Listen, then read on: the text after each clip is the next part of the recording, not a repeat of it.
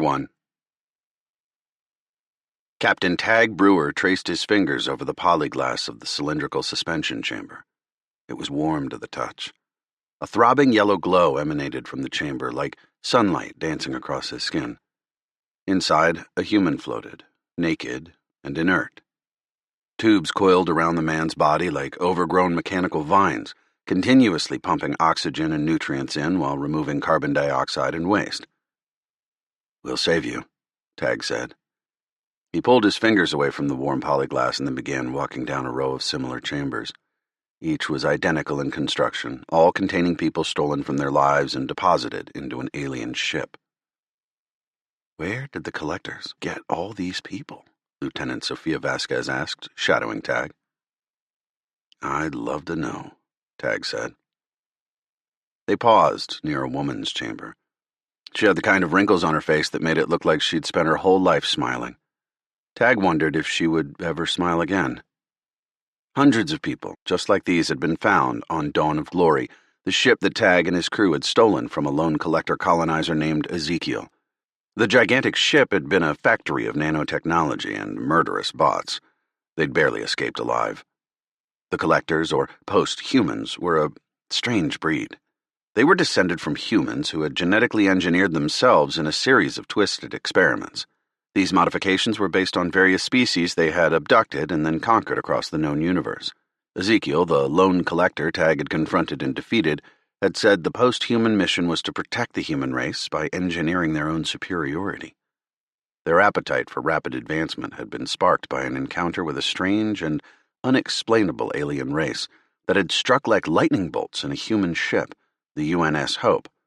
The aliens had vanished along with a good portion of the crew. Nothing in human or other known alien technology could explain the way these aliens appeared out of nowhere and absconded just as quickly with their prey. Ezekiel had seemed to think it was just a matter of time before the strange, lightning-like aliens returned. Tag didn't know how much of what the blue-skinned collector had said was true and how much had been the ravings of an unstable mind. Since Ezekiel had died during the fight against Tag and his crew, there was no one to ask. No one, except the comatose humans they had rescued. "To bring just one of them back to consciousness," Tag said, his palm pressed against another chamber. Sophia nodded, her brown eyes glinting with sadness. "We could learn so much. Where they came from, why they were taken, maybe even who the collectors are collaborating with in the SRE. Tag dragged his fingers across the polyglass, leaving faint smears. He was a goddamned medical scientist, a physician. He had created a half-synthetic, half-biological life form, but he had no idea where to begin to revive these people. Footsteps, coming swift and light, pattered amid the ranks of chambers in the vast medical ward. Corin jogged toward them with his lanky, extra-jointed limbs bending and flowing with each step. Underneath the black velveteen fur lining his snake-like face, he wore a serious expression. Seriousness wasn't unusual for Corin, who rarely laughed except when pointing out some inferiority in human technology, but after having worked alongside the mechanic for as long as he had, Tag had begun to see the subtler signs of emotion on his face. Judging by the slight downward curl of Corin's lips and the golden light pulsating out of his working eye, Corin was angry. Even his scarred white eye seemed to throb with a hint of malicious crimson. "What's got you so hot and bothered?" Sophia asked. "No progress," Corin said. "None of our researchers have discovered anything to revive the drone mechs. Despite all the time we've been gone, all the deactivated drone mechs are as unconscious as when we left them." The heavy weight settled in Tag's gut. The drone mechs had nanite antennae embedded within their brains, the tools the collectors had used to control them from afar. The antennae had been disabled, but so had the mechanics who'd been taken over by them. Where the drone mechs had been zombies, mere husks of themselves under collector control, they were now vegetables, capable of only the most basic physiological functions. There seemed to be nothing left of the people they'd once been. Sophia stepped back, her eyes surveying the rows of humans they'd taken from the Dawn of Glory. Tag saw the question on her lips before she asked it. "If they can't bring back the mechanics, I guess that means there isn't much hope for these people, is there?" she asked. No, I am afraid not, Corin said flatly. To the average human listener, the alien would have almost sounded bored, but Tag detected a twinge of regret, even remorse, that the mechanics had failed to save their own people and those of the Solar Republic of Earth. Corin took a deep breath, his skinny chest expanding within his unisuit. But I am confident we will solve this problem. This isn't over yet. We will find a way to bring them back and defeat the collectors. Tag wanted to feel as confident as he sounded. In truth, he wasn't sure. The collectors had the SRE, the Melchiorri, and even the mechanics beat in terms of technology. Not only had they mastered spreading nanites like a contagion among the mechanic population, but Tag's excursion through the dawn of glory had revealed their plans to infect humans as well. Not only would these nanites enslave Tag's people just as they had done with the mechanics, but they would impart permanent genetic changes to turn ordinary humans into collectors. Something churned in Tag's stomach. It wasn't just the thought of human-targeting nanites that made him uneasy. It was the knowledge that free humans, members of the SRE, were collaborating with the collectors. They had seen Starensky Labs' ships leaving the Dawn, and an earlier mission had nearly ended in disaster because of a double agent. We'll find the collaborators and use them to track down the collectors, Tag said. Maybe if we strike before they do, we can take them. Yeah. Maybe, Sophia said, her brow knitted in worry. Whatever it takes, we'll ensure no other species are reduced to this, Corin said, waving his skinny fingers at the chambers full of nearly brain-dead people. That I can at least agree to, Sophia said. She shivered. I can still feel those nanites creeping through my skin. She let the words trail off. Tag had understood her completely. He remembered the way the particles swam through his veins like icy water while on the Dawn, making his limbs move of their own volition. His mind and his senses had still worked. He had borne witness as his body reacted at the command of the collector who had imprisoned him. Every time his limbs had moved, he had felt like he was in a starship falling uncontrollably toward Earth. No matter what controls he hit, it was still going to crash. The dread, the uncanny movement, the helplessness, they still haunted him. We won't let that happen again, Tag said. Then, with an air of finality, he added, Ever. I'd rather die than let them control me, Sophia said. Corin nodded. To bear silent witness to the atrocities your body commits with no say in the matter. It's much better to be dead. It makes me wonder, Sophia said, staring at a woman in one of the chambers, if they're still in there, watching us, begging us to release them. If there is a way to get them out, we'll find it, Tag vowed. He looked up. His eyes found the ceiling of the vast mechanic medical ward, but his thoughts drifted upward beyond that, beyond the mechanic city of deep origin, and all the way to the stars. There are answers up there, somewhere. Sophia's gaze followed his, but soon returned to the people around them. Her eyebrows drew up in concern. Are you sure these people will be safe here? Of course, Corin said. Grand Elector Lindrant said the medical attendants would maintain them just as they would any mechanic. It isn't too much of a burden for them? Tag asked. Corin huffed, a slight mechanic laugh. No, not at all. Not compared to the burden of keeping alive all the drone mechs we recovered.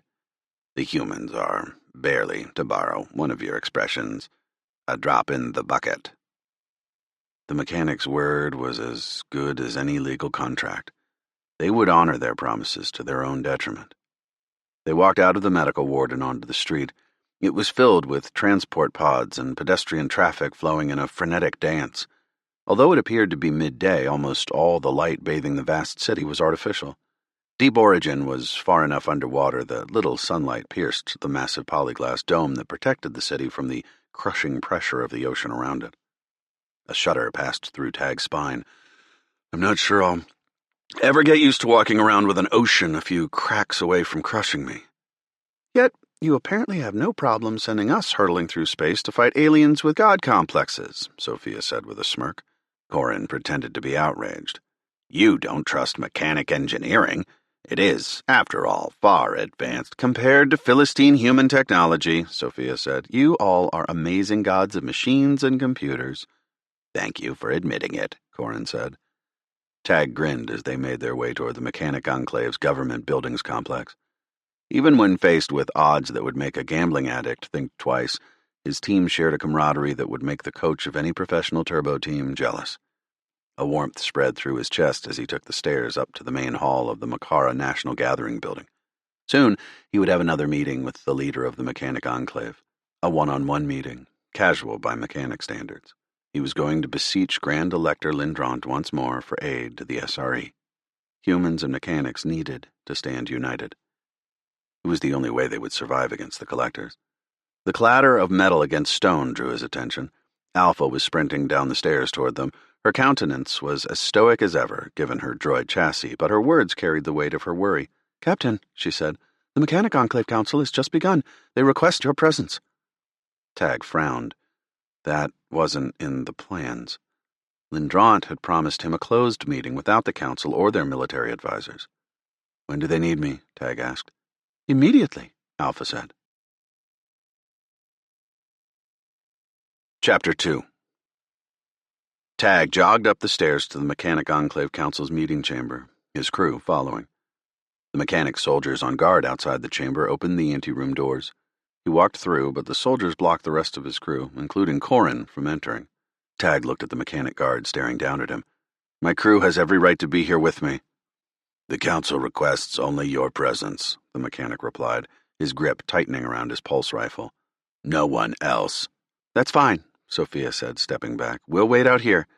I'm sure you'll do great." Tag looked at her. She nodded, but her eyes were troubled. Already things weren't going according to plan. His clacking footsteps echoed off the walls of the empty anteroom. Pillars carved to represent molecules integral to the mechanic's cellular structure, such as their helical version of genetic code, lined the path. Obsidian walls loomed over him as the thrum of voices beckoned him toward the council chamber. Whatever meeting he'd been called to, it wasn't the one Lindrant had promised. Maybe the council wanted to know more about the Dawn of Glory, or maybe he thought, hopefully, the Enclave had preemptively decided to offer aid to the SRE in tracking down the collectors and their human collaborators. He knocked on the door and it opened, automatically. Harsh light riding on a wave of impassioned voices spilled from the chamber. For the mechanics, this signified something truly contentious was being discussed. Tag didn't like it at all. The only thing he liked less was when the chamber went silent at his arrival, and all faces turned toward him. Accusatory stares lanced at him like a burst of pulse fire.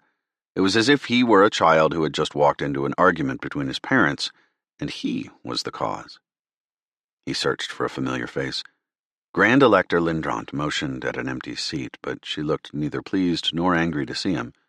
The chair was built for a mechanic's physiology, so his feet were left to dangle centimeters from the ground, only emphasizing his feeling of being a kid who was about to be scolded. "You are familiar with Commander Tag Brewer, a member of the SRE Navy and the captain of the SRE Argo," Lindrant said.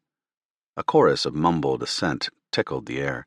Lindrant waved her hand toward the ceiling. An image appeared of the sky, something piped in from a cam view above the water's surface. Behind the scattering of white clouds, the gray face of a moon stared down at them. Beside it, nearly dwarfing the celestial body, was the Dawn of Glory in geosynchronous orbit, visible even with only the slight magnification provided by the cam on the surface of Makara. "We doubted you," Lindrant said, her eyes locking with Tag's, even as he felt others turn away, refusing to meet his gaze. "We underestimated the intelligence you gathered, but machines be damned. You turned out to be right. You found a post-human, and you took his ship. We owe you and your crew for everything we've learned about the post-humans and their nanites. While my colleagues may disagree, I am confident enough to say we wouldn't be here without you." Her gaze fell harshly on the other mechanics as she continued. "You've been open and honest with me and my people. You've brought us a tremendous gift. We will study the Dawn of Glory using every method at our disposal. If there is any intel that has been missed, anything you and your crew did not uncover, we will be sure to find it. And as per our agreement, we will share it with you. That much the Enclave has agreed to." I take it you didn't bring me here to confirm our agreement, Tag said. Of course not, Lindron said with an air of exasperation. Apparently, these walls are thinner than I remembered, and someone heard about our arranged meeting. The council was offended that we would choose to meet alone. Mechanics didn't roll their eyes, but Tag almost expected Lindron to do so at that moment. Several of the representatives stood, their voices rising. Humans shouldn't be trusted under these circumstances. Any business of the Grand Elector is business of ours. This is a matter in the interest of all mechanics.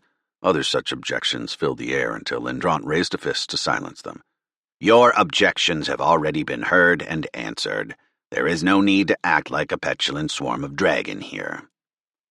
One of the representatives remained standing, and Lindron motioned for her to speak. She had streaks of fur missing, revealing scars left by grazing pulse fire. Given the post-human and SRE's shared origins, along with the knowledge that an unknown number of human collaborators are working with the post-humans, I move to eject all humans and human ships from Makara effective immediately. Other mechanics stood, seconding the motion. The scarred mechanic continued. I am thankful for what this human has done for us, but for all we know, after coming in contact with the post-humans, he may be compromised as well. I assure you I am not, Tag said. I wouldn't expect any other response, the mechanic said. We saw what the nanites did to our people and how long it took us to find the cause of the drone mechs. There's no telling how the post-humans might have adapted the technology. Even if you're acting out of your own volition now, you might be a remote bomb waiting to go off. You might not even know you have been compromised. Agreed, another mechanic said as he stood. As thankful as we are for his help, we cannot risk allowing a drone human to exist on our planet. It is with my deepest regret that I recommend Tag Brewer and his crew be banished from Makara space immediately. An elderly, gray-furred mechanic proved less kind, speaking out of turn and waving a finger at Tag. Humans were the root cause of the drone mechs. Humans are the enemy. Lindron's golden eyes seemed to turn a shade of crimson. Now Tag could see why he had been brought to the council. For all intents and purposes, he was on trial. A ball of fire began burning in his chest, and he felt its heat spread to his cheeks. After everything he had done for the mechanics, these vocal few wanted to banish him. Another mechanic stood. Tag recognized him as one of the soldiers from Bracken's ship, the Stalwart. He had seen everything, from the Dawn to Ezekiel's colonization engines firsthand. I have helped Captain Brewer fight the drone mechs, drag and post-humans alike. On my honor, I would stand beside him until the machine's end. Then, so it shall be, the wizened old mechanic said. Go and leave this planet with him. Die when he betrays you. Tag stood. He was barely taller than the seated mechanics. His fingers curled into fists, and his right arm trembled slightly. Taking a deep breath, he willed himself to sound calmer than he felt. Whatever you want me to do, to prove I am not, and never was, compromised by the collectors, I'll do it. I brought you the Dawn. I helped you get this planet back from the drone mechs.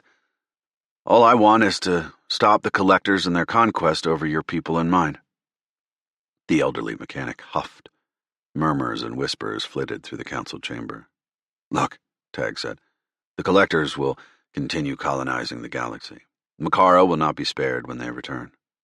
More murmurs as Lindron held up a fist to maintain a semblance of control. I don't care how good you think your technology is or how much new intel you might get from the collectors, Tag continued. They're a step ahead of us, a step ahead of you. Soon they'll unleash everything they have on the SRE. I ask you, who is going to stop them?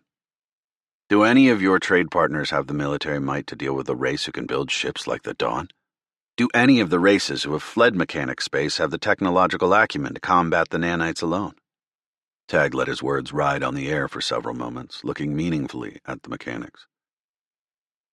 My guess is the answer is no, or the collectors wouldn't still be out there, Tag said. The only chance we have is if we share information, if we work together, and combine our research and military efforts to stop them. There can be no compromise in that regard, or there will be no victory. We might as well resign ourselves to the fact that we'll all end up drone mechs and drone humans if we don't start cooperating. A few mechanics nodded along with Tag's speech. Most appeared unaffected by it. Tag had to remind himself that was the way of mechanics, and he shouldn't expect them to show any outward signs of being swayed. I would side with the human, Lindron said as Tag took his seat. I think it would be prudent to do all we can to help the SRE root out any collaborators within their ranks. I am pained to admit that we desperately need assistance to bring back the former drone mechs to full consciousness. Our brothers and sisters are lying dormant, dead as far as we know. It's time for us to put arrogance aside and accept help from the SRE. We need theirs as much as they need ours. There was more rustling about and a fair share of discontented whispers among the mechanics. And to Tag's surprise, no one else stood to speak. Maybe they had already argued themselves breathless before his arrival. The elderly mechanic stood. I motion that we remove Captain Tag Brewer, his crew, and his ship from Makara space immediately. They are no longer to be provided protection on our planet or our space. Others stood silent and tall at that, some glaring at Tag. The motion to end Captain Tag Brewer and his crew's tenure on Makara has been proposed and received standing support. A vote in the affirmative means we banish Captain Brewer and his vessels from our territory. A vote in the negative means we allow Captain Brewer to remain within our planet to continue diplomatic talks. Please vote now. The mechanics buried their faces in their wrist terminals as each cast their vote. Most seemed to avoid Tag's eyes as he searched the room, hoping for some clue to predict the outcome of the vote. Even if they did allow him to stay, after witnessing their animosity toward him, he wondered if he could actually get the mechanics to agree to a full-fledged alliance with the SRE. All the mechanics turned from their wrist terminals to face Lindrant as she walked to the front of the chamber. Lindrant looked directly at him as she announced, With a vote of 26 to 24, the motion fails. Captain Tag Brewer and the SRES Argo are allowed safe haven in Makara space. Chapter 3. The sound of mechanical grinding and screeching metal filled the cantina. A voice emitted a sound that gave Tag the distinct impression that someone was being tortured. Between the percussive beat of metal scraping against concrete, the faintest hint of a rhythm might have been discernible if it weren't for the pain thumping in Tag's eardrums. "You call this music?" Tag shouted, gesturing at the group of mechanics on the stage. It's a new wave movement, Corin said, looking not the least bit unsettled by the unholy auditory assault. It's not exactly my preferred flavor, but this particular song is what you might call catchy. Alpha's silver head bobbed along with the thumping and wailing. "I admit to finding this acoustic stimulation peculiar, but it does evoke a certain pleasantness. Corin, do you think the performers would mind if I record a sample of their music to play back later?" "They might not mind," Sophia said, "but I will. I'll throw you off the damn ship if you start playing this shit on the Argo." "That makes two of us," Sergeant Ryan Bullman said. "If you think this is music, Alpha," Tag said, "then all my synth biointelligence research was for nothing. Clearly I have failed." "I don't know. I could get used to it," Rebecca Lone Star Hudson said in her affected old-fashioned Texas accent. Beside her sat Marvin Gornado Gorham and Fatima Sumo Kajimi. The Marines had proposed going out for a drink in a local mechanic establishment to simultaneously celebrate the fact that they and the rest of the Argo's crew were still allowed on the planet, and to lament the equally true fact that they all felt more alone than ever after the contentious vote. The odor of old-fashioned engine oil wafted all around Tag from cups that Corin insisted were filled with a mechanic drink akin to beer. Tag was half contemplating disciplining the Marines simply for suggesting they try a place like this, but to his amazement, Lone Star knocked back her drink and then motioned the bartender bot for a refill. "I'm quite impressed," Corin said to her, "based on all the, what do you call it, bitching from the others. You seem to be taken with the cream doll. This is a locally synthesized brew, too, so you know it's fresh." "Ah, yeah, you can just taste the freshness between the coughing and the urge to vomit," Sophia said. Lone Star chugged another glass with a wicked grin. Please! My grandpop's moonshine was stronger than this. He used to give me a taste of that when I was a baby. Got me to go to sleep like that. She snapped a finger. If I could grow up on that rocket fuel, I can handle a swig or two of this stuff. It's as sweet tea. If I didn't know better, I'd say the captain somehow removed your taste buds during your stay in the regen chamber, Sumo said. Is she one of your experiments, Cap? I take no responsibility, Tag said, raising both hands in defense. I can vouch for the captain, Alpha said matter-of-factly. He did not conduct any experiments when ensuring Lone Star's healthy recovery in the regen chamber. She sipped the Crean-Doll drink. Besides, I do find the flavor of this drink, though unusual, intriguing. It tickles the taste sensors. Gornado's brow folded into a gorge of wrinkles. I thought you said Alpha was half human neurocells and half computer. You sure you didn't add any mechanic cells by mistake? I wish he had, Corin said. We could use some more intellectual talent around here. The crew traded jibes and jokes for a while. It was a distraction from the tasks ahead. Between reconnecting with the SRES Montenegro strike group and attempting some kind of diplomatic resolution with the mechanics, all while trying to figure out when the collectors planned to launch an attack on Earth and how they managed to vacuum up so many human test subjects. When the mechanic music finally stopped, Sophia lifted her hands in the air, thanking the gods. The banter of other bar patrons filled the void left by the purported musicians, and with no other alcoholic beverages available, the crew's tentative sips of the Crean-Doll turned into enthusiastic swigs. Each drop on Tag's tongue seemed to numb his senses to the point where he almost found the drink something slightly less than revolting. His mind simultaneously swam and sparked. He wasn't drunk, that much he was sure of, but he also wasn't sober.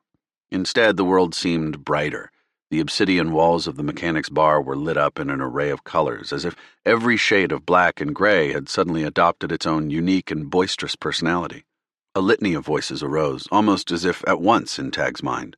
Most spoke of neurocomputational interfaces and the unexplored paradigms of stem cell differentiation under the direction of a pre-existing artificial intelligence-managed environment. Sophia suddenly turned to him, her eyes dancing.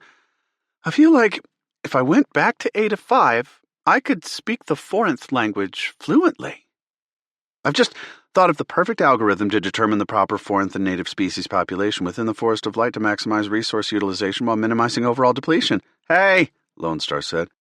Y'all ever considered that there might be a more optimal way of charging the pulse rifles to increase their battery's lifespan? Now Tag could see why the mechanics loved this drink. Whether their minds were really working in intellectual overdrive or not, it certainly felt that way. Leave it to the mechanics to devise a drug that made you feel smarter. Corin snorted with laughter. What's so funny? Tag asked. Whatever ideas you come up with, whatever formulas you invent, he replied. You should look at them tomorrow, when you're sober. I guarantee they aren't half as ingenious as you think they are now. You're all feeling the first-time Crean-Doll high. Nothing more. Tag felt a hint of disappointment somewhere beyond the bright colors and brilliant ideas flowing through him. Damn. Thought I really had a breakthrough. I can see why your people like this stuff so much. But as Tag surveyed the crew, he saw one member who didn't seem so enlightened by the experience. Bull's face was wrought in a grim scowl. The Marine always seemed to be straddling some fine line between anger and no-bullshit seriousness, but now that look was coupled with one that looked to Tag something like existential angst. Three hells, that was probably just the Crean-Doll talking. Still, Tag leaned in next to Bull. Something on your mind? Bull shrugged noncommittally. Seriously, I'm all ears. Bull's jaw worked for a second like he was chewing on the words before he spoke. I can't help wondering if the goddamn Xenos are right. Tag waited a moment for Bull to continue. When he didn't, Tag said, You're going to have to explain. Lowering his voice, Bull continued, Look, what if we were supposed to die? What if Admiral Doran knew about the collaborators? What if she helped dupe Lone Star and get that transponder planted on the Argo? I can't believe that, Tag said.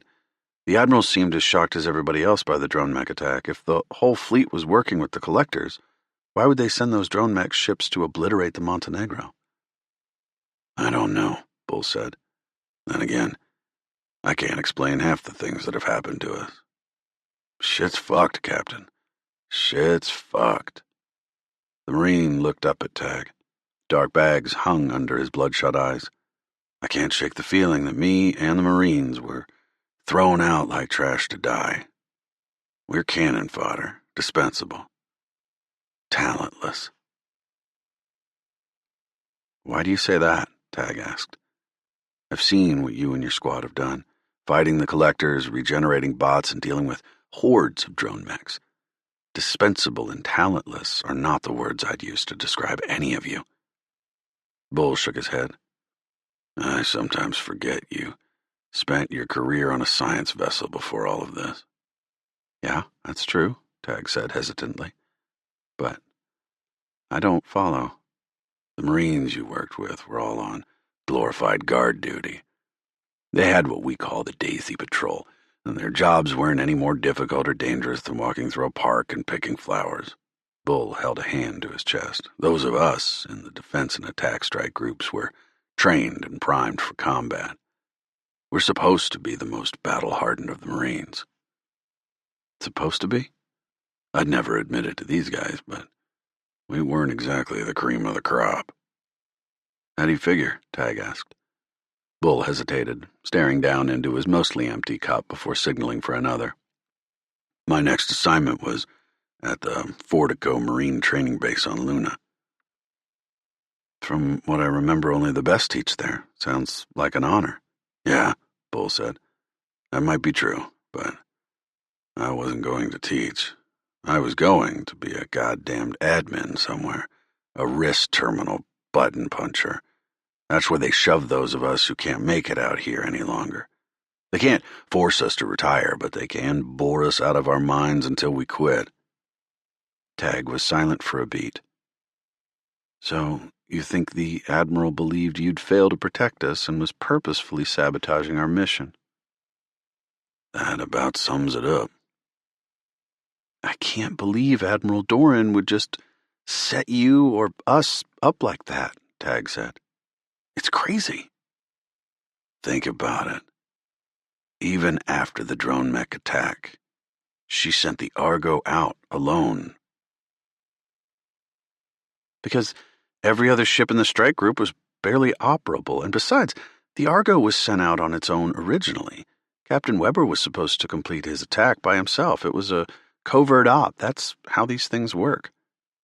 Bull gave Tag a rueful look. Tag could see the argument behind the Marine's gaze. Neither had been involved in intel gathering or covert ops missions, at least not knowingly, before this. They were both in way over their heads.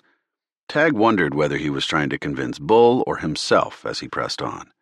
For the record, I don't think Admiral Doran was lying or sending you all out as a sacrificial offering, Tag said.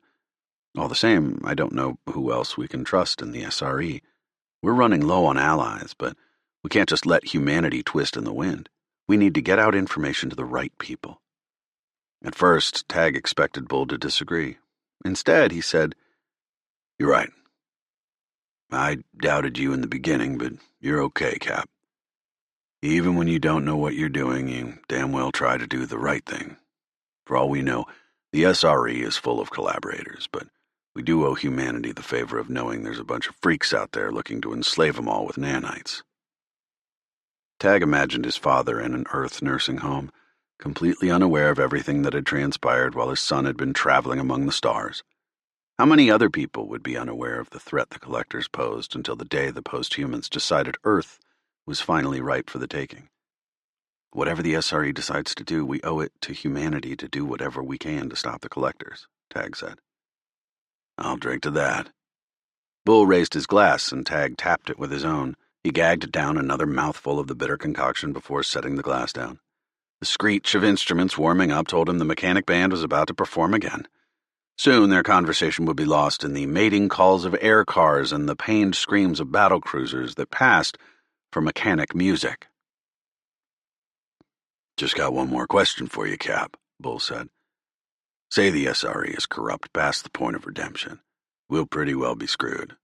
Only allies we got are a few Melchiorri ships and the mechanics, but after almost being kicked off Makara, you think we really stand a chance of getting their help?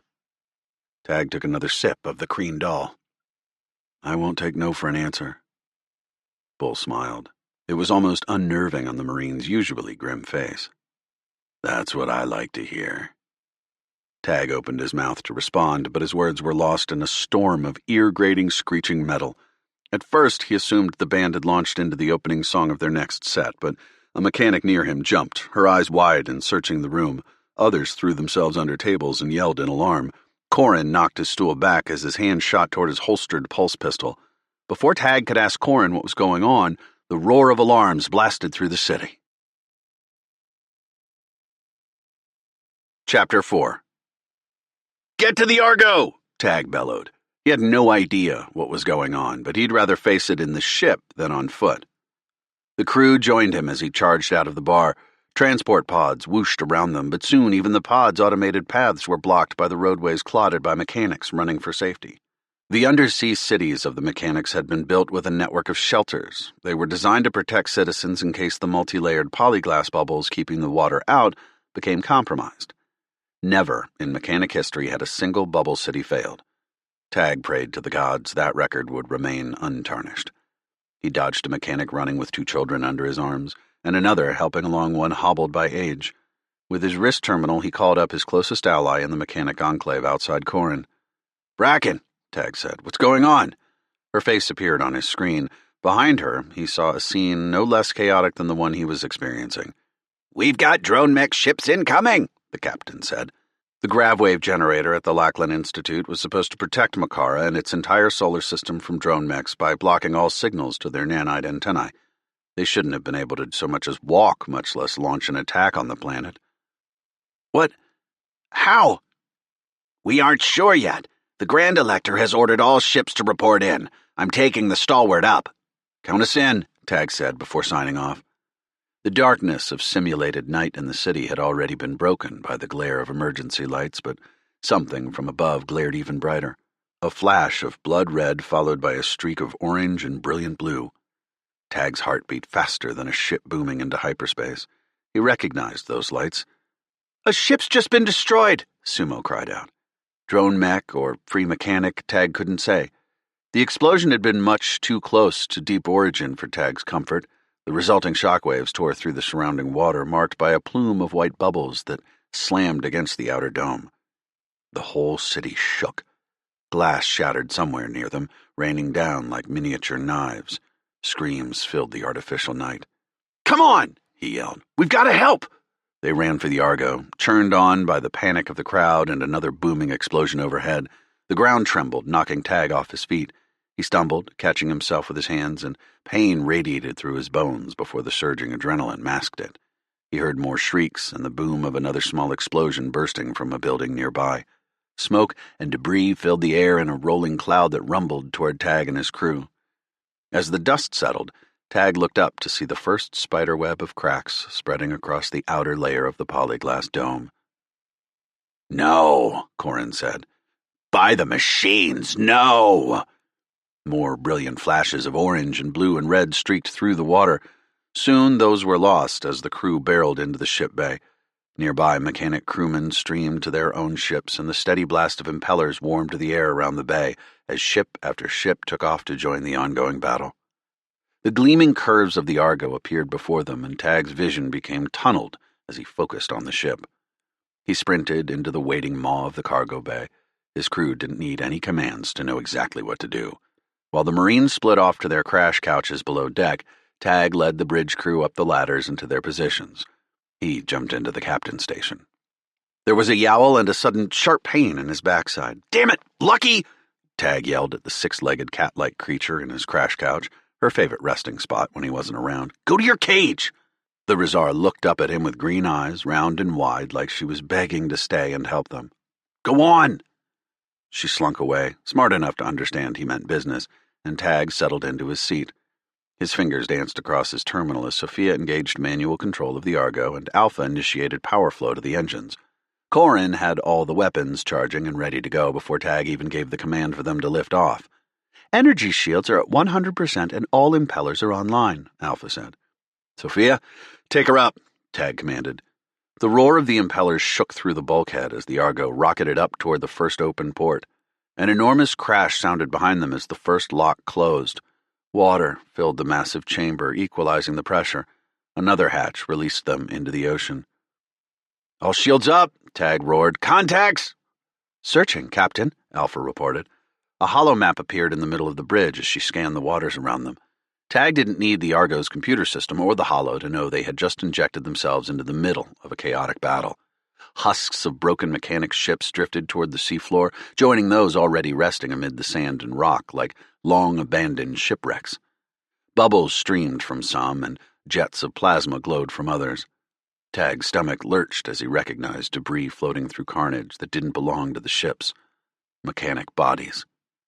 "Any survivors?" Tag asked. Several other mechanic ships popped out of the Deep Origin seaport, joining the Argo amid the wreckage. "I am not able to detect any viable signals," Alpha said. Something stabbed deep within Tag's gut, twisting painfully. So many lives lost in such a short time. How had this happened? "Are these drone mechs or free mechanics?" Tag asked as Sophia took the Argo around a battlecruiser that had been split open like a skull broken by a club. "All signs point toward free mechanics," Alpha replied. "The insignia match those of free mechanic ships docked within Deep Origin." "Then where are the drone mechs?" Tag asked. "Patch me through to Bracken." A moment later, Bracken appeared on his holoscreen. "We need you at the surface," she said without preamble. "You got contacts there?" "You could say that," Bracken said. Tag looked at Sophia. "Let's get up there." Sophia pulled the controls back and inertia tugged at Tag's body as the Argo rocketed upward until the dampeners kicked in. The deep indigo and black of the oceanic depths gave way to a cerulean glow as they neared the surface. Then, with a cascading explosion of frothy water, they burst into the air. Amid a swarm of green specks on their holomap representing the free mechanic ships, a storm of crimson dots was moving at speeds much faster than what Tag would have expected for an invasion of warships. "We've got incoming missiles," Bracken reported over the comms. "We're getting reports that this is happening all over the planet. Someone is going after all the surviving free mechanic cities. Target and destroy whatever you can." "Yes, ma'am," Tag said. "Corin?" Corin fired off a screen of chaff. The point defense cannons boomed to life in a staccato rhythm, sending ropes of pearly orange fire into the air to meet the incoming ordnance. Pulse fire lanced from the mechanic ships all around them, surging up in relentless volleys. A few sites along the planet's surface launched counter-missiles. The plume of smoke and the glare of missiles and torpedoes might have been mistaken for a meteor shower. Somewhere above them, Tag saw the blink of lights from the defensive satellites orbiting the planet. Just as quickly, several of the corresponding dots on the holomap winked out, disappearing as if they'd never existed. This wasn't an attack. It was a massacre. A host of mechanic ships floated above a coastal city, forming a wall of alloy and guns. Though dozens of missiles and torpedoes disappeared into a black mist above them, many still plunged through the hail of defensive fire. "Oh no," Sophia murmured, even as she maneuvered the Argo. One of the mechanic corvettes blasted toward an incoming missile, all guns blazing. But though its weapons never hit the missile, the ship itself did. Chunks of melted alloy and tendrils of smoke exploded from the resulting ball of fire like shrapnel from a grenade. The concussive force of the blast buffeted the Argo, and Tag saw Sophia visibly struggle to keep their ship righted. Now Tag understood why he had seen all that wreckage in the sea. While the mechanics were doing everything in their power to stop the attack before it reached cities full of hapless civilians, sometimes even their technology couldn't compete against the onslaught. The best they could do was throw their own ships against the incoming ordnance in a suicidal last-ditch effort. "The machine remembers," Corin said as what was left of the brave crew disappeared into the sea. Once again, mechanic pragmatism prevailed. Better to sacrifice one ship with a crew of dozens than let an entire city perish, especially as the civilization was struggling to rebuild itself from the ashes of what the drone mechs had left behind. But Tag's thoughts couldn't linger long on the mechanics who had just sacrificed their lives. Above him and his crew came a dark shroud of incoming missiles. Desperate mechanic ships raced underneath the volley, firing back in bursts. Morbid thoughts flashed through Tag's mind as Corin fired the PDC cannons. How long could the mechanics hold this defense? If they failed, if Makara was destroyed, then one of his only allies would be lost forever. Without the mechanics, Tag feared the fight against the collectors would be lost before it began. He tried to push those thoughts out of his mind. The smoke trails of the incoming missiles expanded in the view screen. A layer of sweat formed along Tag's back as he watched the mechanic gunner at work. There had to be something more he could do to help. "Alpha, activate all shields," Tag said. "Aye, Captain," Alpha said coolly. She primed the energy shields. A haze of green crackled over the view screen before turning invisible as the shields stabilized. Tag prayed to all the gods that they wouldn't need the shields. He didn't want the Argo to end up just another wreck on the ocean floor. Despite their best efforts and those of their mechanic compatriots, the rain of missiles was still falling. It seemed for every missile or torpedo they eliminated, another 2 entered the atmosphere. "Whoever planned this attack has done so with mathematical precision," Alpha remarked. "The missiles are spaced almost perfectly, dense enough to overwhelm, but at the same time far enough apart to avoid collateral explosions when one is knocked out." "Thanks," Sophia said. "That makes me feel much better." Alpha shot Tag a bemused expression, clearly confused by Sophia's sarcasm. Tag shook his head. "I'll explain the concept of smartass later, Alpha. Just focus on keeping our shields hot." "Yes, sir, Captain." "Cap, anything we can do?" Bull asked over the comms. "We're getting a little tired of watching the fireworks. Pray, if you believe any of the gods are listening, or call in some reinforcements I don't know about." "Afraid I can't do much about either," Bull said. Tag eyed the incoming missiles. PDC fire sprayed upward along with the spread shots from the pulse cannon. A curtain of chaff glittered, reflecting both the sunlight and the explosions as missiles connected with their targets. More puffs of smoke and fire bloomed in the distance. Tag barely had time to watch the mechanic ships flanking the Argo adjust their own defensive measures in response to the incoming salvo. Come on, Corin said, hunching over his terminal. His fingers continued their swift dance, every move calculated within milliseconds, far faster than any human could react. And still, it wasn't enough. Some of the red dots on the hollow map vanished, but others continued their approach, closing the distance between themselves and Deep Origin. If just one of those missiles scored a direct hit, the entirety of the Free Mechanics' freshly reorganized government would vanish. All Tag's closest mechanic allies would disappear in a violent blast of plasma and radiation before being swallowed by the waiting ocean. "I can't let that happen," he thought. Regardless of what the mechanics thought of him and his crew, regardless of how many members of the council had voted to exile him just hours before, humanity desperately needed an ally in the war with the collectors, and the mechanics might be the only goddamned civilization with the capability to fulfill that role. And of course, there was the matter of species-wide genocide on his mind. He couldn't bear to see the mechanics wiped out like this, whether they believed he was on their side or not.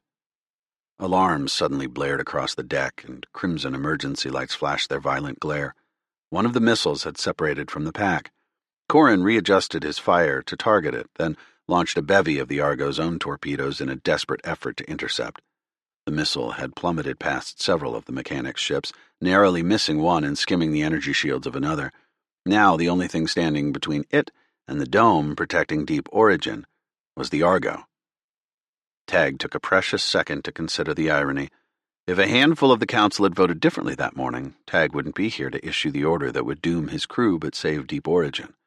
The ultimate sacrifice to protect the future of Makara, the future of mankind. "Sophia," Tag said, "whatever happens, do not let that missile hit Deep Origin."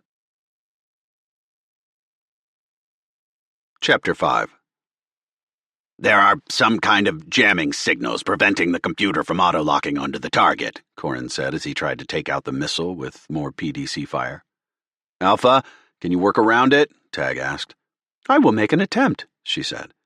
The column of black smoke trailing the missile drew a straight line toward the Argo.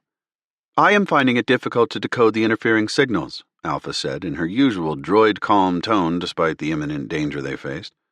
"However, they do appear similar to signals previously intercepted from the drone mechs." "Damn it," Tag said. So far, they hadn't actually seen any drone mech ships, but Tag guessed the enslaved fleets were probing the boundaries created by the gravwave generator on Makara. The sheer number of warheads careening toward the planet made Tag wonder just how many drone mechs still lurked out there, doing the collector's bidding. Certainly, It was no trivial number. A violent flash of light interrupted Tag's thoughts, followed by a resounding boom. The groans of bulkheads resonated throughout the bridge, and for a moment the view screen gave way to a blizzard of static. As soon as the view screen recovered, it showed a cloud of spreading smoke and vapor from the rapid expansion of heated gases. Corin actually hooted in triumph. "Little close for comfort," Sophia said. "With your mechanic prowess, shouldn't you have been able to take out the missiles faster than that?" "If someone could hold the ship steady for a bit, maybe I could," he said. "Everyone okay down there?" Tag called over the comms to the Marines. "Might need some fresh pants," Lone Star drawled. "We're still in the air, right?" Sumo asked. "Still flying, and..." Tag looked at Alpha, giving him a metallic thumbs up. "And all systems are functional. Hold tight." Another missile was headed toward the Argo. It was just a few hundred clicks away. "Take it out," Tag commanded. Both Corin and the mechanic ship fired on the missile, but they were either too late or their aim was off. For a moment, nothing changed as the missile stabbed into the ship. Then both disappeared in a spray of slagged alloy and rolling fire. The concussive force of the blast slammed the Argo, once again knocking out the view screen. Tag could practically feel the heat wave roll over them until the Argo settled. Once it did, alarms bleated. At first, Tag feared something. The shields, the weapon systems, the T-drive had been knocked out by the explosion. Blinking out of his disorientation, he saw it was a proximity warning. Focused on helping the mechanic ship, they had missed a new threat coming straight for them. "Corin!" Tag yelled. The mechanic immediately swiveled his aim, nearly standing from his crash couch as he sought to bring down the missile spiraling erratically toward them. It was too close. Even if Corin managed to hit it, the ship would still be caught in the blast, but if they dropped too low before taking out the threat, they'd run the risk of fracturing Deep Origin's dome. There would be no escaping damage now. It was just a matter of minimizing it. "Sophia, keep us under that missile, but, not too close," Tag said. "Yeah, I got it," she replied. "Suicide mission is a go." "Alpha, calculate how long we have until that missile is in range of the city," Tag said. "We have approximately 20 seconds, was her prompt, dispassionate reply. They plummeted faster, now accelerating at a stomach-flipping pace. Corin's countermeasures lit up the sky. It reminded Tag of one of the first times he had engaged in direct combat with drone mechs. Back then, his crew had been able to knock out a bevy of incoming torpedoes. It hadn't been easy, but they'd countered dozens of warheads in the time that it was taking to eliminate just one now. With a jab of his fingers, Corin launched several counter-missiles from the Argo. They barreled away from the ship in a direct intercept trajectory with the offending ordnance. One went wide as their target adjusted its own course. Another two were shredded by some kind of chaff hurled from the incoming drone mech weapon. "By the machines," Corin said. "These aren't anything like normal mechanic warheads. It's fighting back." Tag knew he was right. Before, when they had faced drone mechs, the enslaved aliens had been equipped only with weapons and ships developed by the mechanics. But Tag feared the collectors were behind these latest developments. Undoubtedly, they had merged weapons tech from one of the other species they had enslaved or destroyed. He would bet his life that this explanation accounted for the jamming signals, countermeasures, and apparent AI capabilities of the incoming missiles. In fact, it seemed like betting his life was exactly what he had to do. The last counter-missile launched from the Argo detonated harmlessly far from the drone mech warhead. Then water exploded upward around the ship. There was no sky left, only ocean. Spirals of bubbles careened past them, and the Argo shuddered as it slammed against the drifting wreckage of downed ships. "Captain, we're seconds from reaching critical distance to Deep Origin," Alpha said. Once before, when they had encountered a stubborn batch of missiles and their weapon systems had failed, they had flashed the energy shields to simultaneously destroy the warhead and absorb the explosive aftermath. They hadn't come away from the encounter unscathed, but at least they had come away alive. "Alpha, remember how we escaped that attack on 8 of 5? Tag asked. "Yes, Captain." "Do that. Now." The major difference between then and now was the missile coming at them was far stronger than the one they had faced before. There wasn't enough time to calculate whether he'd just saved or damned his crew. A blinding flash of green light burst around them as Alpha overloaded the energy shields. The resulting heat and noise of the exploding warhead hit Tag like a physical blow. Everything seemed to go red, then black. There was no time for pain or worry. All Tag felt was an intense and relentless nothingness. Chapter 6. Tag wondered if this was what death felt like. No touch or sight or sound. He felt as though he had been imprisoned in his mind with no idea how much time was passing, whether it had been milliseconds or hours since he and the Argo had succumbed to that blast. A coppery taste danced around his tongue. Blood. The odor of burning plastic wafted through his nostrils, and he could feel a strange coolness pooling around him. Slowly his senses seemed to be coming online, like a computer rebooting itself after a long slumber. He forced his eyes open. Red lights flashed across the deck, and the piercing wail of klaxons stabbed into his eardrums. He slammed a fist into his terminal to silence them. The motion left his arm feeling like 100 needles were stabbing his flesh until his EVA suit's painkillers kicked in. A pool of water was forming at the bases of his crew's crash couches. There had been a hull breach. Undoubtedly, a massive one. "Corin, Sophia, Alpha," he called. "Are you okay?" "Gods be damned," Sophia managed to say as she sat up from her station. "My head." We're alive," Corin murmured. "That is unexpected." "The ship's systems have detected a hull breach, Captain," Alpha reported. "Previously repaired sites of damage have been compromised." "Bull," Tag called. "Are you all okay down there?" "Okay? Maybe not, but we're alive." The view screen at the front of the bridge was shattered. The panels that still worked showed the darkness of oceanic water around them. No sea creatures in sight. For their sake, Tag hoped they had been too frightened by the commotion to investigate. Wreckage drifted past. At first, Tag feared those were pieces of the Argo's innards until he saw a mechanic corvette sinking past them. "Can we rejoin the fight?" Tag asked. "My arms still work, and all but one of the impellers seems okay," Sophia said. "Pulse cannon is down," Corin said. "PDCs are stable." "Energy shields will need time to recharge," Alpha said. "Then let's get back to it," Tag said. They rose from the ocean, lurching slightly without the aid of the non-functional impeller.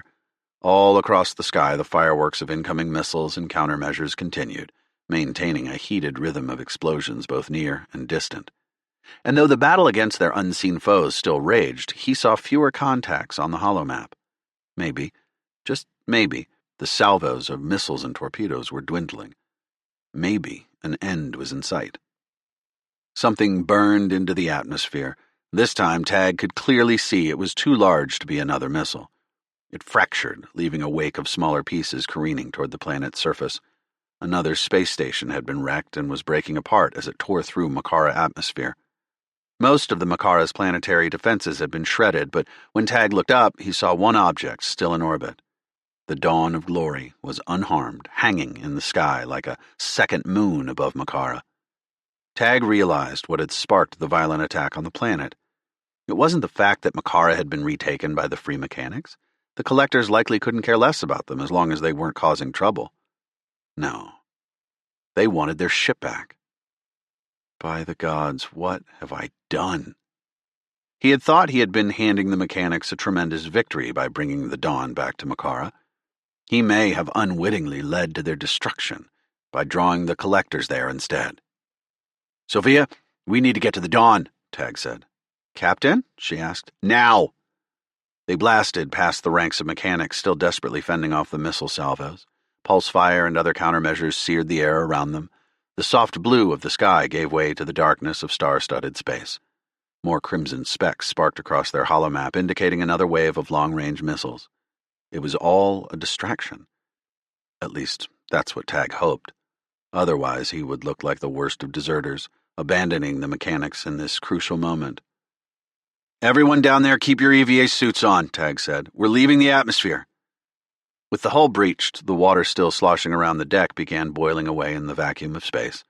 Autonomous repair bots had begun repairs, but the damage they had sustained still meant the ship couldn't maintain proper atmospheric controls. A few of the view screen panels still fizzled on and off, crackling in black and white static. The others showed the expanse of space opening before them. At the center was the hulking mass of the Dawn of Glory. Earlier that day, it had been surrounded by a host of mechanic repair and science ships, along with several battle cruisers. Now, only a few green dots showed friendly. Viable vessels appeared on the hollow map. The vessels those dots belonged to were streaming plasma and venting gases into space. Remnants of other ships floated around the Dawn like so much spacebound flotsam. Mechanic Enclave Dawn Escort Group, this is Captain Tag Brewer of the SRES Argo. Do you read? Tag waited several silent moments. Dawn Escort Group, Captain Tag Brewer, he tried again. Do you read? Again, they were met with nothing but silence. Maybe they were all destroyed by the incoming missiles, Sophia offered. She sounded like she didn't believe it. I calculate the probability of the escort group being destroyed while the Dawn remained undamaged to be extremely low, Alpha said. There must be another explanation, Tag said. No hostile contacts? That is correct, Captain. This isn't right, Corin said. This isn't right at all. Those missiles are clearly beyond mechanic technology, but I doubt they could take out the entire escort without leaving a scratch on the Dawn. I agree with Corin's assessment, Alpha said. Then let's bring her in closer, Tag said, gesturing to Sophia. Sophia pushed the controls so they drifted nearer to the Dawn. Tag scanned the vessel, looking for any sign of something odd. All the heightened senses he had developed as a medical doctor to search for subtle clues of what might be wrong with a patient went into overdrive. In medicine, the first, simplest explanation was often the right one. The drone mechs. Three hells, maybe the collectors. Sent in a ship, Tag said. They want the Dawn back. I'm not seeing anything on the holomap or the view screen, Sophia said. They must still be here, Tag replied. They wouldn't leave without the Dawn. His mind whirred back to when the Argo had first been attacked. Their aggressors had come out of nowhere, slipping past all of their sensors. It had taken them completely unaware. A stealth ship, Tag said. We're looking for a stealth ship. So we're looking for something that can't be seen, Sophia said. Great, that'll be easy. I am heightening the sensitivity of all our LiDAR and radar sensors, Alpha said, but I am still not detecting any new hostiles. Knowing how advanced the collectors are, I doubt we will detect them, Corin said. Not until they knock us out of the sky. Tag knew he was right, and it might be only a matter of time before whatever ship destroyed the mechanics would reveal itself, blasting the already injured Argo back into Makara's atmosphere. He peered into the darkness, searching for something he knew his eyes would never be able to see. But it had to be here. Had to. The collectors wouldn't abandon the Dawn now. They wanted the ship back, and the best way to steal it would be to board the damn thing and fly the Dawn straight out of here. That was what he had done to get the Dawn here in the first place. Remember where the ship bay is on this thing? Tag asked Sophia. She nodded and pushed the controls forward, launching the Argo around the Dawn.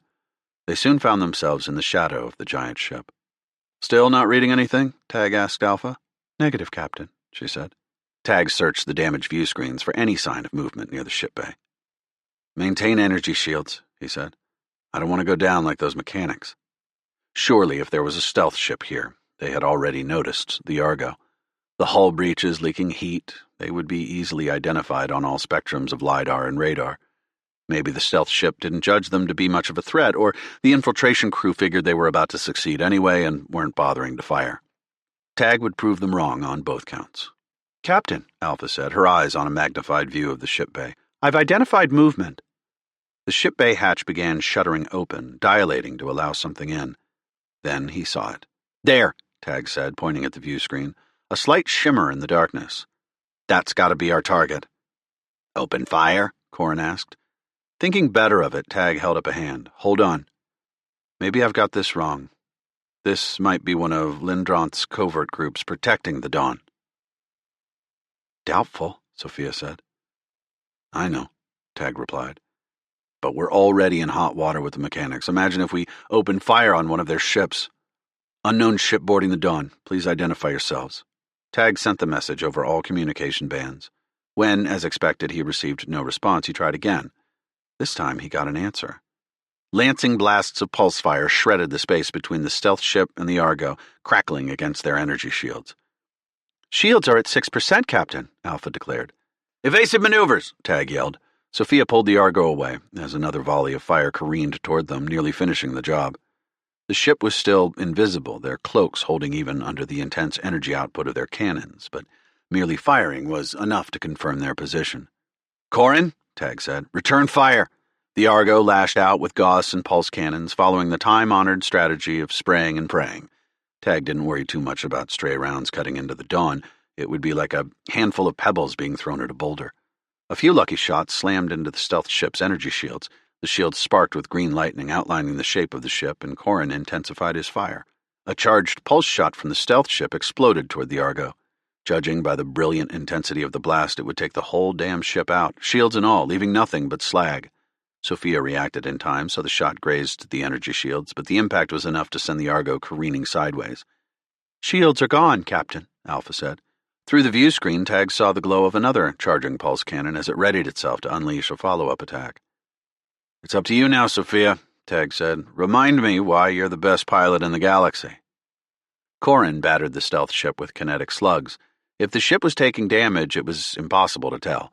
The damn cloaking technology was near perfect, undoubtedly another piece of tech the collectors had stolen. "Incoming," Alpha said, her robotic voice rising in pitch. The stealth ship unleashed its devastating pulse shot. It exploded with a ferocity that would make a supernova jealous. Chapter 7. The Argo jerked right, and Tag thrashed in his crash couch. One of the repair bots that had been working on the hull was flung away, spinning into space. The beam of pulse fire burned through the view screen and tried to scorch Tag's retinas, but it didn't hit the ship. "Come on, Corin," Sophia said. "I can't do this all day." "It's not exactly easy to hit an invisible ship, but you're welcome to give it a try," he snapped back.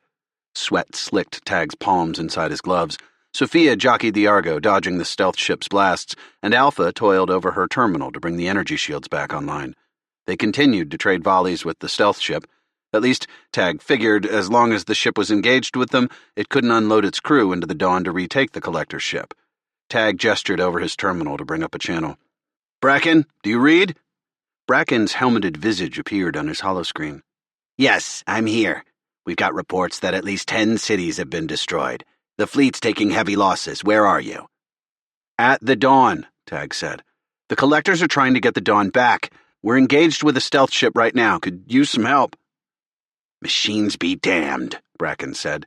"Things are still tense down here. I'm not sure we've ships to spare, but I'll see what I can do." "Copy," Tag said. He tapped on his terminal once again, calling Jeroen. The bulbous jellyfish-like alien replied promptly. "Hello, Captain Brewer," he said cheerfully. "The Melchiorri are always up for a fight, right? We could use some help here." "I'm afraid my crew is defending one of the continental mechanic cities," Jeroen said. "The remaining mechanic defensive forces have been wiped out. We're all that's left." "Damn!" Tag gritted his teeth as Sophia took the Argo into a wild dive to avoid the stealth ship's fire. "If it lets up, you know where to find me." "Understood," Jeroen said. The channel went dark. "We're on our own," Tag said. "Fine," Sophia said, jerking the controls left, then right. "I think I'm getting better at this dance." A sudden hiss of blue plasma jetted from the stealth ship, marking its position clearly. Corin took advantage of the moment and blasted away at the spot. Emerald lightning coursed around the silhouette of the ship and then flickered out. Corin didn't let up, firing more kinetic slugs at the enemy ship, and the cloaking abilities, abruptly, failed. The ship stood in stark nakedness before them. It was riddled with holes, and a few singe marks now showed where pulse fire had scorched its hull. But underneath the scars of the ongoing battle, Tag recognized the ship. He had seen it before, when they had first discovered the dawn. This particular ship, despite the hundreds of other ships that had been there that day, was forever ingrained in his memory. It was human. "Shit," Sophia said. "Yeah," Tag said. "That's the Starinsky prototype ship Sumo identified. The New Blood." "Didn't know the human collaborators were that involved with the collector's mission," Corin said, still firing. "To come out here in our space and try to take this thing? Awfully brazen." "Sophia, take us in closer," Tag said. "Let's finish them off." "You got it," she said, leaning forward in her crash couch. The Argo lurched toward the Starinsky ship with cannons blazing. Round after round punched into the stealth ship's hull. "What are they doing?" Sophia asked. "Why are they just sitting there?" More plasma jetted from a wound in the New Blood's starboard side. A few of its cannons were out of commission, melted by Corin's fire. "Probably deciding whether to continue their mission," Tag said. As he spoke, the ship lunged toward them. It rocketed away from the Dawn before disappearing in a flash of light as it jumped into hyperspace. "Alpha, make sure we have full records of this encounter," Tag said. "We're going to need to share this with the mechanics and the SRE." Then he had another thought. "We still have our data connection to the Dawn, right?" "Affirmative, Captain," Alpha said. "Any life forms detected aboard?" "Yes," Alpha said, "but all contacts are accounted for. I'm tracking the survivors of the mechanics research team and Dawn Marine Garrison." "Good," Tag said. "Send them the footage of what just happened along with a warning to be on the lookout. Still need to confirm the New Blood didn't leave anyone behind." "Captain," Alpha said, "it appears they did leave something behind." She motioned over her terminal and an image on the view screen expanded. "Oh, gods," Sophia said. "Please don't tell me that is what I think it is." "Sensors detect gamma-ray emission suggesting a nuclear explosive," Alpha said. "There appears to be a timing device on it." "Tell the mechanics aboard the Dawn to evacuate," Tag said. He debated whether they should board the Dawn themselves. How long did they have before the bomb exploded? Minutes? Seconds? With a heavy weight filling his stomach, he looked at Sophia. "Take us away." He watched the Dawn grow smaller in the view screen. Every second they spent running away from it could have been a second they used to disable the bomb or help the crew. Had he misjudged the timing? Would they have been able to help? A blast of blinding light answered his question. When the brilliance faded, the Dawn was listing to one side. The wreckage of the ship bay appeared on screen when Tag waved a hand over his terminal. Chunks of scaffolding stuck out like the ribs of a dead leviathan. Tag wondered if the self-repairing nanomaterial could repair the damage the New Blood had inflicted. It was bad, but not unsalvageable. They could still recover the Dawn and the skeleton crew aboard her. A second explosion rocked the Dawn. Long fingers of blue plasma pierced the hull like the rays of a rising sun. Then a blinding white burst encompassed the massive vessel. In the vacuum of space, no sound or concussive force followed, but Tag could have sworn he felt the resulting blast. "Sophia, get us out of here," Tag yelled. "Corin, watch for shrapnel." Fragments of the destroyed ship blasted past them. Alpha had managed to get the shields up to partial strength, and Corin sent out a screen of chaff to help intercept the debris pinging against the Argo. The Dawn was gone. "I guess if they couldn't get it back," Sophia said, "they didn't want anyone else to have it." "This is not good for our research," Corin said. "Not good at all." "I estimate this will set back our progress in identifying the location of the collectors by at least a year," Alpha added. "I estimate you are right," Tag said. Good gods. More contacts blinked on their holomap. This time, they were green. Friendlies. "Arriving a little late to the party, guys," Sophia said. "Captain, one of the vessels is hailing us," Alpha said. "Patch them through."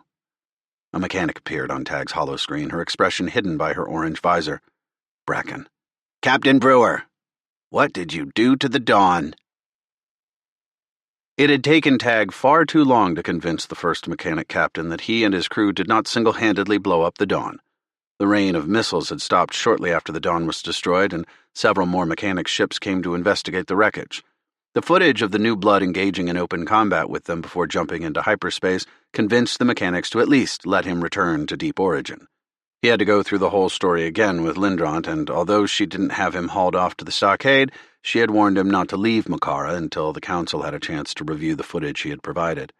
The Argo needed repairs before she was spaceworthy again, and Tag planned to lay low with his ship until Lindrant cleared him to leave. Later that evening, after he had retreated to his quarters, his wrist terminal lit up with an encrypted, private messaging request from someone within the mechanic enclave. "This is Tag Brewer," he said, accepting the message. He leaned back in his seat. He'd been replaying the footage of the New Blood over and over, hoping to see who had been piloting the ship. If humans had been at the helm, then his worst fears about collaborators would be confirmed. But without some kind of enhanced X-ray vision, he was almost certain it would be impossible to tell for sure. "Brewer," a garbled voice came over the line. It vaguely reminded Tag of holodramas where a kidnapper obscured their voice when calling in with a ransom demand. We need to meet. Who is this? It is absolutely crucial we meet alone tonight. Seriously, who is this? Brewer, your fate is at stake right now. Meet at 2300 hours.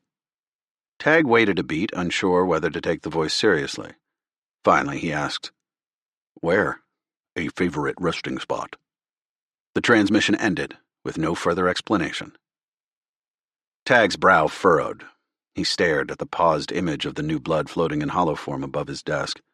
A favorite resting spot? Gods be damned. He looked at his bed. No, certainly the caller hadn't meant his cabin. But then, where was he supposed to go? He racked his mind, his fingernails drumming the surface of the desk. Then, it came to him.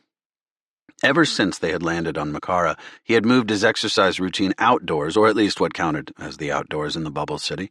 The park, nearest the ship bay where the Argo had been docked, was his favorite spot to run.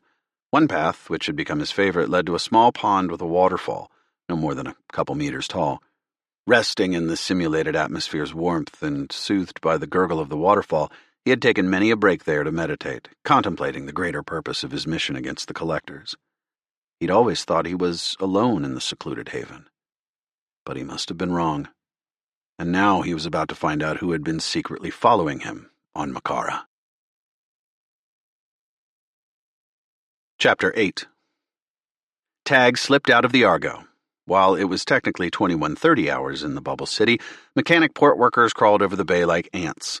With almost two-thirds of their population dead, caught in a nanite-induced coma, or still enslaved as drone mechs, there was no such thing as closing time anymore. No stranger to late nights himself, Tag hoped his emergence from the Argo wouldn't draw any scrutinizing eyes. Most of the mechanics around here had seen him at all hours of the day, including sleepless nights, when a run was the only remedy for clearing his mind. He started at a steady pace on his usual route toward the park, trusting that his running attire would declare his intentions to anyone who glanced his way. Overhead, the buzz of air cars drew his attention. White hot sparks glared at the top of the dome where mechanics were reinforcing scaffolding and damaged polyglass plates. While foot traffic was reduced in the darkened city streets, there were still enough pedestrians to make Tag weave and juke along the walkways until he reached the shadowy woods bordering the park. Tag sucked in a breath of sweet air. The park had a musky scent, not unlike that of a native earth pine forest, with a slightly cloying undercurrent to it. He felt his muscles and limbs loosen as he jogged. His breathing fell into a comfortable rhythm. It would be a good half hour until he made it to the pond. He trusted mechanic security, but all the same, he had told Alpha, Bull, Corin, and Sophia where he was heading. They would have the air car ready to pick him up should something untoward happen. Bull had insisted that he and the Marines come along, but Tag figured that might be too suspicious on the eve after the missile attack and fall of the dawn. Besides, if he really was walking into an ambush, he guessed they would also be ready to handle a few Marines. He fell into a near hypnosis for a while, letting his body move almost on autopilot, until the crack of something hard against a rock sounded behind him. Probably just in your head, Tag thought. He continued on for a minute or so more. Another crack. This time it sounded like a twig breaking underfoot. He swiveled on his heel and gazed into the darkness. At first, he was ready to write it off as paranoia again. But then he heard the rustle of leaves to his left, soft as a wind brushing through the trees. Only there was no breeze. Tag sped up. Maybe whoever was meeting him was making sure he had come alone and unarmed. Regardless of how he tried to justify it, the mere thought that he was being followed spooked him. He picked up his pace. Before him was a bend in the path. There was a thicket of trees just ahead surrounding a boulder large enough to conceal him. With a sudden surge of speed, he made the corner and slid to a sudden stop. He tried to stay quiet as he heard the patter of whoever had been following him accelerate to catch up. Something didn't sound right about those footsteps. Instead of the steady beat of 2 feet pounding the path, it sounded like something was galloping toward him with 4, 3 hells, maybe more, feet. Suddenly, green eyes appeared before him. His pursuer hissed. "Lucky," Tag said, willing his heart to still. "Damn it, girl, what are you doing?" She let out her half-purr, half-growl as she slunk between his legs, winding up against him until he scratched her behind her scaly ears. "You shouldn't be out here." With one ear cocked, she looked up at him as if to tell him that he shouldn't either. "I'm supposed to be meeting someone alone." She let out a huff that told him what she thought of the plan, blinking at him with those green eyes. Fine, Tag said, but try to stay hidden. The Rizar was stubborn but undeniably protective. Smarter than the average cat or dog, too, and Tag was relieved to a backup, even if it took the form of a six-legged feline creature. It wasn't long before Tag reached the pond. He slowed to a walk and looked about for something suspicious. Seeing nothing, he sat on a stone bench near the pond. Beneath the gurgle of the small waterfall, he listened for footsteps or rustling, maybe even the whir of a drone. Long after he had recovered his breath from the run, he finally heard the soft tap of feet along the path. It sounded like someone who was simply out for a stroll with no particular urgency or desire to hide their approach. His muscles tensed as he reached for his wrist terminal, all the while trying to appear relaxed. Soon a form appeared at the end of the path, silhouetted by the meager light reflecting off the pond. The figure waved, approaching Tag. He offered a wave in return. "Right on time," a familiar voice said. Her face emerged in the simulated moonlight. Shadows accentuated her patchy fur and wrinkled skin, making her appear older than usual. "Grand Elector?" Tag said, standing. "You came here alone?" "Of course," she said. "And despite my request, you did not." "I didn't bring any of the crew." "No. But you did bring that creature of yours." Warmth crept into his cheeks. "That wasn't my idea. She snuck after me. How'd you know she was out there?" "You know what I did before I was a politician?" "No," Tag said, shifting uneasily as he stood before the leader of the mechanics. He realized there was actually precious little he knew about her. "I had an illustrious career with the military, starting off in a planetary ops division recon unit. Sneaking around unfamiliar places was my specialty. So tracking you and your Rizar through the park is like asking a mechanic to solve a quadratic equation." "Fair enough," Tag said, bemused by the Grand Elector's metaphor. "Still, I'm surprised that you're walking the park alone at night. Don't you have security?" There was a subtle twitch at the corner of her lips. She sat on the bench overlooking the pond. "That would be correct. I shirked my personal entourage of ass-kissing sycophants and bodyguards." "They'll be searching for you, won't they?" "They will," she said. "But it isn't unusual for me to disappear. We play this game from time to time, just to keep my skill sharp. That won't stop them from trying to locate me, though, so we don't have much time." "Okay," Tag said, taking a seat beside her. The hoot and whistle of imported fauna echoed over the pond. "Why all the secrecy?" "I'm worried there may be a coup." "Blunt," Tag said. "Does that have anything to do with the drone mechs?" "No. At least, not in the way either of us would have expected." "You didn't tell me about this on the Argo. Worried people are listening in?" "I don't have hard evidence, but, like I said, I was in recon. I'm trained to be careful and pay attention. Those lessons translate well into politics." "I'm thoroughly intrigued now. Why do you think there's going to be a coup?" "My adversaries want me arrested for treason. I don't know yet whether the courts will side with me or not. There will also be a warrant for you and your crew." Tag gulped. Lindrant didn't have to tell him that the mechanic courts would not look favorably on his crew of outsiders. "Why us?" She gestured toward the dome and beyond it where the dawn had been. "You zoom away in the middle of an attack, right when the Argo would be most helpful here. Then you're up there, alone, with a destroyed mechanic fleet, and the dawn explodes while our people are working on it. None of the ships had records of the new blood besides yours." "Of course they didn't," Tag said. "It was a stealth ship." "I believe you, as does Bracken and many of the others on my council, but unfortunately, the old guard tends to be skeptical to the point of utter cynicism." "The ones interested in a coup?" "The same. Their hypothesis, best I can gather, is that you fabricated the Sterinsky footage, or you actually conspired with the new blood, which is how they got away." "I realize I'm preaching to the choir when I say none of that is true," Tag said. Lindrant nodded. "There are people on this planet who are not grateful for you and your crew's service. I don't agree with them. I have something for you. A sign of commitment I want us to make to the SRE and to you, Captain Tag Brewer." From her unisuit, Lindront drew a device only slightly larger than Tag's hand. It was a flat obsidian rectangle, cool to the touch. "What's this?" Tag said, taking it. "Our communications research at Lachlan included the devices to make gravwave comms a reality. A few of these prototype devices were spared when you helped us retake the Institute. I want you to have one." "I appreciate it," Tag said. "I'm sure you do, but it's more than a token of gratitude, not just some silly medal like you humans seem to like giving out. This actually works." Tag studied it, flipping the flat device over. "Is this going to give us some kind of back-channel communications line?" "You catch on quickly," Lindront said. "Are you sure you've never worked covert ops? But yes, you can use that to call me." She brandished a second gravwave comm panel. "And likewise, I'll be able to communicate with you. I'm not certain this will be 100% reliable. It is a prototype, after all." "Trust me, as a scientist, I'm used to it." "Good. All the same, this is new enough technology that my own people shouldn't be able to intercept our messages. At least, not for a while." "Understood," Tag said. "In the days ahead, you may call on me for help. I will do what I can, but I suspect that I'll have my hands full with the insurrection. I know Bracken has quite enjoyed serving beside you, though she may be reluctant to admit it. You helped us get our planet back and free our people.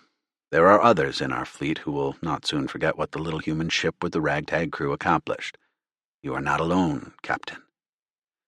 "I would say it was my pleasure, but that would be a lie. All the same, I would do it again. The collectors need to be stopped." Lindront made a show of checking her wrist terminal.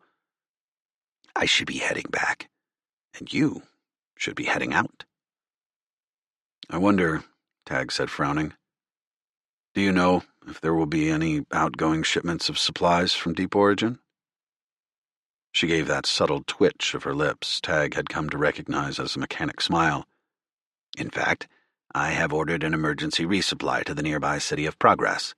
I believe they are scheduled to depart the ship bay at 0600 hours. That should give someone wanting to leave at the same time ample opportunity to get their affairs in order, shouldn't it?" "I should think so," Tag said, stretching his muscles for the run back to the Argo. "Thank you, Grand Elector." "Thank you, Captain. Now, off with you, and your Rizard." Tag nodded as he jogged toward the return path to the ship bay. "As your people say," Lindront said, "Godspeed, and good luck." Chapter 9. The crew assembled in the mess for Tag to debrief them on everything Lindront told him. Bull looked pissed off, in other words, no different than usual. Corin wore a stoic expression to match Alpha's, while Sophia looked rather sullen. Gornado, Lone Star, and Sumo fluctuated between dismay and anger. "Any questions?" Tag asked when he was finished. "What about the Melchiorri?" Sophia asked. "I struggled with that one," Tag said. "On one hand, I hate to leave them behind when they've shown themselves to be powerful allies. On the other, I don't want them entangled with the suspicions cast in our direction. Not to mention, bringing them along with us would mean the last Melchiorri in the universe would be exposed to extreme danger. I'm not sure risking their extinction is worth it." "Aren't we risking our own extinction by going it alone?" Bull asked. "I want to say that's not the case, but you're right, of course," Tag said. "We're risking humanity's extinction by staying on Makara, though not to mention getting arrested. Bringing the Melchiorri might help us escape Makara, and to be honest, as much aid as they've provided, I don't think they can do much if the mechanic fleet catches wind of what we're about to do." Bull crossed his massive arms over his chest, but said nothing. Tag clapped his hands together. "All right, then. That's it. We've got a few hours to get this thing in shape for a hyperspace jump straight to the Montenegro. Dismissed." The crew dispersed to their stations, securing all the loose tools they had been using to repair the ship. Following Alpha up to the bridge, Tag asked, "How's the hull integrity?" "Reports indicate it will withstand hyperspace travel. We should be able to complete repairs once we make the jump." "And the shields?" "We are likely to be reduced to 50% or less shield efficiency," Alpha said. I could reassign the repair bots working on the hull to the shields, but then there's no guarantee we would finish hull repairs in time for transitioning into normal space near the Montenegro. Would you like me to do that? Lacking full energy shields when jumping into a potentially dangerous situation was never a good idea. But cracks in the hull were worse, and if the whole of the Montenegro strike group had already been compromised by the collectors, energy shields would be of little use, whether at 50 or 100% efficiency. No. Focus on the hull first, Tag said. Start calculating hyperspace trajectories, too. I don't want to waste any time once we're out of deep origin. It won't take long for the mechanics to come after us. The hours until the emergency resupply ships were scheduled to leave the ship bay melted away. Soon, Tag found himself in the captain's station once again, secured in his crash couch with his EVA suit snug around his body. On the damaged view screen, he watched a few mechanic transport ships hover above the deck, their grav impellers glowing in a soft blue. Wait until my mark to initiate engines, Tag said. A half-dozen more transport ships lifted into the sky. Each ship was 10 times as large as the Argo, which would make hiding within their formation easier. The groan of metal announced the largest hatch of the ship bay opening. Slowly, the transport ships rose to meet it. Wait for it, Tag said as Alpha's fingers hovered near her terminal. Sophia already had a tight grip on the controls. Tag eyed the idle battle cruisers and other warships docked around the bay. There was no reason to send a military escort for a short interplanetary resupply mission, but all the same, Tag was nervous. Getting away from the transport ships with minimal armaments wasn't an easy task. Getting away from a mechanic ship equipped to take down dreadnoughts hundreds of times the size of the Argo was more difficult. The first transport ship entered the transition chamber. More drifted upward to join it. Not yet, Tag said. Not yet. A resounding roar shook the bay. The pneumatic pumps of the transition chamber were preparing to fill the space with water. Once the process had been started, it was difficult to reverse. Tag just needed to make sure they entered the water lock at the point of no return. 3 more transport ships lumbered through the port into the intermediary bay. Now! Alpha initiated the engines, and the impellers thrummed to life with a growl. Sophia pulled the controls back and launched them toward the nearest transport ships. They squeezed into a space between 2 of the lumbering crafts, concealing them from the workers in the ship bay, and, Tag hoped, making them almost indistinguishable on sensor arrays. Using the ship's outboard cams, Tag scanned the deck below. Come on, Tag thought. Nothing to see here. He waited with bated breath until they made it into the intermediary chamber. The hatch behind them spiraled shut, and water exploded inward around them. Soon, Sophia was jockeying with the controls to keep them from being smashed by the transports as the enormous waves rocked the ships. Alpha, any sign of mechanic forces? Tag asked. I have seen no evidence yet, Alpha said. However, I am intercepting communications from the ship bay inquiring to the Argo's role in transporting the emergency resupplies. Well, that's good, Sophia said. They at least think we're going to help them, or something. One of the Port Authority officials has just said our ship has made an unauthorized exit, Alpha said. Okay. It was good while it lasted, Sophia said. The hatch to the ocean opened. Sophia, full ahead, Tag said, before the jig is up. Your word is my command, Skipper, Sophia said. She threw the throttle forward, and the Argo left the transport ships behind. They burst out of the water in an eruption of white mist. Tag watched to see if the mechanics had sent anyone to pursue them yet. Nothing showed up on the holomap. The transport ships emerged like surfacing whales, shedding sheets of water as they slowly lifted into the air, but none of them broke off to follow the Argo. Incoming weapon locks, Corin said with casual coolness. Alpha, we got contacts? Tag asked. No, she replied. I believe the weapon locks are coming from the transports. An incoming comm transmission request appeared on his terminal's holoscreen. He swiped at the terminal, ignoring the hail. Those we can easily outrun, Tag said. Corin, keep countermeasures hot. Alpha, warm what shields we have. Don't flip them on yet. We don't want to make it look like we're prepping for a fight. Yes, Captain, Alpha replied. Another incoming comm request bleated across Tag's screen, and again he ignored it. Straight up, Sophia, Tag said. We just need enough distance to make the jump. Alpha, you got trajectories ready? The T-drive is spooled and ready for initiation at your command. Excellent. Tag ignored a third comm request. The view screen began to darken as they pushed out of the atmosphere and into space. Almost there. Incoming fire, Alpha announced. Corin swiveled the PDCs, and the thump of the cannons echoed through the bridge. Ropes of depleted uranium rounds glowed through the sky, connecting with a pair of missiles launched by one of the transports. The missiles exploded in a cloud of black and orange, tongues of fire licking up throughout the atmosphere. Another comm request blinked on Tag's terminal. "Looks like they were trying to get our attention," he said, "but I don't really feel like talking right now." Behind them, Makara shrank to a blue and green marble. Gray chunks of the Dawn, as well as the husks of mechanic defensive satellites, stations, and fleet craft floated around them. Then the twin glares of bright blue impellers rocketing toward them caught Tag's attention. "Captain," Alpha said, "unknown vessels are moving in on an intercept course." "Just the two of them?" he asked. More bright blue glares appeared across the view screen.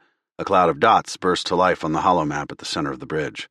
"Spoke too soon, Skipper," Sophia said. "Plan doesn't change," Tag said. "Sophia, get us out of here." "More than happy to."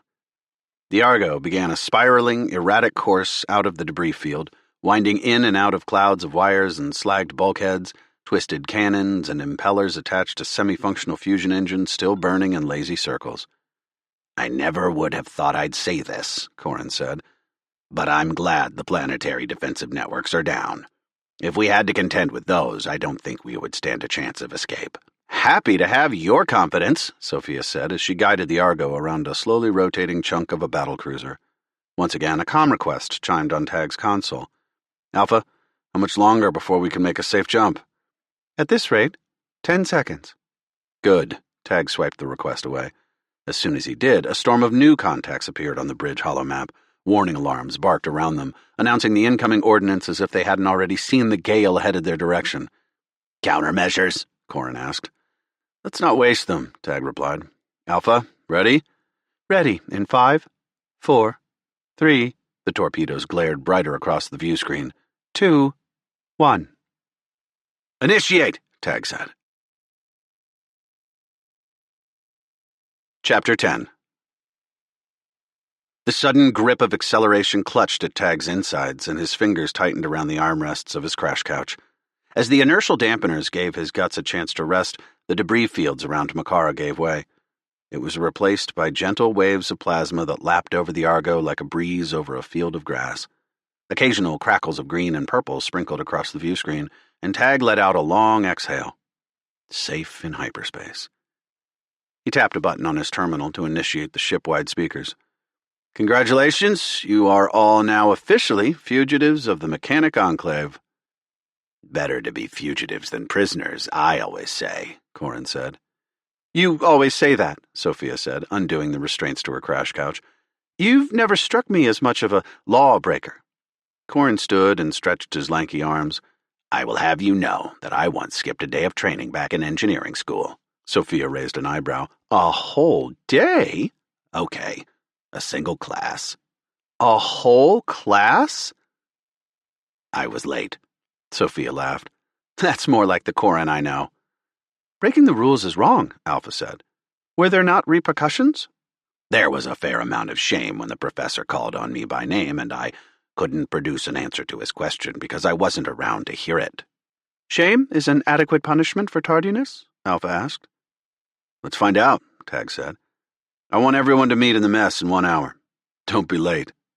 An hour wasn't enough time to steal a nap, but it gave him a chance to clean up and grab a coffee from the autoserve bay in the mess.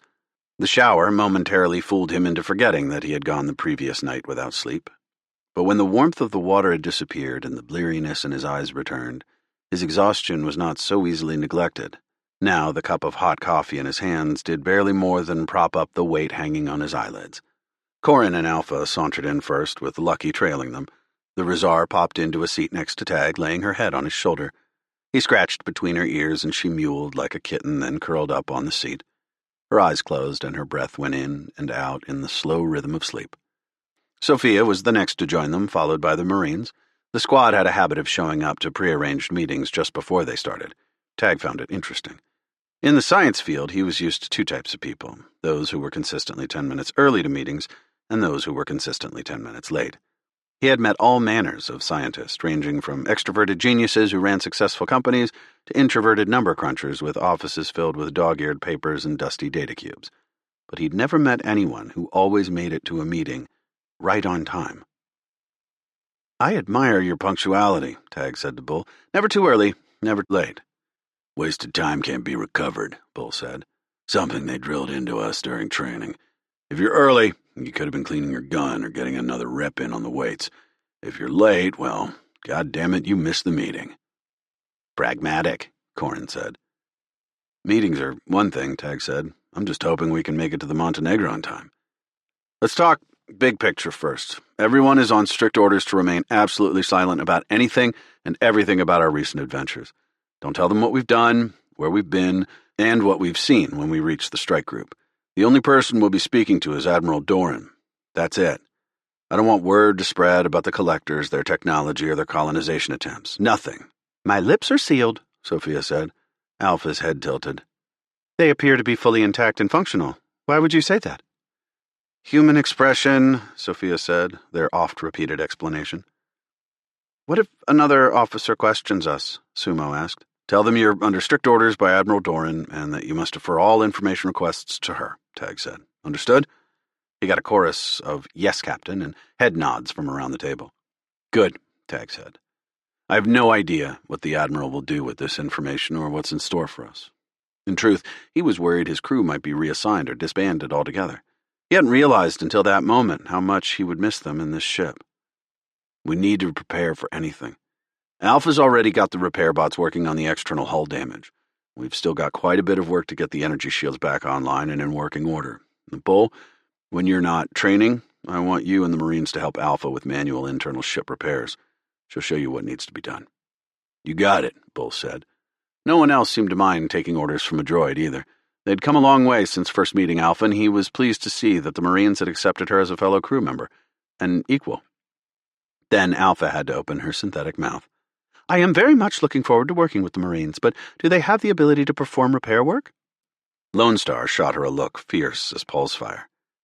Back on my grandpa's ranch, the only repair bots we had were the ranch hands and us kids. Everything from fences to fusion reactors, we had to do it ourselves. So you believe you are capable? Lone Star rolled her eyes, and Gornado stifled a laugh. Tag decided to stay out of it. Sometimes parents had to let their children figure out their own way. He figured the same was true of AIs and the scientists who created them. Sophia, I want you and Corin to prepare some data packets with our findings. We need courier drones ready. In the worst-case scenario, if Doran and her crew has already been compromised, we need to get a warning to Earth and any other races out there that might be able to respond. If you can identify anyone, whether it's a civilization you know from your studies or a mechanic trading partner, we have to think about blowing the lid on this collector conspiracy.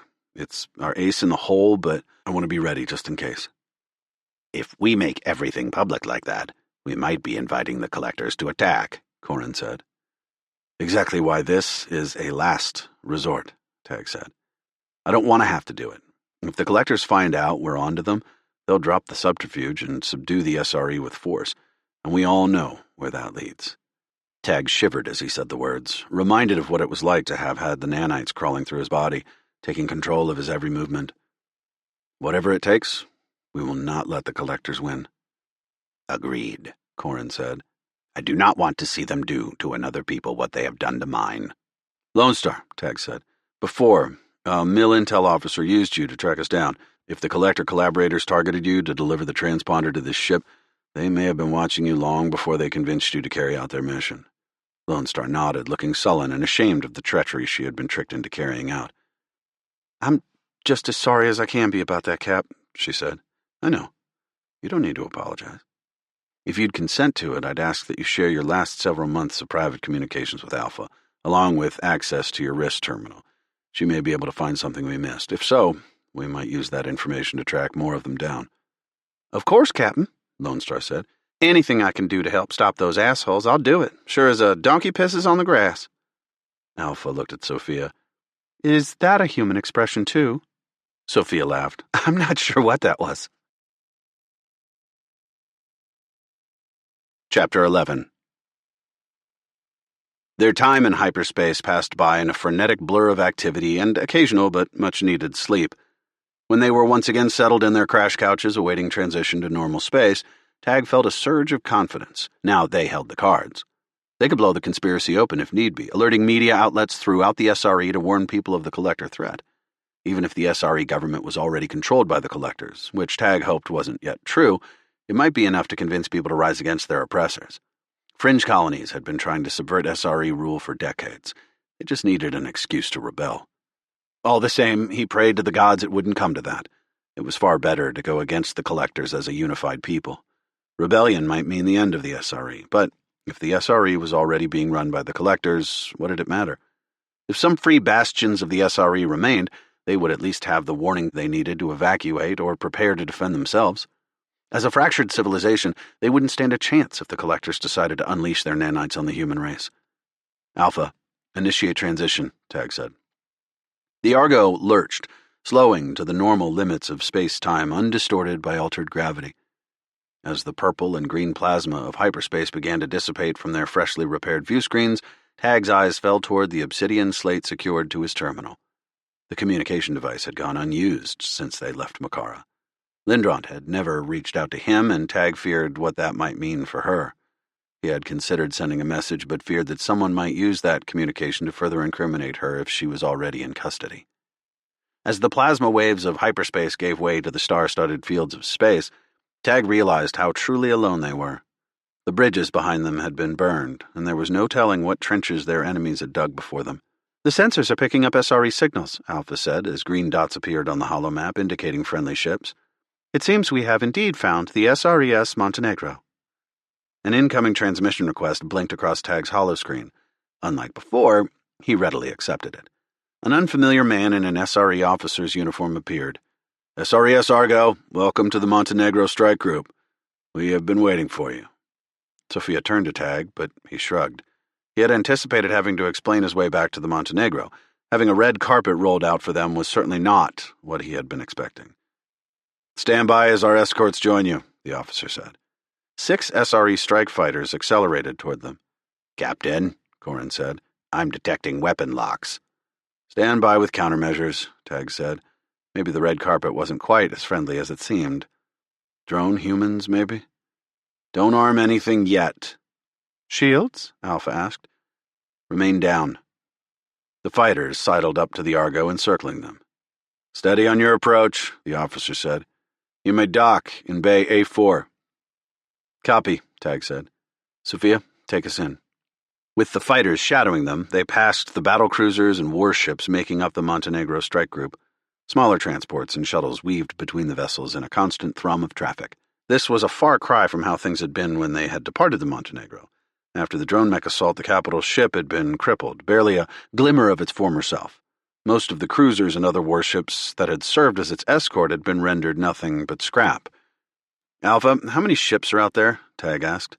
"Current sensors indicate 250 fighters, 36 warships including the Montenegro, and 75 civilian-class vessels ranging from research to transport." "How does that compare to the original strike group?" Tag asked.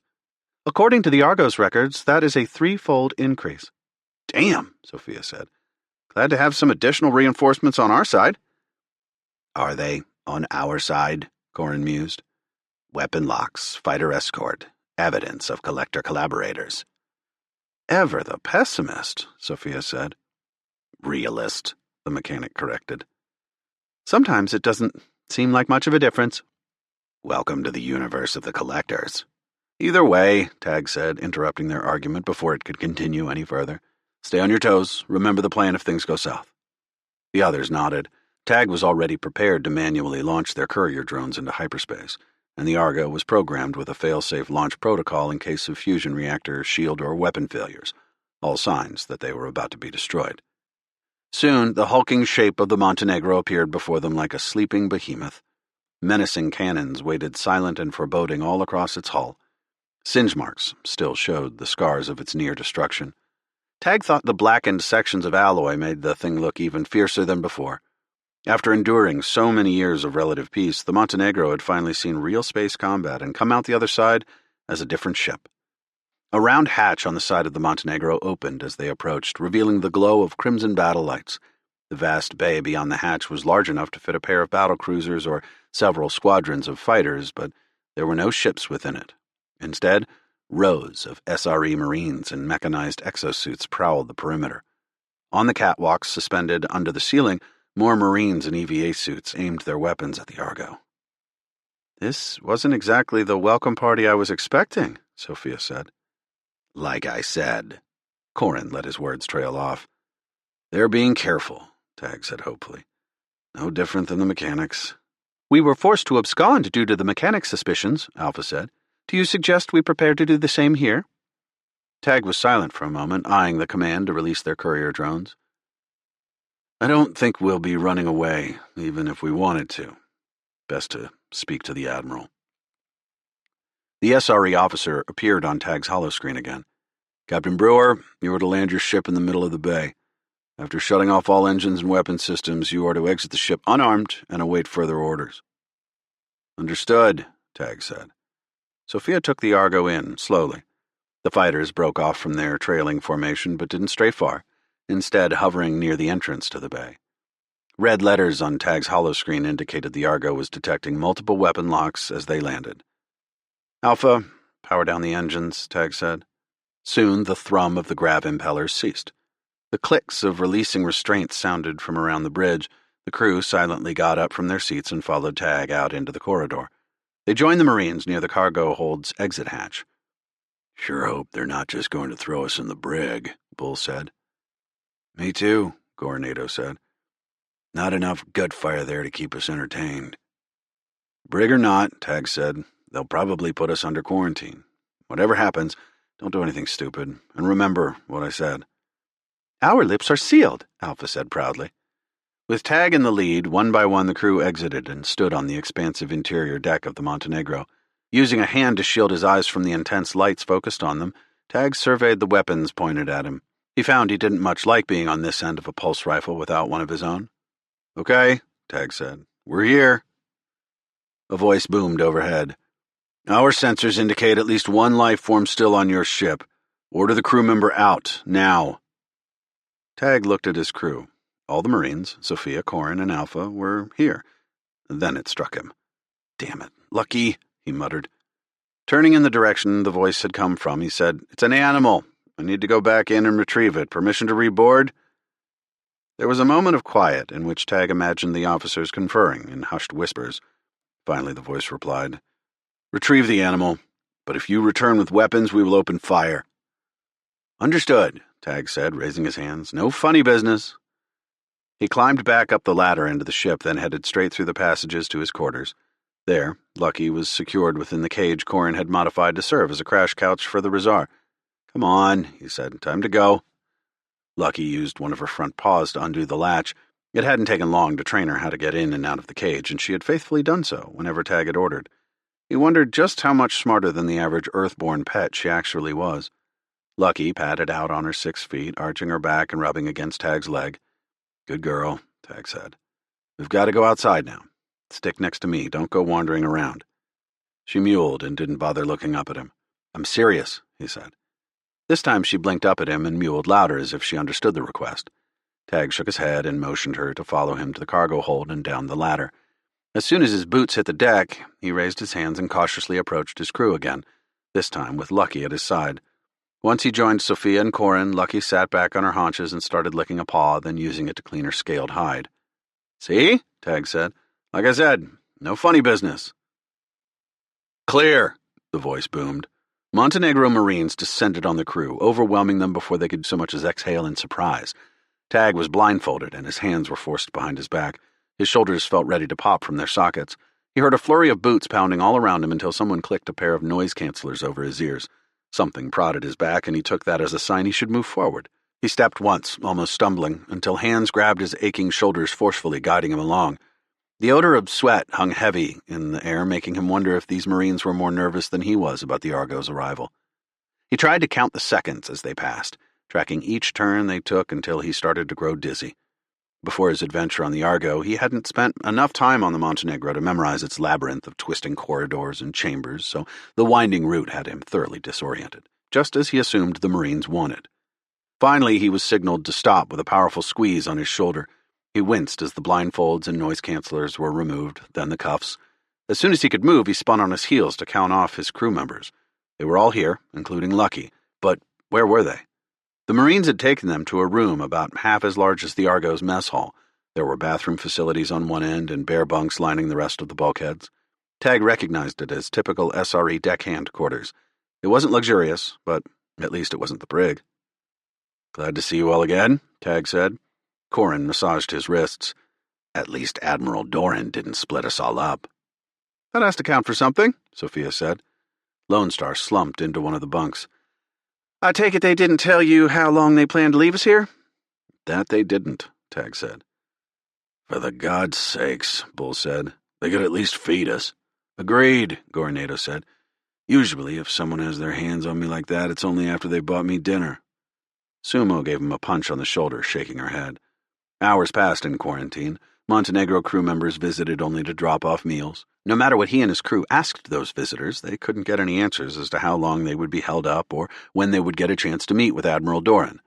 Almost a day and a half had gone by with no word of their release or Doran's plans for them. "I don't get it," Sophia said. "We haven't even told them about the collectors or the collaborators, but they're treating us like we're traitors." "All they know is that there are drone mechs out there, and that the drone mechs are mechanics infected by nanites," Corin said. "So, because they know we were looking for other mechanics, they think we might be infected." Give us humans more credit," Tag said. "They've had plenty of time to figure out why the drone mechs attacked. I'm certain there's more than a couple theories floating around about why someone attacked the Montenegro. I wouldn't be surprised if Doran or someone else in the SRE has already begun to suspect some humans aren't as faithful to humanity as they'd been pretending to be." "Either that," Bull said, "or the collectors already got to these people. 3 hells, maybe Doran is one of them. Those damn blue Xenos are probably on their way here right now to punish us for killing Ezekiel and stealing the Dawn." "If that's the case, bring it," Lone Star said. "I'll figure out a way to kick the ass of a collector or two." "I would like answers to all our questions," Alpha said. "I do not enjoy being shunned like this." "I would guess they're sifting through the Argo right now. That's no small task, especially with all the modifications you two added to the code." Tag gestured to Corin and Alpha. "You're positive you hid that courier drone routine?" "Judging by the shoddy original programming of the Argo's computer systems, a human computer scientist will have no chance of finding it," Corin said. "A yes would have worked fine." Before Corin could say anything else, the hatch to their quarters swung inward. An SRE ensign stepped in with a dozen Marines at her back. "You are to come with me immediately." "Just me?" Tag asked. "All of you."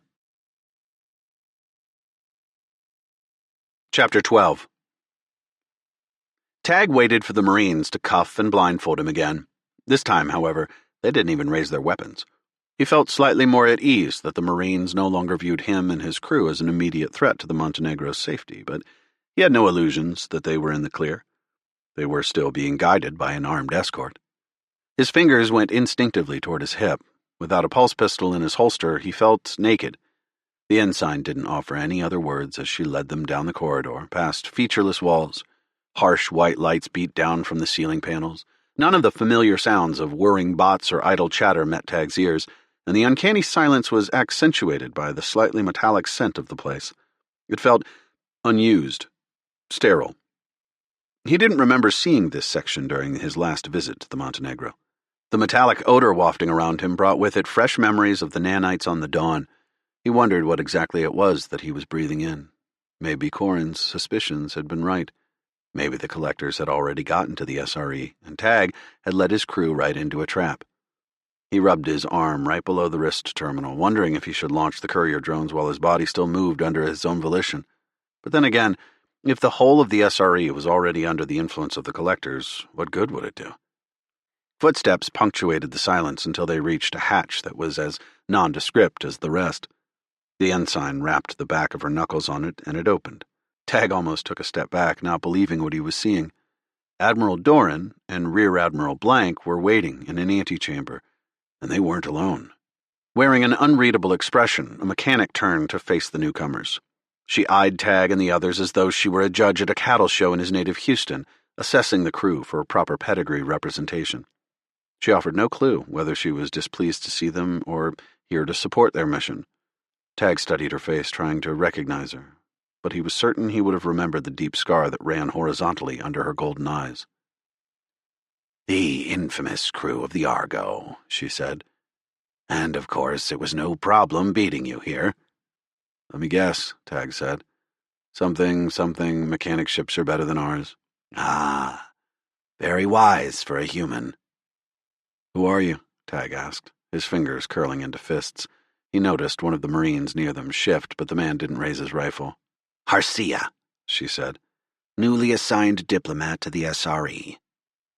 How new? Tag asked, wondering if this was Lindron's appointment or a sign the coup had succeeded against the Grand Elector. I haven't come to answer your questions, Brewer, Harcia said. Tag looked at Doran, but she remained stoic. There was no sign of the confidence or pride she'd had in him and his crew back when they had helped to save the Montenegro from the drone mechs. Admiral, what is going on here?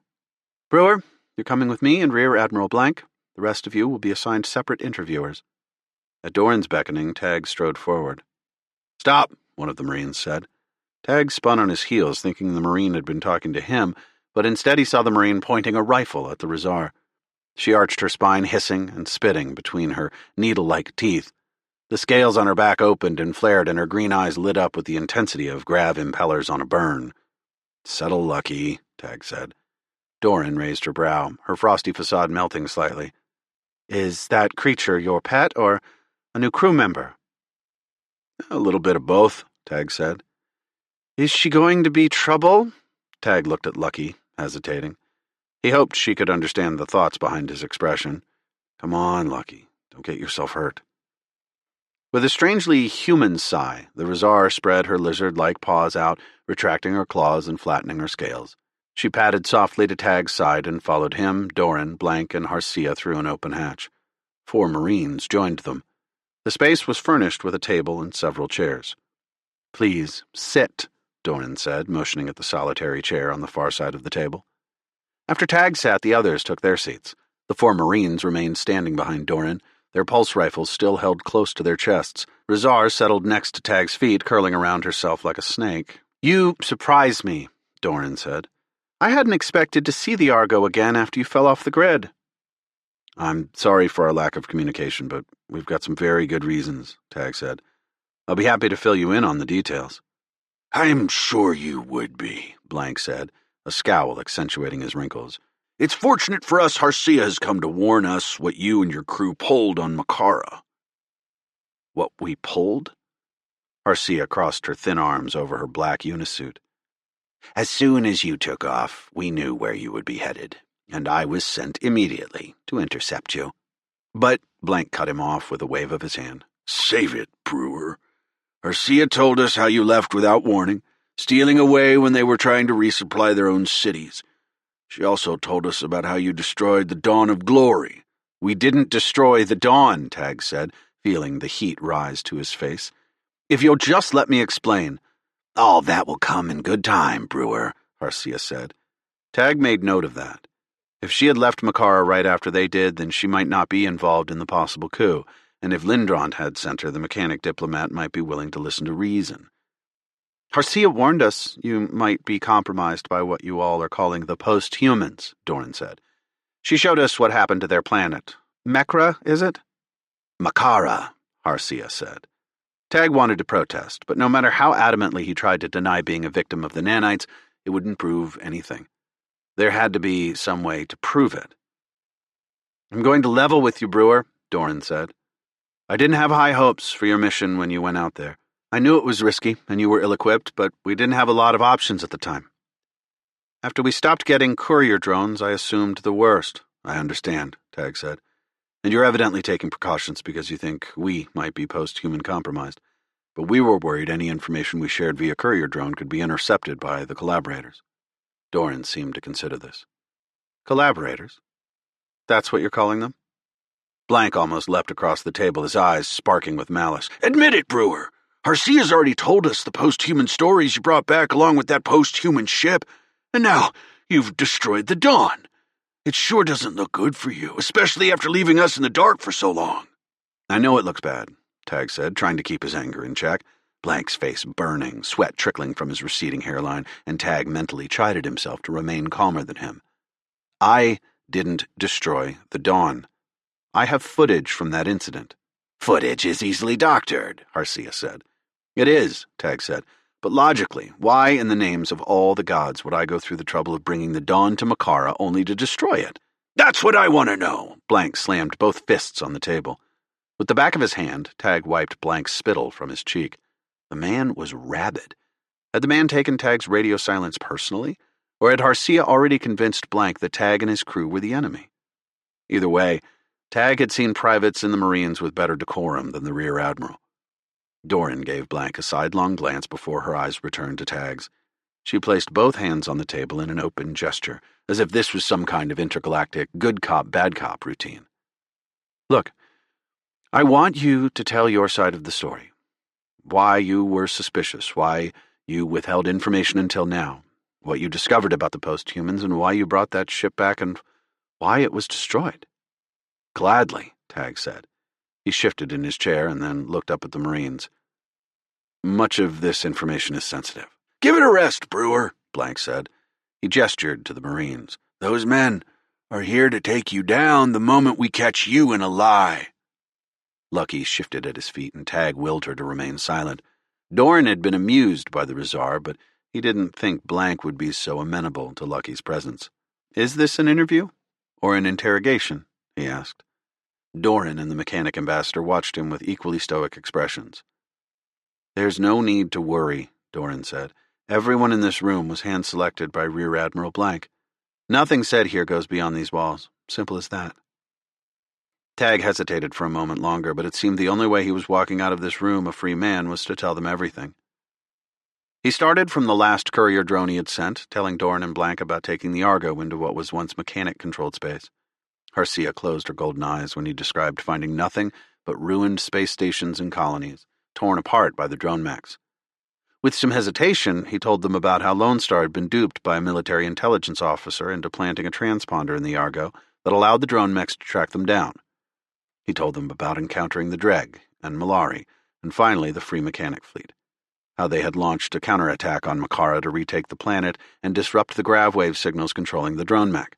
Then he went over their self-appointed mission to the coordinates he had discovered hidden in Captain Weber's logbook, how they had stumbled on the cobbled-together monstrosity that had once been the UNS Hope, post-human.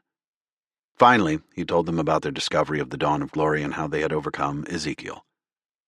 It was on that ship we discovered the Collector's plan to develop nanites that not only enslaved humans, but also set off a wave of genetic alterations to turn them into post-humans, Tag said.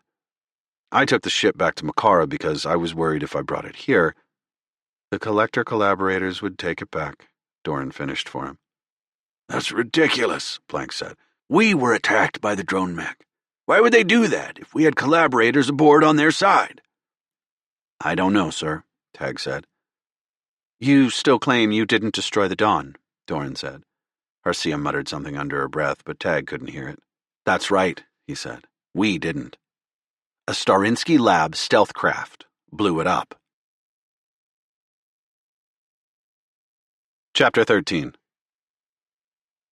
You're lying, Blank said. His forehead was still glistening with sweat, as though he were the one being interrogated and not Tag. I'm not, Tag replied. One of my Marines identified the craft. Doran tapped on her wrist terminal. A hollow of a ship appeared in the middle of the white table they were seated at, all smooth contours and dark as space itself. Does this look familiar? That's exactly it, Tag said. He motioned to his wrist terminal. May I? With a nod, Doran gave hollow control access to Tag's wrist terminal. He swiped over the device's screen until he reached the footage of the incident above Makara, right when Corrin had knocked out New Blood's cloaking shields. With a flick of a finger, the holovid began to play. Doran watched, frowning slightly, but Blank was already shaking his head in disgust. That's the ship, Tag said. He paused the image and pointed to a speck on the Dawn's ship bay deck. And there's the bomb it left behind. He let the holo play. First, the stealth ship jumped into hyperspace, and then the Argo rocketed away just before the series of explosions eliminated the Dawn. The footage isn't edited. Harcia looked unimpressed. If you are on the side of the post-humans, there is no telling what their technology can accomplish. That's true, Tag said, which is why we were so worried about letting information spill to the Montenegro. I see, Doran said. She looked at Harcia. His story does mesh with yours, despite your uncertainty of the events surrounding the Dawn's destruction. So, you believe me? Tag asked. Doran checked her wrist terminal. I'm getting reports from your other crew members. They support your story. Of course they do, Tag said. It's the truth. Blank's jaw worked like he was chewing a gristly piece of steak. Or you all rehearsed the story before coming here. I am not convinced, Harcia said. Our people were fooled by the drone mechs before. I would hate to see the same happen to yours. Fortunately, I don't have to rely on something so primitive as a gut feeling, Doran said. Harcia shot her a bemused expression. What do you mean? Tag asked. Doran watched him, her expression guarded. Surely you've noticed it, Captain. Something different from your last visit? I don't know, Tag said. I've never been to this part of the Montenegro before. That would be because they're new, Doran said. We've made some modifications to the life support systems, specifically the air. I did notice a strange taste to it. It reminded me of the dawn. Then his spine tingled with electricity. What did you do? Relax, Doran said. Nothing so insidious as the nanites used to control the drone mechs. Truth be told, we've been dealing with more civil unrest than usual throughout our colonies. Classified reports detailing peculiar behavior in some of our mill intel, civilian contractors, and even enlisted men and women have landed on my desk. Colonial protests have turned into riots approaching civil war. It's chaos out there in SRE territory. You suspect the collectors are behind it? Tag asked. He couldn't believe the collaborators were getting so brazen, inciting riots and rebellions already. But what did this have to do with nanites in the air? Maybe, Doran said. I'm not ruling out anything. More likely, other splinter groups are taking advantage of the fallout from the news about the drone mech attack on our strike group. If any of these events are linked to the collectors, it's certainly in the SRE's best interest to investigate it, Tag said. Very true, Doran said. Which brings me back to what I wanted to say before. While you were gone, we began developing nanite-based technologies of our own, based largely on the findings you provided. Tag must have let his dismay show on his face. It's not mind control, Captain. Instead, we developed our own particles. They congregate around the nanite antennae within a host's brain. I couldn't explain the exact process to you, but my team assures me that these particles form a large enough cluster around the nanite antennae that they're visible to our existing medical imaging equipment. So, this whole time we've been in quarantine, Tag said. We've been breathing these particles in and they've been circulating through our blood? That's about it. It takes time for the particles to build up enough to give an adequate signal, Doran said. And we have to be sure, absolutely sure, that you aren't compromised. And? Tag asked, glancing between Harcia, Doran, and Blank. Doran tapped her wrist terminal, and a moment later there was a knock on the door. One of the Marines opened it, and a man in a white lab coat entered. He gave a data cube to Doran. She placed it over her wrist terminal. I hope you don't disappoint me, Brewer, she said. Tag wasn't worried. He was no drone. The test would clear his crew. Wouldn't it? The room began to feel warmer as Doran loaded the data to his wrist terminal. He felt a trickle of sweat roll its way down the back of his neck, following the ridges of his spine. Maybe the detection particles would read the trace amount of nanites still in him from his time aboard the Dawn. As Doran's eyes scanned her wrist terminal, a Marine with tattoos climbing up his neck seemed to lean over her shoulder, following along. Tag glanced at the Marine's name tape. Perry. Without warning, Perry's fingers moved from casually holding his pulse rifle to gripping it as if he was about to fire. Two more of the Marines took a step back from the table, their own rifles at the ready. Admiral Doran! Tag shouted. Before Doran could look up from a wrist terminal, a dark shape exploded from under the table. It latched onto the nearest Marine, and the man's rifle went off. The resulting pulse fire tore craters into the ceiling. Perry swiveled his rifle toward Harcia and shot her before firing on the lab technician who'd delivered Tag's test results, as Blank disappeared under the table. The world seemed to go silent. Tag leapt over the table, acting before he could think. He grabbed the nearest Marine's rifle, meeting the man's angry blue eyes for an instant as Tag wrestled the weapon away. Adrenaline surged through him, and his pulse thundered in his eardrums. He pulled the trigger, pumping pulse fire into the blue-eyed Marine at point-blank range. There wasn't time to think about what he'd done. He threw his body at Perry, forcing the Marine to twist away just before he fired on Doran. Perry's finger remained tight on the trigger. Rounds lanced into the fourth Marine's side, tracing up his ribs and sputtering over his exposed face. Singed skin sloughed away, and blood spattered across the bulkhead. Tag pushed forward, driving Perry backward until the man's head cracked against the wall. One of Tag's feet started to slide out from under him when the Marine shoved back, and he staggered. These men were stronger than him, better at combat, but Tag had an edge the Marines did not. He was fighting not just for his life, but the future of the human race. Tag ducked, borrowing a move he had learned from sparring with Corin. The momentum Perry had gained from shoving Tag carried the hefty Marine over Tag's back, and he slammed onto the table. The jolt made him lose his grip on the rifle. Tag darted in to snatch it away. Perry was down. The blue-eyed Marine wasn't getting up any time soon, and the fourth man had been taken out by friendly fire. But what about the third Marine? He turned just in time to see the Marine raising his weapon to aim at Doran. Tag squeezed the trigger before he had a chance to aim. Rounds punched into the deck, then the bulkhead, then the Marine. For a moment, Doran's gaze met Tag's, her eyes wild. "Brewer, look out!" He turned to see Perry standing atop the table. A vessel bulged on his forehead. He attacked Tag like a rabid animal, arms pummeling and teeth biting. The adrenaline did nothing to combat the agony of blows landing on his temple, his ribs. A hit directly to his kidney, he doubled over, and as soon as he did, he took a knee to his face. He heard a whimper, but it wasn't his. Lucky had entered the fray, and Perry had kicked the Rizar hard enough to send her crashing against the bulkhead. "No!" Tag grunted. He tried to raise the pulse rifle, but Perry lashed out with a vicious series of jabs. Lightning struck through his skull and ribs, reigniting old injuries he had thought were healed. His whole world felt on fire, and he struggled to keep his eyes open. His vision wouldn't focus. The taste of copper was heavy on his tongue, and this time he knew it wasn't nanoparticles floating in the air. It was his own blood. Chapter 14. A gunshot rang out, and everything went still. Tag felt the sticky warmth of blood across his chest. Its ferrous odor filled his nostrils, and a throbbing pain sent splinters of fire through his jaw. His vision started to refocus, revealing sticky blood all over his outstretched hands. Great, he thought. Now I can watch myself bleed out. Instincts ingrained through years of practicing medicine kicked in. He slumped against the bulkhead and assessed his injuries. Where had he been shot? He could breathe fine, so no lung damage, no excruciating pain in his abdomen to signal a devastating gut shot, and he was able to think, so it couldn't have been a headshot. Tag was alive, for now, but Perry would no doubt finish the job if given a chance. Tag wobbled upright. A sensation of vertigo made the deck swirl, and he stumbled forward, his hand blindly reaching out to steady himself. He touched something warm and fleshy, an arm. There was no pulse beneath Tag's fingers, and the icy blue eyes of the Marine he'd killed were fixed sightlessly at the ceiling. Tag swiveled, blinking away the blood and sweat in confusion. He saw someone moving in his peripheral vision. It wasn't the hulking frame of the Marine, but someone smaller, slighter.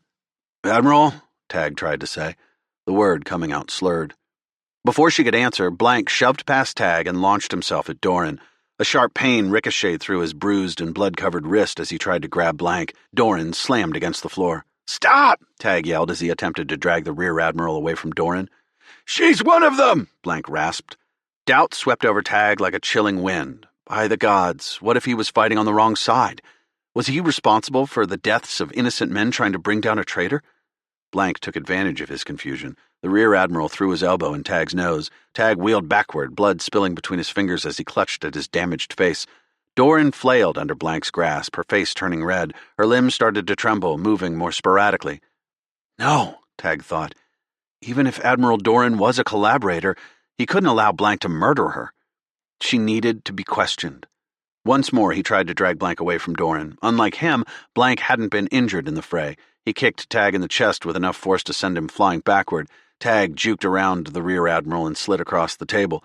He landed on the other side, picked up one of the dropped rifles and leveled it at Blank's face.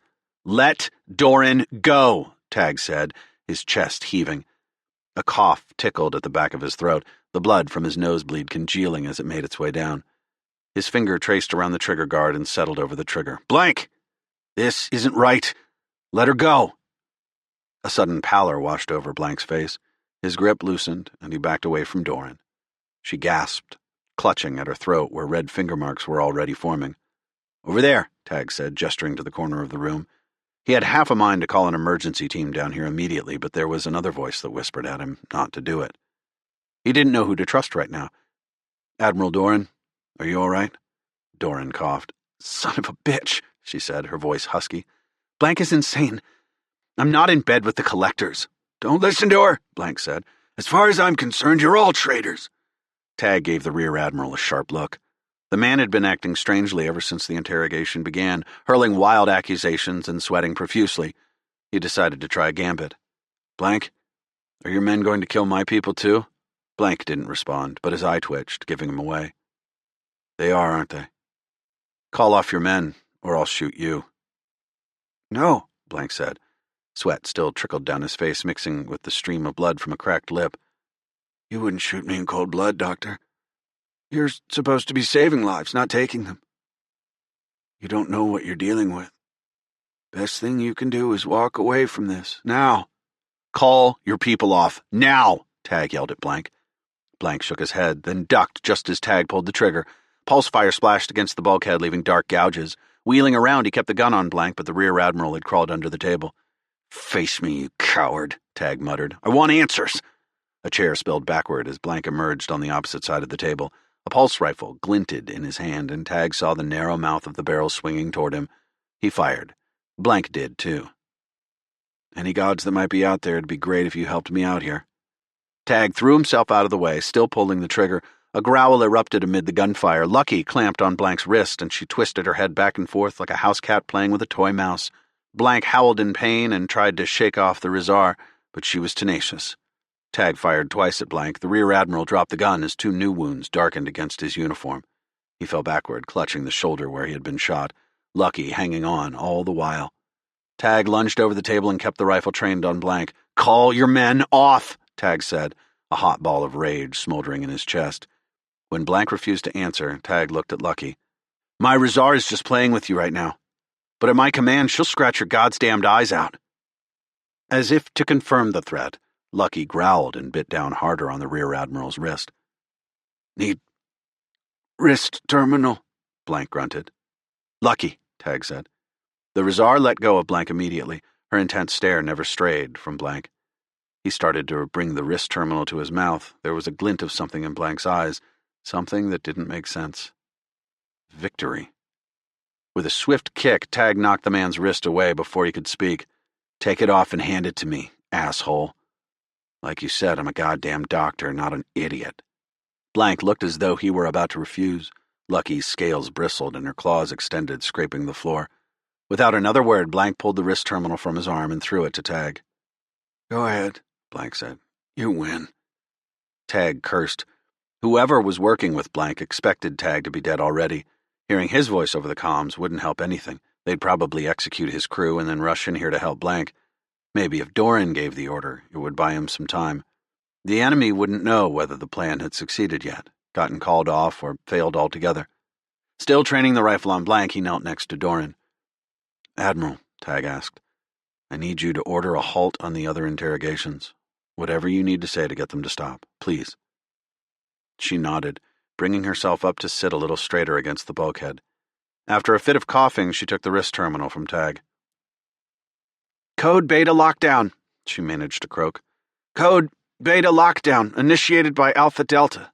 Tag expected to hear panic outside or hatches crunching shut, but instead he was met only with silence. For a second he wondered if he had made a terrible mistake, if Doran was keeping him and his crew locked away in the belly of the Montenegro, while the Collectors continued their devastating campaign to conquer the known universe. Lockdown? He asked. What does Code Beta mean? A failsafe, Doran said. She put one hand on the table and started to pull herself up. Tag leaned in to help, offering a hand, but she waved him off. It means one of you is infected and no one is to enter or leave the interrogation chambers. We're in a holding pattern until I issue orders. Blank shot her a look filled with malice, but said nothing. His hands were clamped over his shoulder. The wounds weren't fatal, and the pulse fire had effectively cauterized most of the blood vessels around them. So what do we do now? Tag asked. Despite his reservations, he approached Blank. The man winced when Tag tore the fabric off one of the Rear Admiral's sleeves. He fashioned a bandage out of it and wrapped it around Blank's shoulder, putting pressure on the wound to stem the bleeding. A groan of pain slipped from Blank's clenched jaw. I'll call Blank's Marines into the main corridor, Doran said, and sort this out. Tag frowned. Maybe this is a stupid question, but won't they know something else is up with all the pulse fire in here? Soundproofed, Doran replied. Meant to keep classified info from leaking. Good, Tag said as he finished bandaging Blank's wrist with another strip of cloth. He moved to Harcia and the technician in the white coat, checking each of their wrists for a pulse. They were gone, as were the 4 Marines. What about Blank? Keep watch on him, Doran said, her voice still sounding huskier than usual. Straightening her collar in a failed attempt to obscure the marks around her neck, she stood by the door. I'm going to figure out what in the 3 hells is going on. Chapter 15. Admiral Doran had left Tag with 2 of the rifles. She strapped one of the remaining pulse rifles across her back and carried the other in the crook of her arm. Doran left the door to the interrogation room slightly ajar so that Tag could hear what was going on beyond the soundproofed walls. The echoes of boots cracking against the floor announced the arrival of Blank's Marines. He heard a smattering of voices, at first confused, then angry. Someone began shouting. All the while, Blank stared at Tag. The man's face was pale, though whether from blood loss, fury, or fear, Tag couldn't tell. The Rear Admiral had just committed high treason, and whatever happened to Blank next would not be pleasant. Gunshots boomed outside, followed by more yells and what sounded like a brief scuffle. Lucky hissed, running to Tag and standing before him protectively. If Doran failed, if Blank's recruits attempted to carry out their mission, then he needed to be ready to save his crew himself. He heard the heavy beat of footfalls approaching the half-open door. An unfamiliar female Marine walked in. Doran wants you out there, Captain Brewer. Bring the Rear Admiral. Tag was hesitant for a second before a familiar silver face appeared. Everything is under control, Captain, Alpha said. Please comply with the Marine's request. The Marine made short work of securing Blank's hands together. Without any regard for Blank's injuries, she hoisted him to his feet. Blank couldn't stand, much less take a single step, and he crumpled against the Marine. She simply dragged him out into the main corridor as he moaned. That is not the correct protocol for treating an injured patient, Alpha said, watching them. I don't think she views him as a patient, Tag said. It's hard to be sympathetic after Blank tried to kill Admiral Doran, and us. Your explanation makes sense. Alpha's beady black eyes traced over Tag's injuries. You are hurt, Captain. May I give you an assessment? I'll live, Tag said, wiping blood from his lips. We need to make sure Doran does too. Then Tag saw the burnt holes in Alpha's chassis. Multiple gouges marred the alloy skin across her left arm and abdomen. Alpha, are you okay? My vital components were missed, she said. I have had to reroute motor control in my left arm, and I will need revisions later. I've detected a small leak from one of my vessel analogs. Most of the damage has been patched by the self-repairing systems, but I fear you may need to intervene to ensure the repairs are adequate. Of course, Tag said. Is everyone else okay? They are, Alpha said. He wanted to ask what happened in the other interrogation room, but his questions would have to wait. More pressing was the need to round up all the traitors and figure out how deep this betrayal went. He did his best to saunter confidently into the main chamber, ready to engage in another fight if need be. But in the main corridor, it appeared things had already been taken care of. Doran stood at the end of the white-walled chamber, light beaming down over her. The crooked grin she gave Tag seemed to shave a decade or 2 off her age, despite the half-dried blood covering the side of her face. One set of Marines, wearing mixed expressions of confusion and anger, seemed to be guarding another group, who were kneeling with hands secured behind their backs. Several bodies were sprawled across the deck. Pools of crimson formed beneath them, and Tag didn't bother checking for vital signs. That was far easier than I expected, Doran said. She punched a button on a wall terminal, and the hatches opened. This droid of yours is handy in a fight. I don't suppose you've got an extra one lying around. I'm more than a droid, Alpha corrected her. I'm a sentient synth bio-life form, contrary to the droids manufactured and employed within the SRE. My apologies, Alpha, Doran said, then turned back to Tag. I was going to squeeze the truth out of these traitors, but Alpha had a better idea. People can lie, but Data, fortunately, doesn't. She kicked at a loose wrist terminal near her feet. Several others lay on the deck beside it. Turns out Blank was using a private message encryption application to organize this little coup. Alpha was able to locate the application and isolate the terminals of the guilty ones. It was my pleasure, Alpha said. Tag's crew emerged from the hatches, gazing around in alarm. Smiling, Sophia reached Tag's side first, and her fingers brushed his arm. Looks like our suspicions of collaborators on the Montenegro were right. It would seem that way, Doran said. Perhaps you can enlighten us, Rear Admiral Blank. What was this all about? Blank stared hard at Doran. You're making a mistake. Listening to these rats, your choices here might as well damn the rest of humanity. My men and I are on the right side of history. We have embraced the promises of a better future, while you condemn us all to certain extinction. Sounds like a goddamn cult leader, Bull said. Sumo, Lone Star, and Gornado fell in beside him. Corin joined them last, looking wary. Might not be too far from the truth. Doran pointed at the Marines still loyal to the SRE. Lock the prisoners in a spare quarantine quarter. What about him, Admiral? A Marine asked, gesturing toward Blank. I'd like to ask him some questions first. The Marines filed out of the chamber with their prisoners. Then one of Blank's men dropped. He's gone unconscious, the female Marine who'd liberated Tag yelled. One by one, the other prisoners crumpled. Red foam bubbled from their mouths. Tag ran to them, but he could already see it was too late. All the information they might have possessed was gone with them. Son of a bitch, Tag said. Doran stared hard at Blank. Tag expected the man to fall over, frothing like the prisoners, but he simply glared at them with undisguised hatred. I see you were too much of a coward to go out with your men, Doran said as her Marines cleared the bodies away. The crew of the Argo was alone with Admiral Doran and Rear Admiral Blank. This time no one sat around a conference table, and the only person who wasn't standing was Blank, who was propped against a bulkhead. Lucky paced near the man's feet as if daring him to make a move. Doran strode toward him. She wasn't particularly tall, nor was she built with anything near the physical power of a Marine. Her age was evident in the wrinkles around her eyes and the gray that streaked her hair, but in that moment she struck a more menacing figure than an ice god on 8 of 5. Doran spent the next few hours interrogating Blank with the help of a few Marines. While Tag had offered their assistance, she had refused it, saying it was probably better that a doctor wasn't present. In the meantime, she asked Alpha and Corin to scrounge through the encrypted communications between Blank and the Marines who'd been complicit in the assassination plot. Even after Tag had cleaned up most of his injuries, a headache had taken hold, throbbing in rhythm with his heartbeat. Found anything yet? Tag asked Alpha and Corin as they hunched over a pair of terminals. Not much more than we already knew, Corin said. He pushed away from the terminal. It seems the application erased all messages after a set amount of time, so all I've recovered are the details of the Argo's arrival and our interrogation, along with the plan to execute us all at Blank's signal. Blank said he would initiate the plan as soon as the results of the nanite detection tests were revealed. If we all received negative results, they were to kill us. If anyone had positive results, those people were supposed to be spared. Sounds like he was collaborating with the collectors, Sophia said. Tag massaged his temples, willing the headache to subside. Was anyone giving Blank his orders? Someone from higher up? That is what strikes me as strange, Corin said. Blank wasn't the one orchestrating this, even though he was responsible for letting the others know the results of the test. Who was then? Tag asked. It appears to have been this man, Alpha said, answering for Corin. She pointed one silver finger at Perry's body.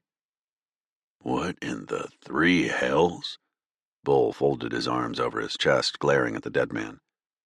Piss poor excuse for a Marine. You sure this guy wasn't with Mil Intel? Nothing on his terminal seems to indicate any affiliation with military intelligence, Alpha said. Let me take a look. Bull sauntered over to Alpha, and together they scrolled through the terminal. Bull periodically tutted his disapproval and shook his head. Damn, he said. Pretty standard career in the Marines. Guard and escort duty all over the galaxy. Wonder what made the guy flip? Sumo sat nearby, her eyes scanning back and forth over the dead Marines. Did he get hit with the nanites? Lone Star asked. Tag pulled up the results of the tests Doran had run. Everyone in the quarantine chamber had been exposed to the same indiscriminate particles. What's this guy's name? Sergeant Quentin Perry, Alpha replied. Scrolling down the list, Tag checked out each of the Marines on guard duty in the quarantine chamber. He found Perry's profile and tapped on it. Nothing, Tag said. Guy was clean. Unless the results were tampered with. It seems none of Blank's Marines were controlled by nanites. Suppose it makes sense, Sophia said. It'd be hell to constantly tamper with the stream of data coming from this room every time someone tried to pull up the nanites' detection results. And I'm sure Doran screened these guys extensively. But the one thing she couldn't screen was their thoughts, Gornado said, his eyes closed as he leaned back against the bulkhead. Probably a lot easier to cover their tracks if these people are willing collaborators and not drone humans. Tag rubbed his forehead. If nanites didn't force them to join the collaborators' side, what convinced them? Slumping into a seat, Sophia drummed her fingers across the table's clean white surface. There's gotta be motivation, right? Money? I've accessed all their financial accounts, Corin said. Nothing sticks out to me as particularly odd. Bull looked over Corin's shoulder at the display. Pay looks about right for a Marine. Besides, Sumo said, we didn't join for the money. Most of us are in it to protect people and serve the SRE. You'd be hard-pressed to find that many Marines in one place willing to sell out. Damn right, Lone Star said. I'd be making 3 or 4 times as much back at the ranch instead of risking my ass out here. And I know because my pops reminds me every chance he gets. Tag tried to push away the fog caused by his headache, looking for the answer. Most people serving a career in the SRE, himself included, could be making a great deal more if they transferred to the private sector. But they all had chosen this life, him, Sophia, Bull, and his squad, because they had wanted some kind of fulfillment, a desire that couldn't be satisfied by the number in their credit accounts. What motivated people, other than greed? Love, perhaps, but that didn't seem to fit here. Revenge? Against whom, and for what? And then there was fear.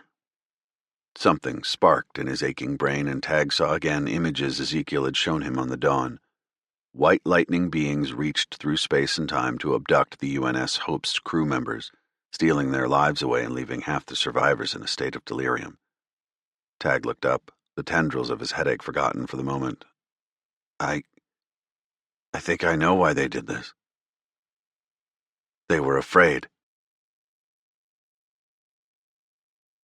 Chapter 16. Tag stood and began pacing, his mind going into overdrive.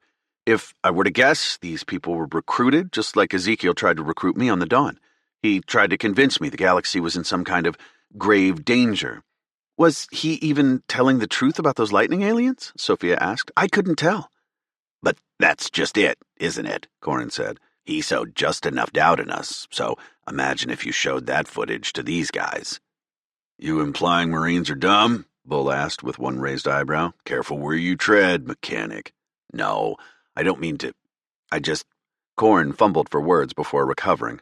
My point is that the collectors demonstrated a believable threat greater than themselves. You're suggesting that the collectors scared these guys into assassinating Dorn and us? Bull asked. Perhaps not directly. The human collaborators may have approached these Marines instead, Corin said. But someone, or something, convinced these guys that Doran was a threat to the SRE and the human race, Sophia said. Not just her, Bull said. Us, too. I saw it in their eyes, Tag said. They obviously thought they were doing the right thing. He looked hard at Bull. And if I know anything about Marines, when they think they're doing the right thing, it's goddamned hard to convince them otherwise. Bull nodded. True.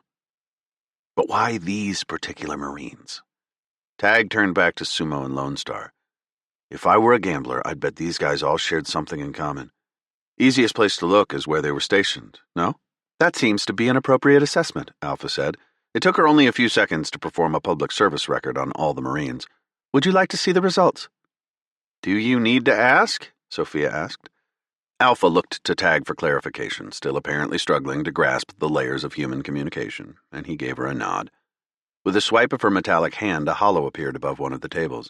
It displayed a complete list of locations where the Marines had served, detailing a variety of duties ranging from other ships to far-off satellite stations and burgeoning colonies. And while their careers had been varied, almost all of them shared one common factor. Lone Star pointed to the first location on the list. The Principality of Orthod. That colony is only 20 or so light years away from my home planet. Her face pinched in a scowl. Bunch of damn crazy people living out there, always stirring up trouble. They don't like the SRE much either. They're rebels? Sophia asked. Is that what this is about? That can't be it, Tag said. What benefit would they have targeting us? Even as he said it, his head was filled with conflicting theories. Maybe the rebels wanted to unify other discontented colonies. They might have needed a common enemy to rally against, and the Argo and the drone mechs were it. Maybe they saw Tag's mission to protect the SRE's expansion as contrary to their beliefs. Everything he came up with felt like he was stretching for an explanation when the simplest answer was right in front of him. Collusion with the collectors. Seems logical, Corin said. But even I would hesitate to impugn these humans with such an accusation without some kind of evidence. My information on the Principality of Orthod is limited, Alpha said. I am unable to provide details beyond basic statistics. Would you like to hear these now? That's okay, Tag said. Lone Star, can you tell us anything else from first-hand experience? One time, some assholes from Orthod came and tried to buy up all our family ranches when I was 6 or 7. They were real pushy and weren't afraid of showing off their money. Tag had hoped for something more relevant to their current predicament. Any idea if these were colonists looking for a homestead or companies trying to invest? They were suit types, Lone Star said. I don't know for sure, but I'd say they were company people. No clue who they were representing. They sifted through the data Alpha and Corin had pulled up. Doran's Marines returned with rations and medical supplies. Tag ensured no one else needed his services as a medical doctor before tending to his own wounds with auto-heal gel and a dose of painkillers. A sigh of relief escaped him as the painkillers flowed through his vessels, banishing his headache and temporarily assuaging the throbbing soreness in his jaw. The hatch banged open and Admiral Doran strolled out of the room where she'd been interrogating Blank. Her sleeves were rolled up to the elbows, and Tag thought there was a bit more blood across her knuckles. He knew better than to ask questions. Doran called over 2 of her Marines from the corridor. Take him away. Lock him in his own quarters. No access to electronics of any kind, and post a guard. The Marines nodded and dragged Blank out of the room. Alpha stopped what she was doing and stared at the bloodied mess of a man. This man needs medical assistance. Doran slowly exhaled, looking like she was about to refuse. Fine, she waved her hand at Alpha, but don't be too generous on the painkillers. Alpha left her terminal and began tending to Blank. Tag recalled only too well the time she'd told him about the strange thrill she got from ending lives on the battlefield. Those words had frightened him, but he was glad to see she had evolved past it, now far more enamored with saving lives than ending them. Her synth biointelligence was still young and malleable, and he was pleased to see it moving in a direction more in line with the Hippocratic oath he'd once taken. Still, part of him thought Blank would be better off dead. The man was a traitor, who was in all likelihood working with the collaborators, if not the collectors. Blank would have slaughtered Tag and the entire crew of the Argo for his misguided cause. It was hard to watch Alpha working to save the life of such a man. Blank wasn't much for talking, Doran said. Tag wondered how she could have worked him over for so long without getting something useful. The thought must have shown on his face. Trust me, Doran said, rolling down her sleeves. I tried everything permissible by the SRE conventions. The bastard wouldn't talk. How far are you willing to go, Admiral? This time Corin was staring at Doran, no doubt drawing comparisons to the drone mechs.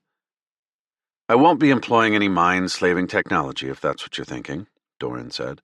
Corin looked satisfied with the answer and turned back to his terminal. But if this plot runs as deep as it seems to, it's vital we get to the bottom of it. Dark bags hung under her eyes as she looked at Tag and the rest of the crew. Please tell me you had better luck. We found something, Tag said. All the dead Marines served at least one deployment on Orthod. That old colony? Gods be damned, Doran said. Wonder why they were... Her words trailed off, lost to the ether of her churning mind. Tag watched the wheels turn as she looked around the chamber. To the Marines, she said, You all, stand guard outside. I need to speak to Captain Brewer and his crew alone. Once they had exited, she shook her head, running her fingers through her short-cropped hair. That ship you saw on the Dawn was a Sterinsky, wasn't it? It was, Tag said, or at least we think it was. They were also one of the companies contracted to work on the Hope before the crew turned themselves into post-humans. You're a scientist. I assume you're not big on coincidences. That would be accurate. This isn't the first time Orthod has come to my attention. We've tracked a few different companies that tried to invest in Orthod's colonization efforts through back channels. Mineral rights, natural gases, all the usual. Sterinsky Labs happened to be one of those groups. Now, I'm not saying this is a definite connection, but like you, I'm not a big fan of unexplained coincidences. And you want us to investigate? Tag motioned to the rest of his crew. I do, Doran said. She leaned against one of the tables. Look, I know you all just got here. Your ship's still banged up, and we just did a number on you. She laughed ruefully. But, gods be damned, after what just happened, I honestly don't know who I can trust in this ship. It's going to take far too long to pick out the rats on the Montenegro. I need someone on the Orthod connection now. Understood, Tag said. We won't fail you. I know you won't. Because if you do, one of two things is going to happen. Either my career is going to be worth less than a mechanic's fart, or else I'm going to end up dead. I don't like either of those options. Doran let out another sigh that devolved into a fit of coughing. Once she recomposed herself, she went on. Something big is coming. I don't want to be twiddling my thumbs when it does. Find out what, if anything, is going on at Orthod and be quick about it. Yes, ma'am, Tag replied. I assume we're on our own? You got that right. It's going to take some political maneuvering to clean up whatever Blank was involved in. I need you to work quickly and quietly. Got that? Tag looked at his crew. They were all watching him. There was no question in his mind whether they were headed to Orthod, but he wasn't happy about the way Doran was throwing them into a dangerous situation without support. If we show up on Orthod and start asking questions, the colonists will be suspicious. I don't want to put my people at risk unnecessarily. Good point, Doran said. Tensions between the colonists and our government are high. It would make sense to send you as diplomats or mediators, but her gaze meandered over the group, lingering on Korn and Alpha in particular. You all don't exactly look like the type. Still, you'll need some kind of mandate when you're there. Tag raised a brow. We could be on a scientific mission. That alone might not give you much leeway with the SRE side of Orthod. Sophia perked up, her eyes gleaming. I have an idea. It's going to require a little play acting, but it might work. Chapter 17. Admiral Doran personally shuttled Tag and the crew back to the Argo. Tag was eager to leave before the investigation into Blank's failed mutiny began. As much as he wanted to help Doran, finding the mutineers' links to the collectors was more important. He worried that word of the failed assassination would reach the collaborators and they might lose their chance to discover the truth. If they didn't leave immediately, the bureaucratic and political nightmare that would ensue would assuredly entangle them as well. Though Tag had been tense during the short shuttle flight, leaving the Montenegro proved an uneventful affair. Soon they found themselves in the familiar realm of hyperspace, rocketing toward the coordinates that Doran had given them. Restraints unclicked throughout the bridge as Sophia, Alpha, and Corin stretched from their crash couches. All repair bots have been engaged to continue work, Alpha said. They will do so until we initiate transition into normal space. Good, Tag replied. They've got a few days to get the shields and weapons back online. Hopefully, once we get to Orthod, we won't have much use for weapons or shields, but I'd rather be prepared. Awfully optimistic after what we just went through, Sophia said. Wonder if there are any welcoming parties on Orthod that'll greet us like Blank did. I hope not, Corin said. It'll make my role a little harder in all of this. Well, you've had plenty of time to see how my job works on Eta 5. Sophia opened the hatch leading out of the bridge. You'll make a damn fine fake anthropologist. Just leave any actual work to me. Your status as an alien may also be to your benefit, Alpha said. Your culture and mannerisms will be foreign to the people of Orthod, so they will likely assume any discrepancies in your behavior are due to your xenomorphic origins. In other words, Tag said, people are just going to think you're weird anyway. I've always thought so, Sophia said, clapping Corin on the shoulder. I rue the day I joined up with humans, Corin said, ducking as they took the ladders below deck. Honestly, I'm surprised you've stuck around this long, Sophia said. You must have a soft spot for us. Must be our good looks. Hardly, Corin said. I admire the human ability to develop complex moral and ethical codes of conduct, Alpha said. Is that true for you as well, Corin? We'll go with that, Corin said. The patter of claws tapping against alloy echoed from a corridor. Lucky bounced toward them with her head held high, having released herself from her safety cage. She raced them to the mess. With the advantage of having crash couches nearby, the Marines had already begun to dig into food. Auto-serve bays at the back of the mess pumped out salty air along with the unmistakable smell of charred meat. Grenado took a plate from one of the bays. Nice to finally have a real meal. They don't feed you well in quarantine, do they? Lone Star asked. 3 hells, I'm pretty sure we fed prisoners better back on Tartarus, Sumo said, and that prison housed some of the worst scum in the galaxy. Corin punched a button on the Soul Mechanic-oriented auto-serve bay and something pungent spewed onto his plate. Seemingly unperturbed by the offensive odor, Corin took it back to where the rest of the crew was seated. Tag had wanted to make up a batch of noodles for himself, but Corin's choice of meal had entirely quashed his appetite. "That smells like raw sewage," Sumo said, scrunching her nose in disgust. "Reminds me of when we'd spread fertilizer over the fields." Lone Star shrugged and continued eating. "It's not great, but you get used to it." "I question your sense of smell," Sophia said, pushing back a sandwich. Corin took a bite of the white substance floating in a pool of yellow broth. Red flakes were scattered in the fluid, and Tag wondered what kind of mutant fungus-laced mess that meal was based on. "Corin, as your captain, I'm ordering you to eat that in your quarters next time," Tag said. Corin cocked his head, a hint of bemusement crossing over his fur-covered brow. "You're joking, right?" "I can never tell with humans." "Are you joking?" Bull asked. "I have to admit," Corin said, still chewing the soft white substance, "I'm a little confused by your reaction. This is human food, after all." "For what kind of humans?" Cornado said, looking a touch green. "Cannibals?" "Hardly," Corin said. Alpha peered at the food with mild interest. "May I?" "Be my guest." The synth biodroid spooned out a piece of the white substance, placing it in her artificial mouth. "The taste is quite distinct from the smell. Tangy, but not unpleasant." "But it's human food?" Tag asked, still incredulous. Corin slurped down another mouthful. "Mechanics are nothing if not honest. This is a Taiwanese dish known, if I'm not mistaken, as stinky tofu. It's one of the only human delicacies I've found appetizing." "You know what?" Sumo said. "It's perfectly fine if you go back to eating mechanic food only. I'll even drink a pint of cream dal if you promise not to eat that stuff in front of me again."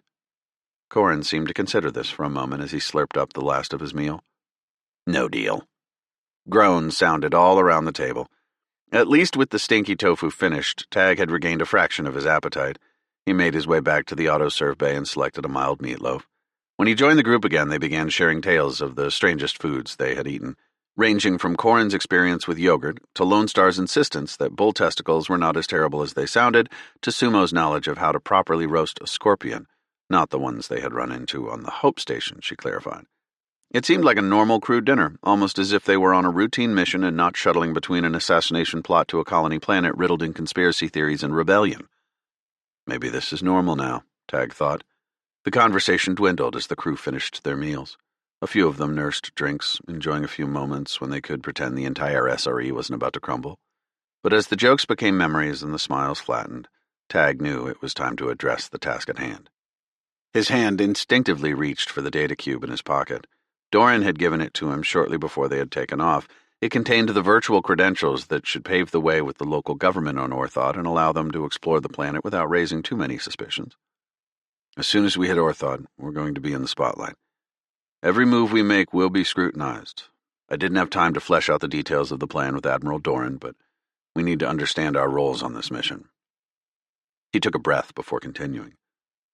"It will be an uphill battle to gain these people's trust while looking for intel. I need your A-game." One by one, he reviewed their roles. The Marines had the most straightforward mission. They would be security detail. But Tag also hoped they could ingratiate themselves with the Marines deployed on Orthod. If they were lucky, they might sniff out recruitment efforts among the troops.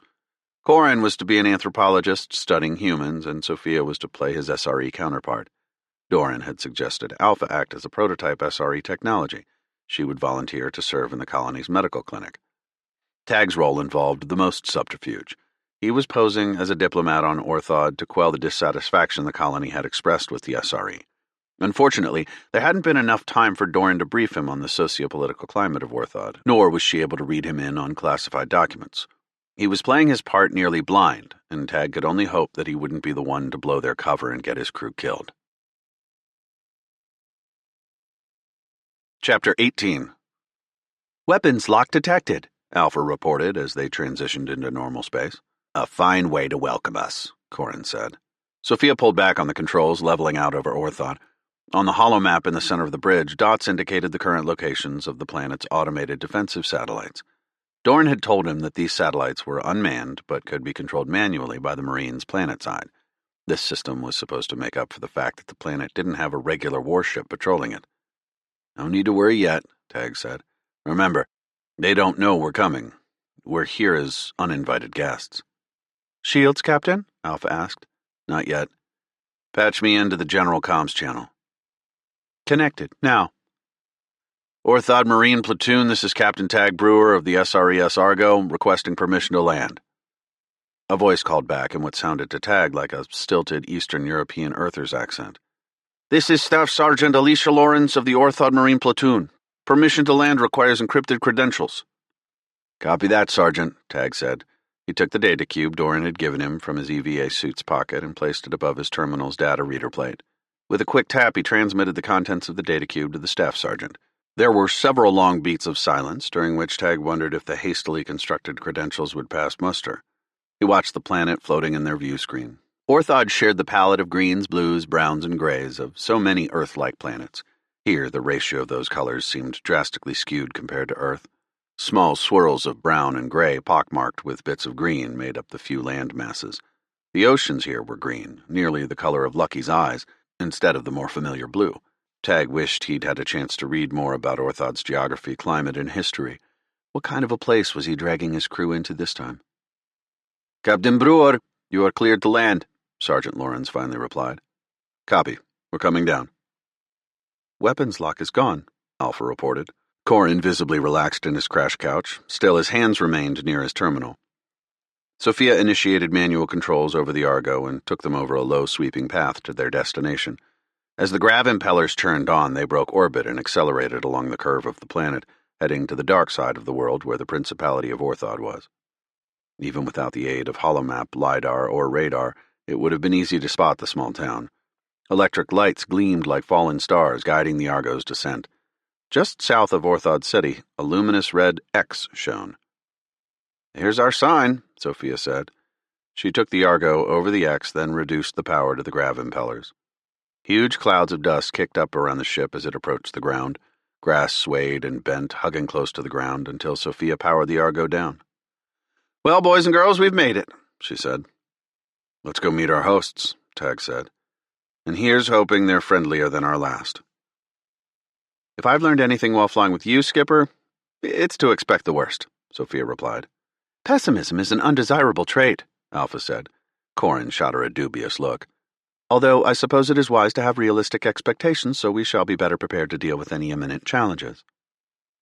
What's that human saying you all seem to enjoy? Corin asked. Something like, hope for the best, prepare for the worst. That's the one, Tag said. Come on, the show's about to start. Break a leg, everyone. As they marched down the Argo's ramp into the dusty Orthod night, Tag heard Alpha earnestly asking Sophia whether he'd meant they should break their own legs or those of the natives. He smiled grimly. This was going to be interesting. They joined the Marines outside. Bull was sulking because Tag had only allowed them to be armed with pulse rifles and pistols. Though the colony had been rumbling with the threat of rebellion, no violent conflicts had happened yet. It would look suspicious if their escort was armed with rocket launchers, mini-Gauss rifles, and flamethrowers. Tag had allowed himself only a sheathed plasma blade, which rested hidden in his boot. Corin and Sophia did the same. Alpha didn't need a weapon. She was one. As they waited beside the ship for someone official to meet them, Tag studied their surroundings. There was a slight stench to the dry air, like sulfur. Vents in the ground nearby let out steam from underground hot springs. He could practically feel the scalding water bubbling just beneath the surface of the planet. Strange, curling plants with leaves like a forinth's tentacle waved in the slight breeze. Pods hung off the underside of the leaves. At first, Tag thought they must be seeds until he saw they were moving. On closer inspection, they appeared to be creatures stuck somewhere on this planet's strange evolutionary scale between snails and rodents. And though the bubbling vents and the alien-looking plants had unsettled him slightly, the planet was no more unusual than Makara or Eta 5 or, if he thought about it, Earth. So the sinking feeling in his gut, the voice in his head saying he had just stepped into something neither he nor his crew were ready to handle, didn't come from anything native to Orthod. No, Tag thought, peering around at the masses assembled outside his ship, the people yelling and jeering. The sensation of dread filling him like molten metal came from the citizens of Orthod themselves. Chapter 19. SRE scum, get off our planet! Live free or die! Trespassers will be shot! Death to colonialism! Bull wasted no time in playing their security detail, although for him it wasn't so much playing a role as it was following instinct ingrained by years of training. "Stay back, Captain," he said, wielding his rifle before him. He didn't aim it at the crowd yet, but it was clear from the way he handled the weapon that he knew how to use it. Sumo and Lone Star strode in front of Korn and Sophia, with Gornado blocking Alpha. The four of them watched the crowd, their eyes narrowed and jaws gritted. "It's moments like this I'm glad they're on our side," Sophia said. "For all the jokes and drinks, they don't mess around." "Captain," Alpha said, "I don't see any particularly dangerous weapons among the colonists." "No firearms at all?" he asked. "None," she said. 3 individuals have sheathed knives, although they are rudimentary tools by my estimation. Nothing quite so effective as a plasma blade." "How many are there?" "Plasma blades? None." "No, people," Tag said, struggling to be heard over the raucous crowd. "There are 55 people in this crowd, although I see additional people running toward us now." Then a beat of silence from Alpha as the protesters continued decrying the SRE's interference with their little colony. "Captain, these new arrivals are carrying rifles." "Marines, form up," Bull yelled. The Marines formed a tighter ring around Tag and the others, backing them up into the cargo bay hatch. Tag's heart hammered in his chest. The last thing he wanted to do was start a riot. He had faced scorpions and drone mechs, nanite-based robots, and a collector, not to mention the insidious drag, but facing off against fellow humans was something else entirely. "So is this how it begins and ends?" Korn asked. "If I've learned anything during my brief and exciting career as an amateur anthropologist, it's that humans are a fierce and noisy lot." "We should go back inside," Bull said, trying to usher them into the cargo hold. Tag shook his head. "We need to hold our ground, show these people that we aren't afraid, nor are we a threat to them." Tag held up his hands to get their attention. The mob paid him no heed. Their chants continued just as loudly as before. "Please," Tag said, "hear us out." On they chanted, wishing death to the SRE and telling the outsiders to leave. The armed colonists were almost there. As they neared, though, Tag saw they weren't dressed in the utilitarian unisuits or casual clothes of the civilians, but in standard-issue SRE combat uniforms.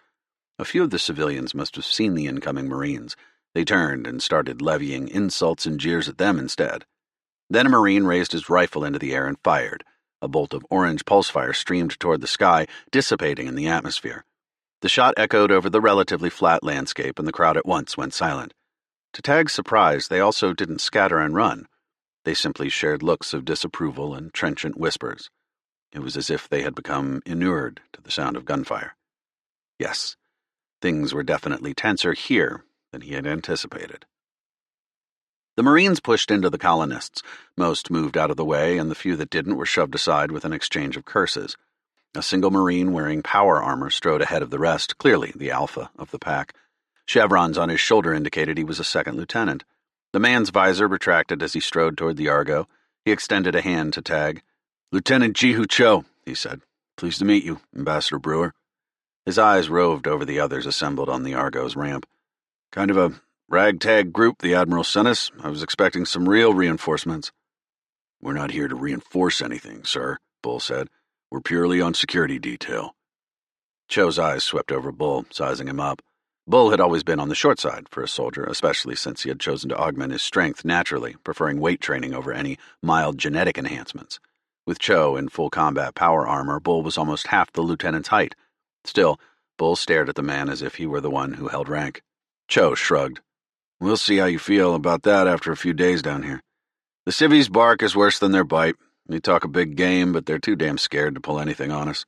It helps that we're the ones with the guns." He looked at Bull, then Sumo, as if they were expected to laugh. When they didn't, he continued, speaking as though the colonists couldn't hear him. "I told them the SRE had sent a ship here, and these idiots got all riled up, so while I got them quiet, maybe you can explain why you're here before they start bitching again." Tag inhaled, then coughed, cleared his throat. He'd almost blown it by calling himself captain. "I'm Ambassador Tag Brewer. I've been working in colonial relations for a while now. Admiral Doran of the SRES Montenegro strike group sent me. It's been noted that people here haven't been completely satisfied with the SRE governance, so we've come to see if we can help." "You can help by getting off this planet and taking those fools with you," a muscular man near the front yelled. Others cheered behind him. Tag lifted a hand in the air. This time, with the Marines and their weapons bristling around them, the civilians fell silent. "I am not here to tell you what to do or take away your rights," Tag said. At this, Cho raised a brow, looking slightly bemused. I've been sent as a mediator.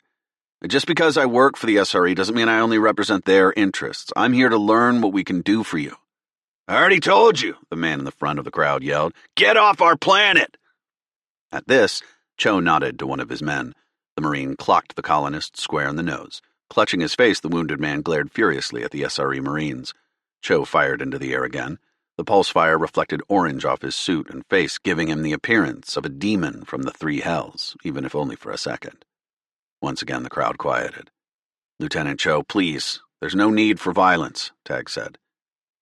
You'll find there is a need for violence, Cho said.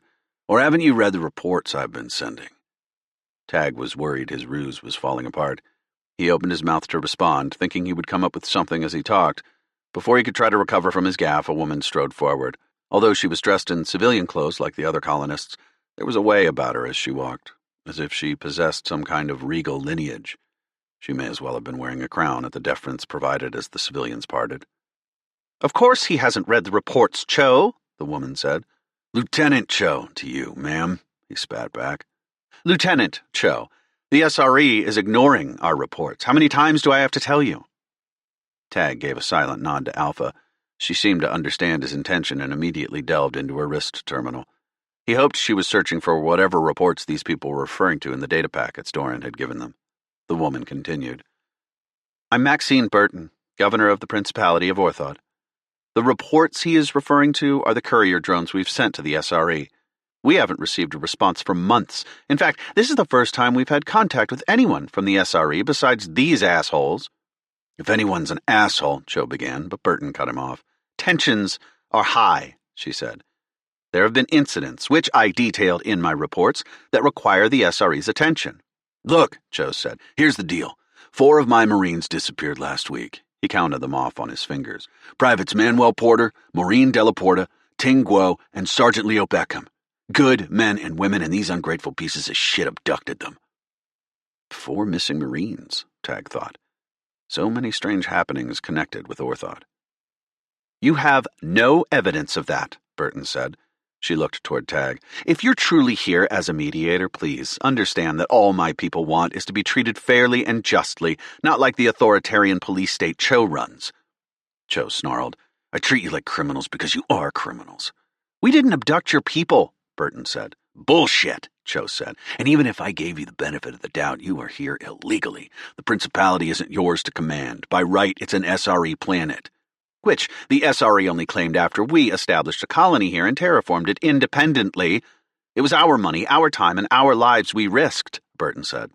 You can't even claim this planet as your own, Cho said. If anybody owns it, it's the Emoji. Tag looked at his crew. All of them looked as bewildered as he felt.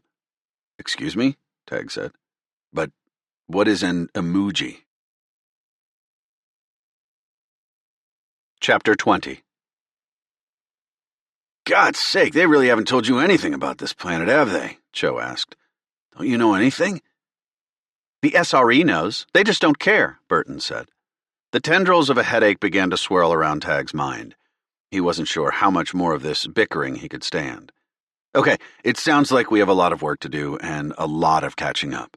He motioned to the twin slivers of Orthod's moons floating overhead. And it appears we've arrived in the middle of your night. I suggest we set a meeting time for tomorrow at a neutral location. Lieutenant Cho, Governor Burton, do you have any such place? Burton sighed. Yes, we have a hall for mediation. Not that it gets used very often. Very well, Tag said. In the meantime, why don't we all get a good night's sleep? Cho, Burton, please ask your people to go home. Cho cast a sideways glance at Maxine before nodding at Tag. Anything you say, sir. I trust SRE to make the best decision here.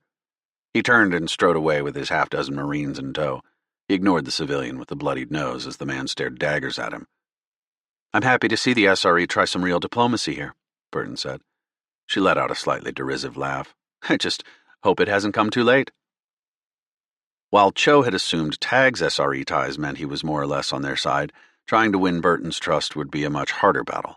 The colonists had been on Orthod longer than any SRE platoon, so if there had been recruitment activities by the collaborators or suspicious dealings by Sterinsky Labs, they might have noticed. That meant somehow winning over the governor. "Governor Burton," Tag said, striding past the protective circle of his own Marines. Though the colonists were mostly unarmed, he still felt a tingle of electricity in the air as their eyes followed him. "I want to introduce my team to you. I mean what I said earlier. We're here to help." Some of the tension lifted as the colonists realized Tag was offering more than just some symbolic mediation by the SRE. They were also fascinated by Alpha and Corin. The people here had never heard of, much less seen, a mechanic, and Alpha transcended all their expectations of what a droid should be. "I know how this looks," Tag said. He motioned to himself, his crew, and the Argo. "We're from the SRE, but I promise we aren't going to simply reinforce Lieutenant Cho's idea of how this colony should be run. I was assigned to be a mediator, not a dictator, and I take my position seriously. I'm supposed to be unbiased and objective, and that's what I'll try to do." Burton nodded along with his statements, but her guarded expression gave nothing away. She was, it appeared, a practiced politician. He wasn't. He was lying to these people, and he wasn't near qualified to be one. The guilt of offering these people some kind of hope was already gnawing at his conscience. Gods be damned. They had an anthropologist, a medical droid, and an alien engineer on the crew. Why couldn't he have picked up a random diplomat or two? "It is very good to hear you say that," Burton said. "We'll see if you live up to your promises tomorrow. Good night." Tag was ready to return to the safety of the ship, but he could still see the glimmer of skepticism in these people's eyes. Their only interactions with the SRE had been negative ones up until now. If the Marines stationed on the planet were anything like most of the ones he'd known in service, they likely hadn't bothered to do much fraternizing with the hostile colonists. A chasm of distrust would remain between the two groups as long as they kept themselves isolated. For his investigation to move forward, Tag would need to start building some bridges. "Actually," Tag said, "we've been flying in that tin can for longer than I can remember. It would be nice to kick our boots under an actual bed on land." Burton smiled craftily, seeming to understand the motive behind his gesture. Definitely a practiced politician. "Of course. How could we be so rude? There are a few empty flats in town." "We greatly appreciate it, ma'am." He gestured to Corin, then Alpha. "Our lead anthropologist is eager to explore Orthod, and staying in town will be more convenient for Alpha if there are any medical calls." Tag could practically hear the quiet groans of the others behind him. "Fantastic," Burton said. "Robert, do you mind showing them to the Coopers and Lambert's old places?" A squat man waddled forward, offering a hand to Tag. "Robert Lindquist, Lieutenant Governor. Pleased to meet you." "You as well," Tag replied. He told the crew to gather their belongings. By the time they had reassembled with bags and Lucky in tow, most of the civilians had already departed. Robert was waiting for them, and he introduced Corin to Greg Watson, a construction manager who also served as an unofficial colony historian. The man happily told Corin about Orthod and quizzed Corin on mechanic society. Robert also introduced the crew to a married couple, Beth and Samuel Foster, who ran the small medical center. Beth was a general physician and Samuel a surgeon. Tag expressed his surprise to find someone specializing in only surgery on a backwater planet like Orthod, and Samuel confessed he had to do his job without the aid of regen chambers and robotic surgical suites. The walk to Orthod was accompanied by the soft burble of chatter and the gurgle of the sulphurous steam vents, but Tag thought he heard a clicking and screeching in the distance. "What's that noise?" Tag asked. "The screamers," Greg replied. "Little insect-like beasts," Robert explained. "Totally harmless." As they approached the Principality, they passed by fields of barley and corn along with some other fruits and vegetables Tag was unfamiliar with. Lucky's nose sniffed the air, her eyes widening in curiosity at everything they passed. Cattle slept or stood in another field surrounded by a wire fence. It was like a picture from a history hollow come to life, Tag thought. The town seemed to be running on a menagerie of solar generators. Wires ran from battery banks to the lights strung up around the buildings. Each gray cubic construct had been auto-fabricated from a lightweight polymer, Robert explained proudly. "Oh, these things aren't pretty, but they can withstand everything from acid rain to earthquakes," he said. Tag saw the 3D fabricators were still being used. Their spidery frames seemed to be making a slow loop around the circumference of the town, depositing layer upon layer of new polymers. "Making a wall?" Tag guessed. Yeah," Robert said. "What happened to the old one?" Sophia asked. "Never had one," Robert said, not quite meeting her eye. Tag glanced at Sophia with a raised brow. People didn't usually build walls unless they wanted to keep something out. He added that to the mental checklist of things he wanted to talk with Burton about tomorrow. Here's the Cooper's old place, Robert said as they approached the edge of town.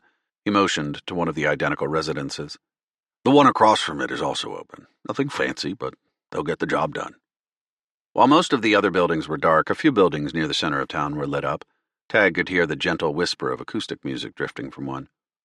I'm guessing that's the local watering hole, Tag said. That'd be right, Robert yawned. I'll leave you young people to it. Wonder if they got the turbo match on, Lone Star said with a longing glance. Robert tapped something on his wrist terminal. You all should have access to both houses now. No one ever actually locks their places around here. Well, they didn't used to lock them. Anyway, have a good night. Tag explored the Cooper's former residence. There was a living room and a couple of bedrooms. The furnishings were Spartan, but not that different from those on a typical warship. He threw his bags onto a bed, and Lucky promptly curled up beside the pillows. I don't know about these people. Sophia took the bed next to Tag's, dropped her bag at the foot of it. I'm pretty sure it was easier for me to get along with the Forinths, and we had a hell of a language barrier. I'm missing those rainbow-colored octopuses right about now, Tag said. He checked his wrist terminal. The local time was about 1 in the morning, but relative to the Argo, it felt like noon. I don't think I can sleep right now. Want to go see if we can't get on the locals' good side? Sophia grinned. Nothing says diplomacy better than a few drinks with the natives. Besides, whatever they've got on tap has to be tastier than that mechanic piss on Makara. One can only hope. Chapter 21. The strumming of an acoustic guitar was a welcome contrast to the auditory torture of the music on Makara. It was just Tag and Sophia tonight at the cantina that served as Orthod's principal watering hole. He had been surprised when the Marines had turned down his invitation to join them at the bar, but they had insisted on adjusting to the local time zone as quickly as possible to avoid any time shift exhaustion. Corin had agreed to meet Greg for an early meeting to learn more about the Principality, and Alpha had decided to accompany the Fosters to inspect the clinic. Tag took a sip of lager. He closed his eyes, savoring the slightly hoppy, grassy flavor. Not bad. Not great, either. Best beer I've had in years, Sophia said. Tag did the math in his head. Gods, you haven't had a beer in years, have you? That's the joke. Haven't had one since before the Forinths, Sophia said. She pushed the glass away. And now I remember why. More of a wine drinker, I think. I'd get you a glass, but the drink menu is somewhat limited. Tag gestured to the sign on the wall that simply said, beer. I'm not that thirsty anyway, Sophia said. She took another sip and grimaced. Maybe I'll learn to like it? At least it's more palatable than cream doll. Tag could feel the occasional stares like sun rays in the desert on the back of his neck. Word had certainly gotten around of the Argo's arrival. He was on his second beer. Sophia was still nursing her first when he sensed someone hovering over his shoulder. You've got to be Brewer, a voice said. Tag turned to see a woman standing behind him. She offered a friendly enough smile and without invitation sat at one of the empty seats by Tag. I'm Hannah Baker, she said. Her blonde hair was tied up in a ponytail and she brushed a loose strand from her face before taking a sip of her beer. Just got out of the lab. Heard all the commotion when you all arrived. Sounds like they sent out the welcoming party. That they did, Sophia said. Not exactly a friendly bunch, huh? Hannah laughed. No. They're kind of fiercely protective. Kind of? Tag asked. All right. They are completely fiercely protective of their little place on this world. They've been on Orthod long enough for babies to be born and raised here. Everything they built here, from the farms to this bar, has been done pretty much without the help of the SRE. The way you talk, Tag said, it seems like you don't consider yourself one of the colonists. You caught me. I'm not one of the originals. I'm a scientist. Came here to study the local flora and fauna before the human settlers mess everything up too much. Tag relaxed, delighted to have met a fellow scientist. Do you have a fully stocked lab? The Foster's clinic sounds quite bare bones. Yep, a great setup, Hannah said. All the toys a girl could ask for. Even trained a few of the locals to help me with the experiments. Damn, Sophia said. The SRE never told us there was a full-scale environmental science operation here. Not surprised, Hannah said. I'm not here for the SRE. Tag tried to probe that statement as innocently as possible. So are you here with a private company? Hannah laughed, her fingers tapping Tag's wrist playfully. You're kidding, right? How many companies would waste money on documenting the biodiversity of a place like this? Tag shrugged. I'm sure I wouldn't know. I'm here on behalf of a nonprofit, EnviroCosmos. Their whole shtick is studying native species before we steamroll over them. Got it, Tag said. So you're creating an encyclopedia of the local wildlife. A little more than that, Hannah said. I've also got the unique opportunity to see what happens to the plants and animals here as they're affected by human colonization. Tag nodded. You get to see how biocontaminants like anthropogenic viruses and bacteria affect them. Probably get to watch what happens on an epigenetic as well as ecological level, I imagine. Hannah poked his shoulder. Sounds like you know a bit more science than your average bumbling SRE diplomat. Science is a passing interest of mine, Tag said, trying to cover his gaffe. He'd been so caught up in talking with Hannah that he'd almost given himself away. And speaking of passing interests, Sophia said, pushing away from the table, I think I'll leave you two to it. Wasn't tired before we came in here, but between the beer and conversation, I think I'm good to go. So soon? Hannah asked. Not soon enough, Sophia said, stretching. Night. She left the bar, attracting the curious glances of a couple colonists. Tag and Hannah continued talking for a while. He tried not to seem too knowledgeable about biology, but it was impossible to not ask Hannah about her work or what she had discovered here. She seemed to appreciate his interest. That was good, because he appreciated her charm and the curve of those lips when she smiled while she talked. After the crowd dwindled to a few colonists chatting in a corner and a yawning barkeep, Tag found himself deep into his fourth beer when another question popped into his mind. This might be out of left field, he said, but Cho and Burton mentioned something about the emoji. Is that a native animal here? Ah, the emoji, Hannah said. Much more than an animal. That's the indigenous race. Tag's brow furrowed. He hadn't read anything about any sentient beings on Orthot. Surely the SRE reports would have mentioned something about them. Unless, that is, they were in the classified reports Doran hadn't had time to request and receive. But why would the presence of an indigenous race be classified? I'm not surprised. We've been operating in a kind of black hole down here, Hannah said. The SRE controls all the space traffic, courier drones included. Nothing gets on or off this planet without their approval, thanks to the planetary defense system they've set up. It's supposedly in the colonists' best interests, she rolled her eyes. I'm not sure why they've hidden the existence of the emoji, but it is what it is. Three hells, maybe you'd have a better idea being a cog in the bureaucracy. It's beyond me.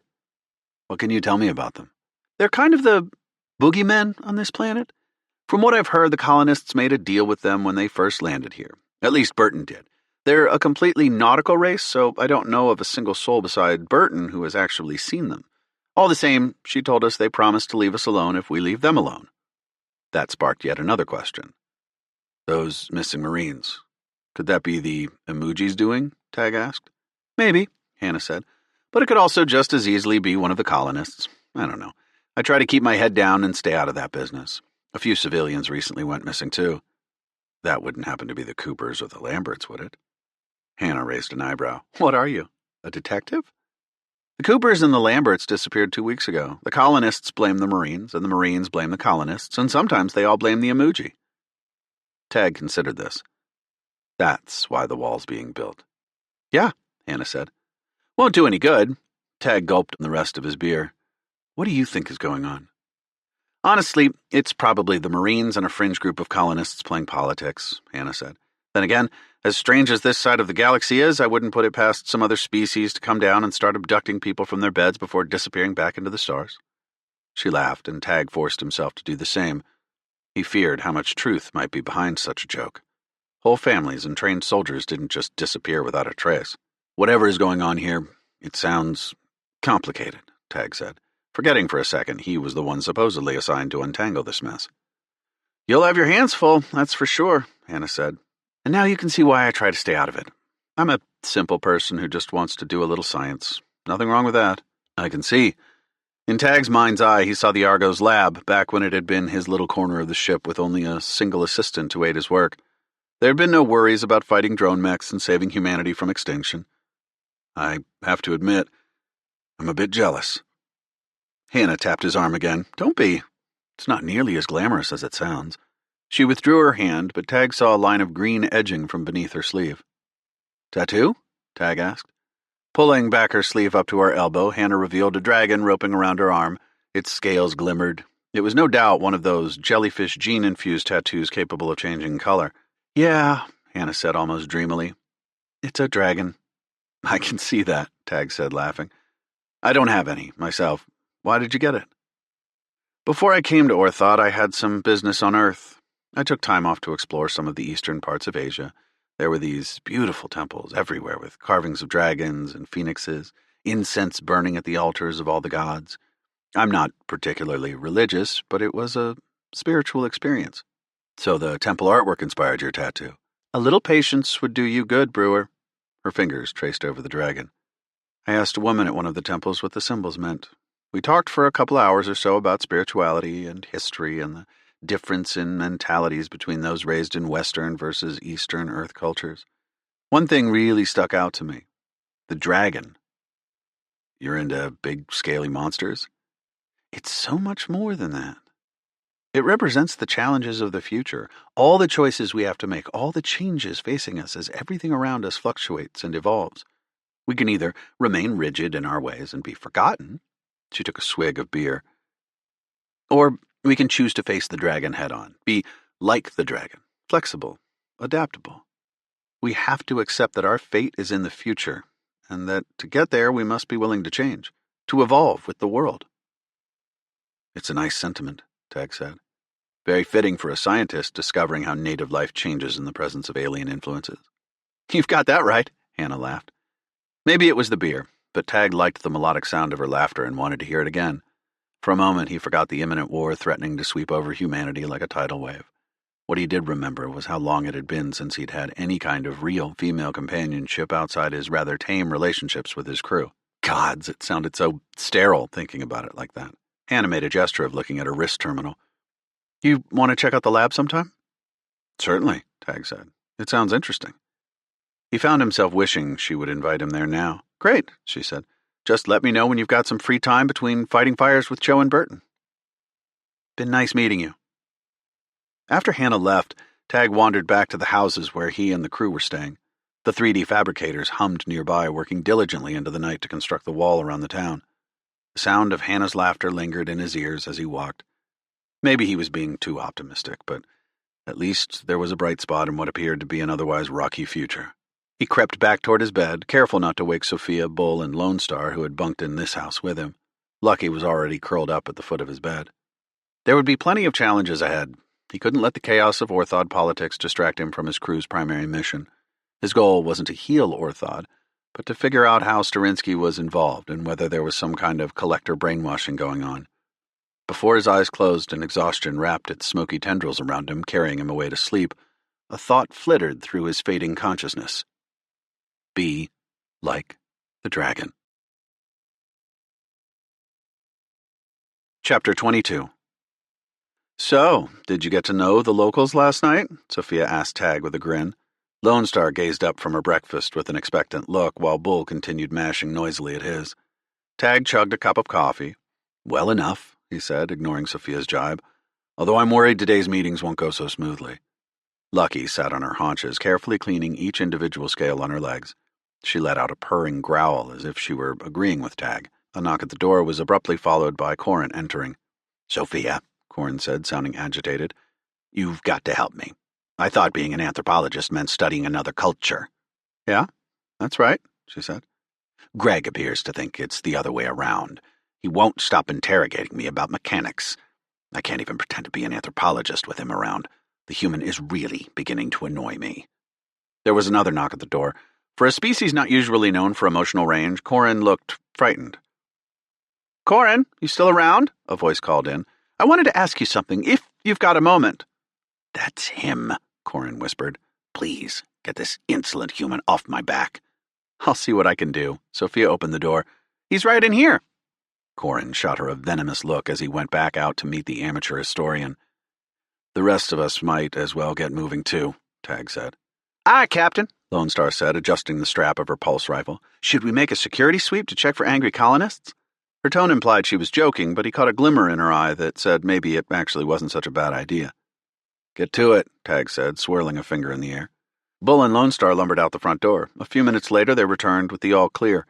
Tag joined them, and together they strode toward the edge of town. A freestanding building was perched atop a nearby hill. No paved road led to it, but a path in the grass had been trampled until it was brown and dead. Tag started up the well-worn trail, wondering how many times Cho and Burton had been up this hill in an attempt to make amends or demands, and before Cho, how many other Marines had tried to work with the colonists. The Marines' camp was on the other side of the hill. It looked like a typical SRE military facility with barracks and warehouses, daubed in brown and green paint. A huge swath of land was scorched black several hundred meters away, which he guessed was the location where smaller spacecraft like shuttles landed and took off. Behind the buildings, waves lapped a rocky shore, and 3D fabricators were slowly patrolling the perimeter of the base to construct a second wall. "Looks like when one person gets a fence, everyone wants one," Bull said. "That's how it always worked on the ranch," Lone Star said. "Sure is a shame when people start cutting up that land. Makes it all ugly and unfriendly." "I think that's the point here," Bull said. "Marines and colonists don't want the others in their business. We gotta be careful we don't get too wrapped up in it, too." "You're right," Tag said. "Remember what we came here for. Either of you notice anything odd, let me know." Tag steeled himself before entering the squat building. He tried to recall all the advice Doran had imparted to him about dealing with tense diplomatic situations. She had said the most important aspect was simply listening to both sides, ensuring they both at least felt heard. Mediation couldn't take place if they thought he was coming in with his own hidden agendas. Tag sighed. It would take an extended effort to appear to the colonists like he wasn't just another crony sent down to subjugate them. Time that would be better spent investigating Sterinsky Labs or collaborator recruitment. Inside, Burton and Cho were standing across the room from each other. Between them was a conference table with 4 chairs. Judging by the complete silence and icy glares, he hadn't interrupted a cordial conversation. "I would say it's a pleasure to see you both this morning," Tag said, "but I have a feeling that I'd regret that statement in a few minutes." That got a smirk from Cho and a slight laugh from Burton. "All right, Brewer. Nice start." Bull and Lone Star stood behind him. A couple of Marine escorts guarded the door on the Marine side of the room, and a trio of colonists with sheathed plasma blades leaned against the colonists' wall. "Why don't we sit down?" Tag asked. He took the first chair, followed by Burton and Cho. He debated where to start the conversation. The tension in the air was thick, and one wrong turn in conversation would undoubtedly end this discussion before it started. Tag decided to approach diplomacy the same way he approached medicine. Start asking questions, probing for the root of the problem. Couldn't be too hard, right? Then he looked between Burton and Cho. Burton had a bland smile plastered across her face. It was the same expression Tag had seen on the faces of bureaucrats and politicians throughout the SRE. There was a certain derisive quality to it that said, "I value your opinion, but I have no intention of agreeing with you." Equally unapproachable was the permanent scowl Cho wore, which said something like, "She's wrong and we're not getting anywhere until she moves out of my way." "I'm going to give you both the opportunity to speak while I make some notes," Tag said. "Let's start with Governor Burton. Tell me what's happening here." "Thank you, Ambassador Brewer," Burton said in a way that almost made Tag feel like she respected him. Almost. "We, the colonists of the Principality of Orthod, have been unlawfully subjugated by SRE rule." "Bullshit," Cho said. "You're an SRE citizen just like the rest of us." Burton waved a hand dismissively at Cho. "This is exactly the dim-witted response we get from the Marines rotating in and out of here every year or two. New platoon, same ignorance." "Ignorance my ass," Cho said. "It shouldn't be so hard for you to understand." He jabbed a finger into the table. "This is an SRE planet, therefore you are an SRE citizen and you will obey SRE law. I'm here to make sure that happens." "What you fail to understand is that this is not an SRE planet," Burton said, her tone surprisingly patient. "We established Orthod as an independent colony without the SRE's help. This place is the result of our hard work." "And the investment of SRE corporations," Cho said. "Don't pretend this is all your own doing." Tag hoped neither of them noticed his eyes widening at that statement. He made a mental note to circle back to that point later. "All right," Tag said. "I'm beginning to see where this animosity between the SRE and Orthod is coming from." Burton gave him a condescending smile, and Cho raised an eyebrow. Both of them seemed to sense he was out of his league. A single thought fluttered through his mind. Be the dragon. It's obvious these issues have been dragging on for some time. I want to change that now. Frankly, there's more to worry about in this universe than a trifling dispute between a few hundred humans on a planet like this. He looked at Burton first. "I can't tell you how disappointed I was by this rock when we landed here. Orthod would never be an economic hub. It's not even in a strategic location to serve as a resupply satellite. You're fighting for an ideology, independence, and I can appreciate that. But all the same, you've got to ask yourself, at what cost? Cho grinned, until Tag started in at him. For whatever God's forsaken reason, the SRE wants to maintain control of this planet. Now, they've stationed a handful of Marines here to keep the colonists in line, and you can't even manage that. The SRE isn't supporting their planetary claims with a single starship stationed here, much less an active fleet. This isn't exactly a prestigious posting. Your importance in the grand scheme of things isn't half what you think if you've been sent to babysit Orthod. Cho and Burton were both glaring at him. Tag had succeeded in unifying them. Of course, they were unified in how infuriated they were with him, but it was a start. All the same, it's obvious you both have a vested interest in this place, Tag continued, now forcing himself to adopt Burton's measured tone while ensuring his expression was filled with Cho's intensity. It wasn't easy. And, for whatever reason, the SRE wants us all here, and they want us all to get along. I hate to break it to you both, but neither the Marines nor the colonists are going anywhere. Give me a break, Cho said. The SRE wouldn't have sent us if they didn't want these damn colonists to fall in line, or get the three hells off this planet. If the SRE really wanted the colonists gone, they would have taken care of it already. If they wanted the colonists to have this place, they really don't lose much by withdrawing the Marines. He shrugged. Or maybe, with everything else going on in the galaxy, Orthod has been all but forgotten by the SRE. Choose to believe what you want, but the point is, neither of you are moving anytime soon. Now for a bit of truth. Three hells, you can both probably tell I'm not an important ambassador. The SRE doesn't care enough to send their best talent here.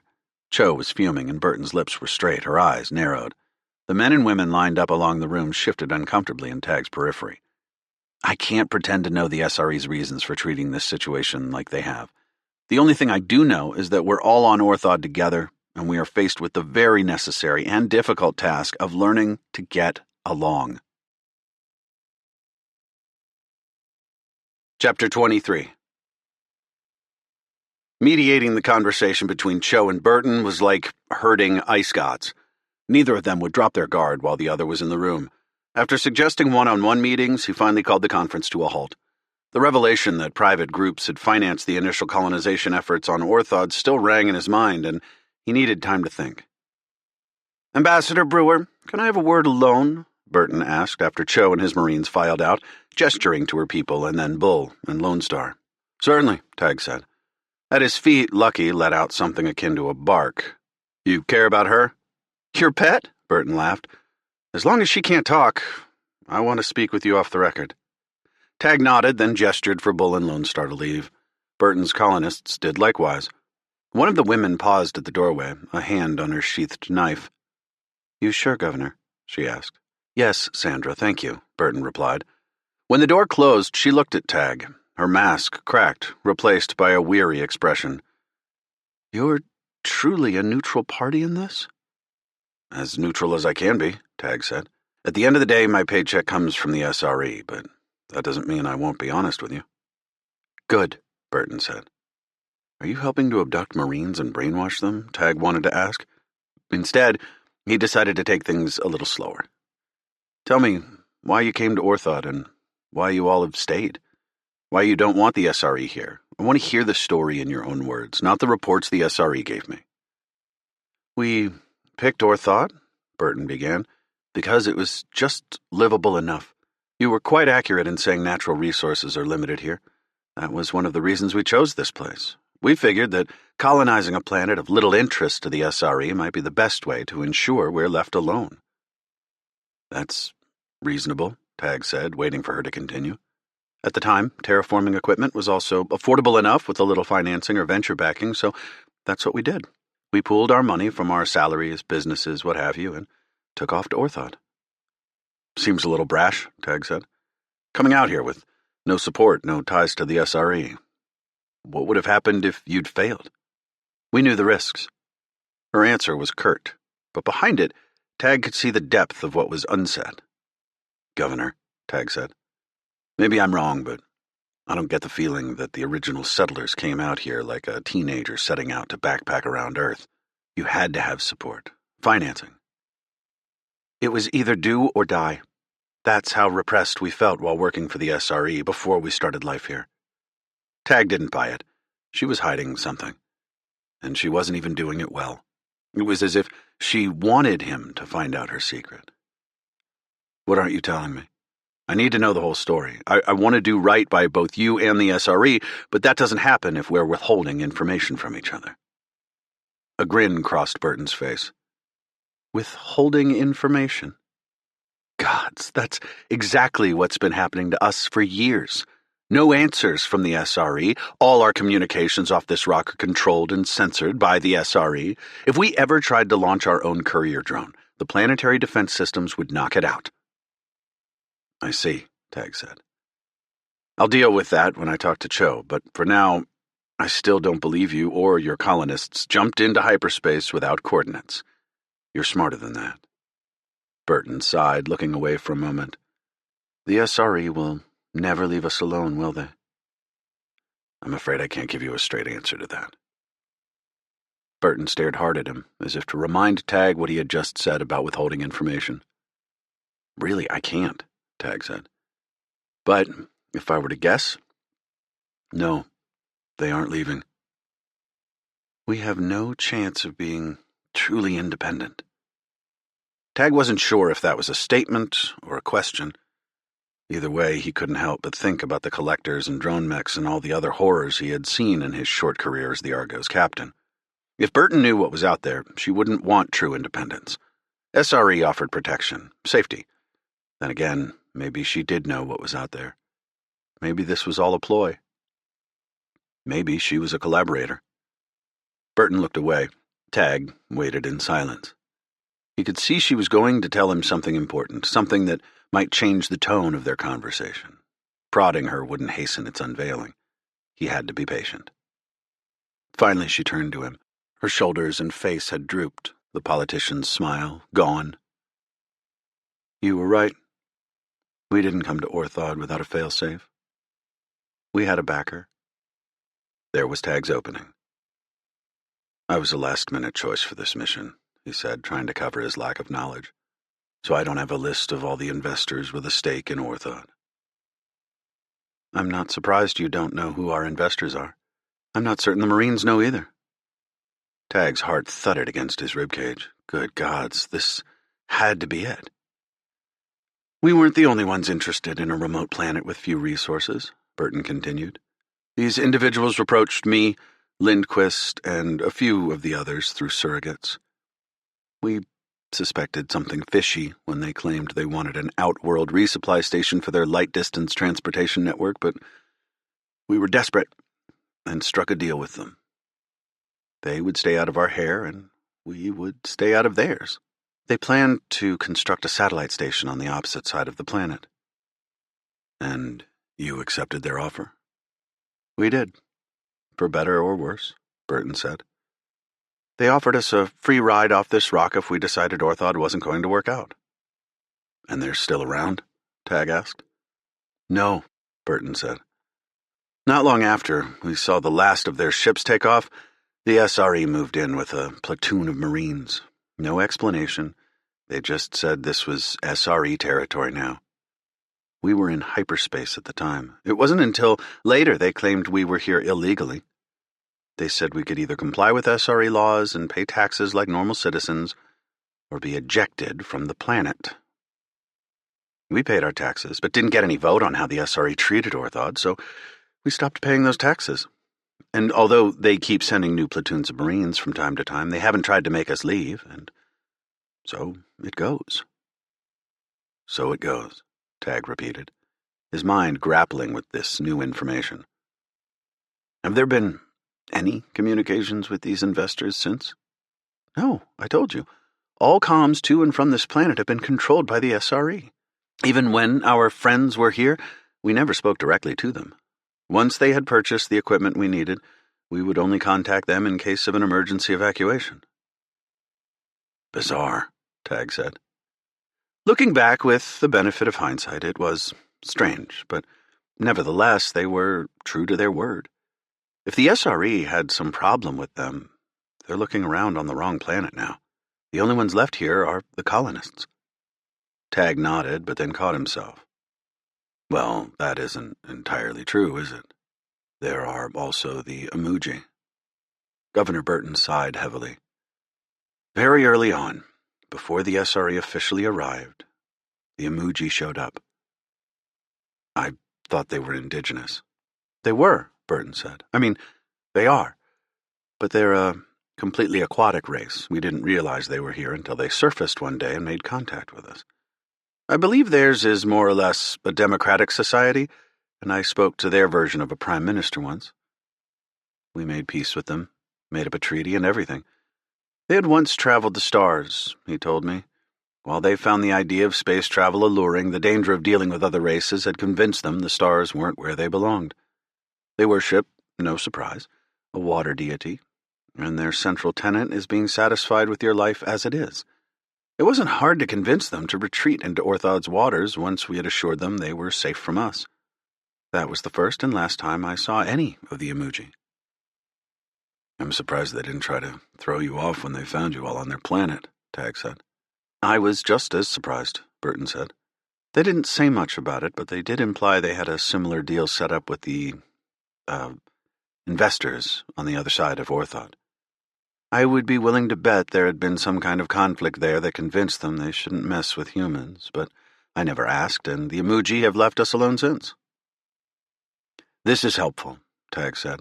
I'll have my anthropologist see what he can dig up, but in the meantime, I have to ask, do you think the emoji are responsible for the disappearance of your missing colonists? You might ask Cho about that. His Marines have a tendency to run a little wild.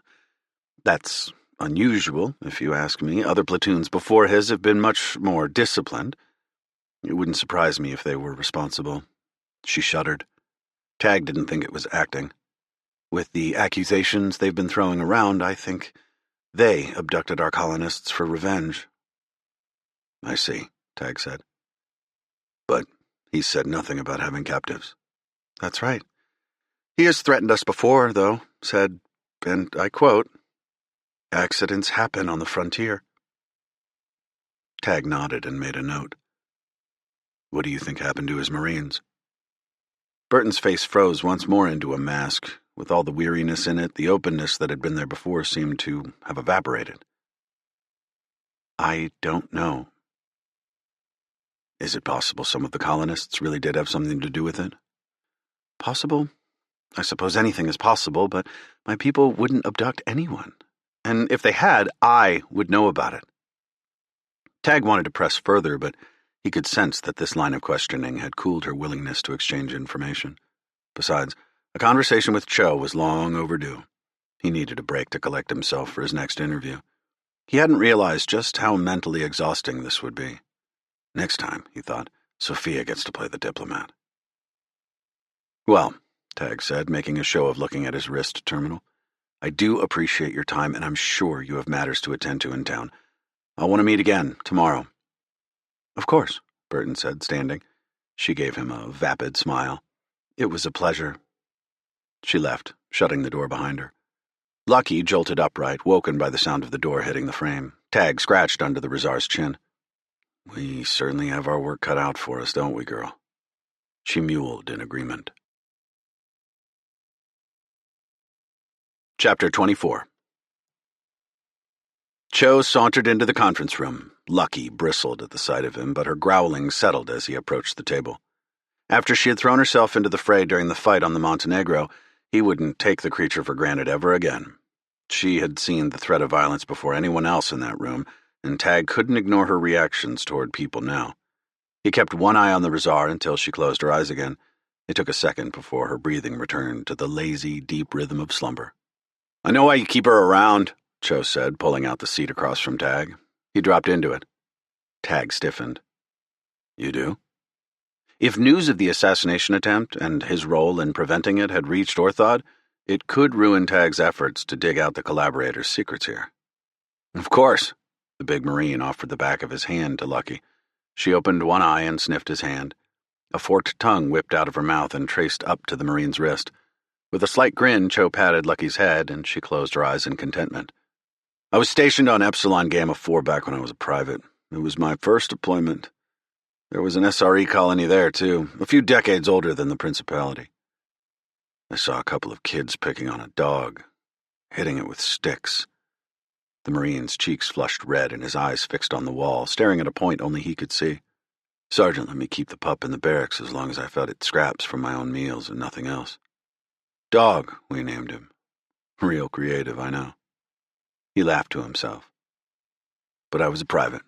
Creativity wasn't one of my responsibilities. Anyway, the damn thing wouldn't leave my side, grew up to be a real big son of a bitch. Even followed me on runs and tried to do our calisthenics with us.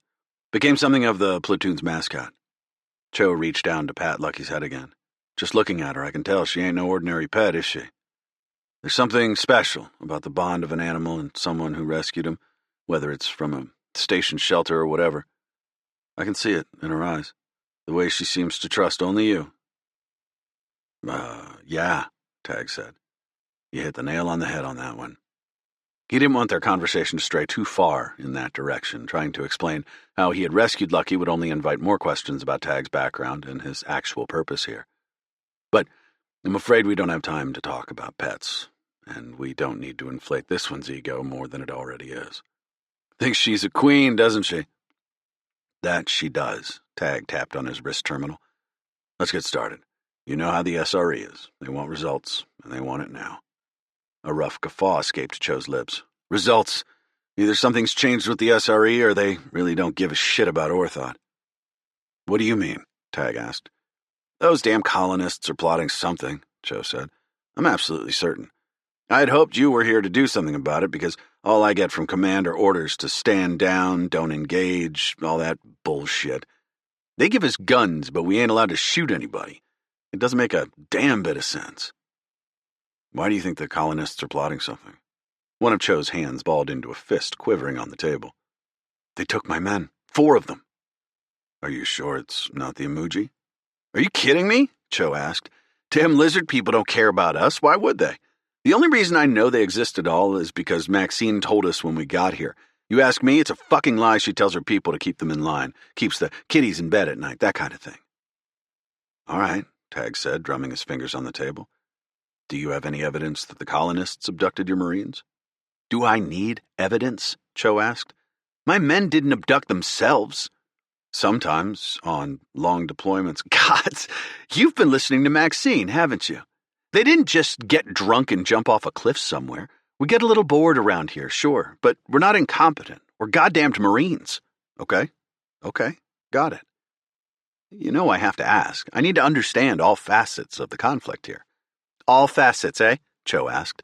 Look, I've been worried about an insurrection from day one. These colonists don't seem like much, but they're smarter than they look. How do you think they survived here? Whether they're hiding weapons somewhere or they made their own, I've no doubt they're armed and planning something. Otherwise, why wouldn't they be more scared of us? Tag couldn't tell if the man was paranoid or not. Maybe Cho was completely rational and Tag was the naive one. Maybe it was a little bit of both.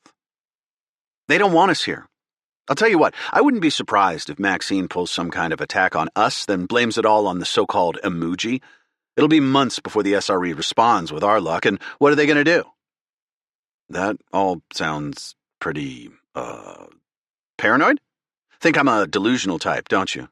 Cho leaned back in his chair, balancing it on 2 legs. I don't blame you. A few months ago, I would have felt the same way listening to me, but I'll tell you something else. The SRE once paid attention to us. Someone up there sent down some extra goodies on our last resupply shipment. I asked for listening bugs, to keep an ear on the town. I just wanted to get an idea of what the 3 hells was going on. What did you hear? Tag asked. A shit-eating grin crossed Cho's face. Not a goddamn thing. Can you believe that? I don't understand. If you didn't hear anything incriminating, wouldn't that prove the colonists were innocent?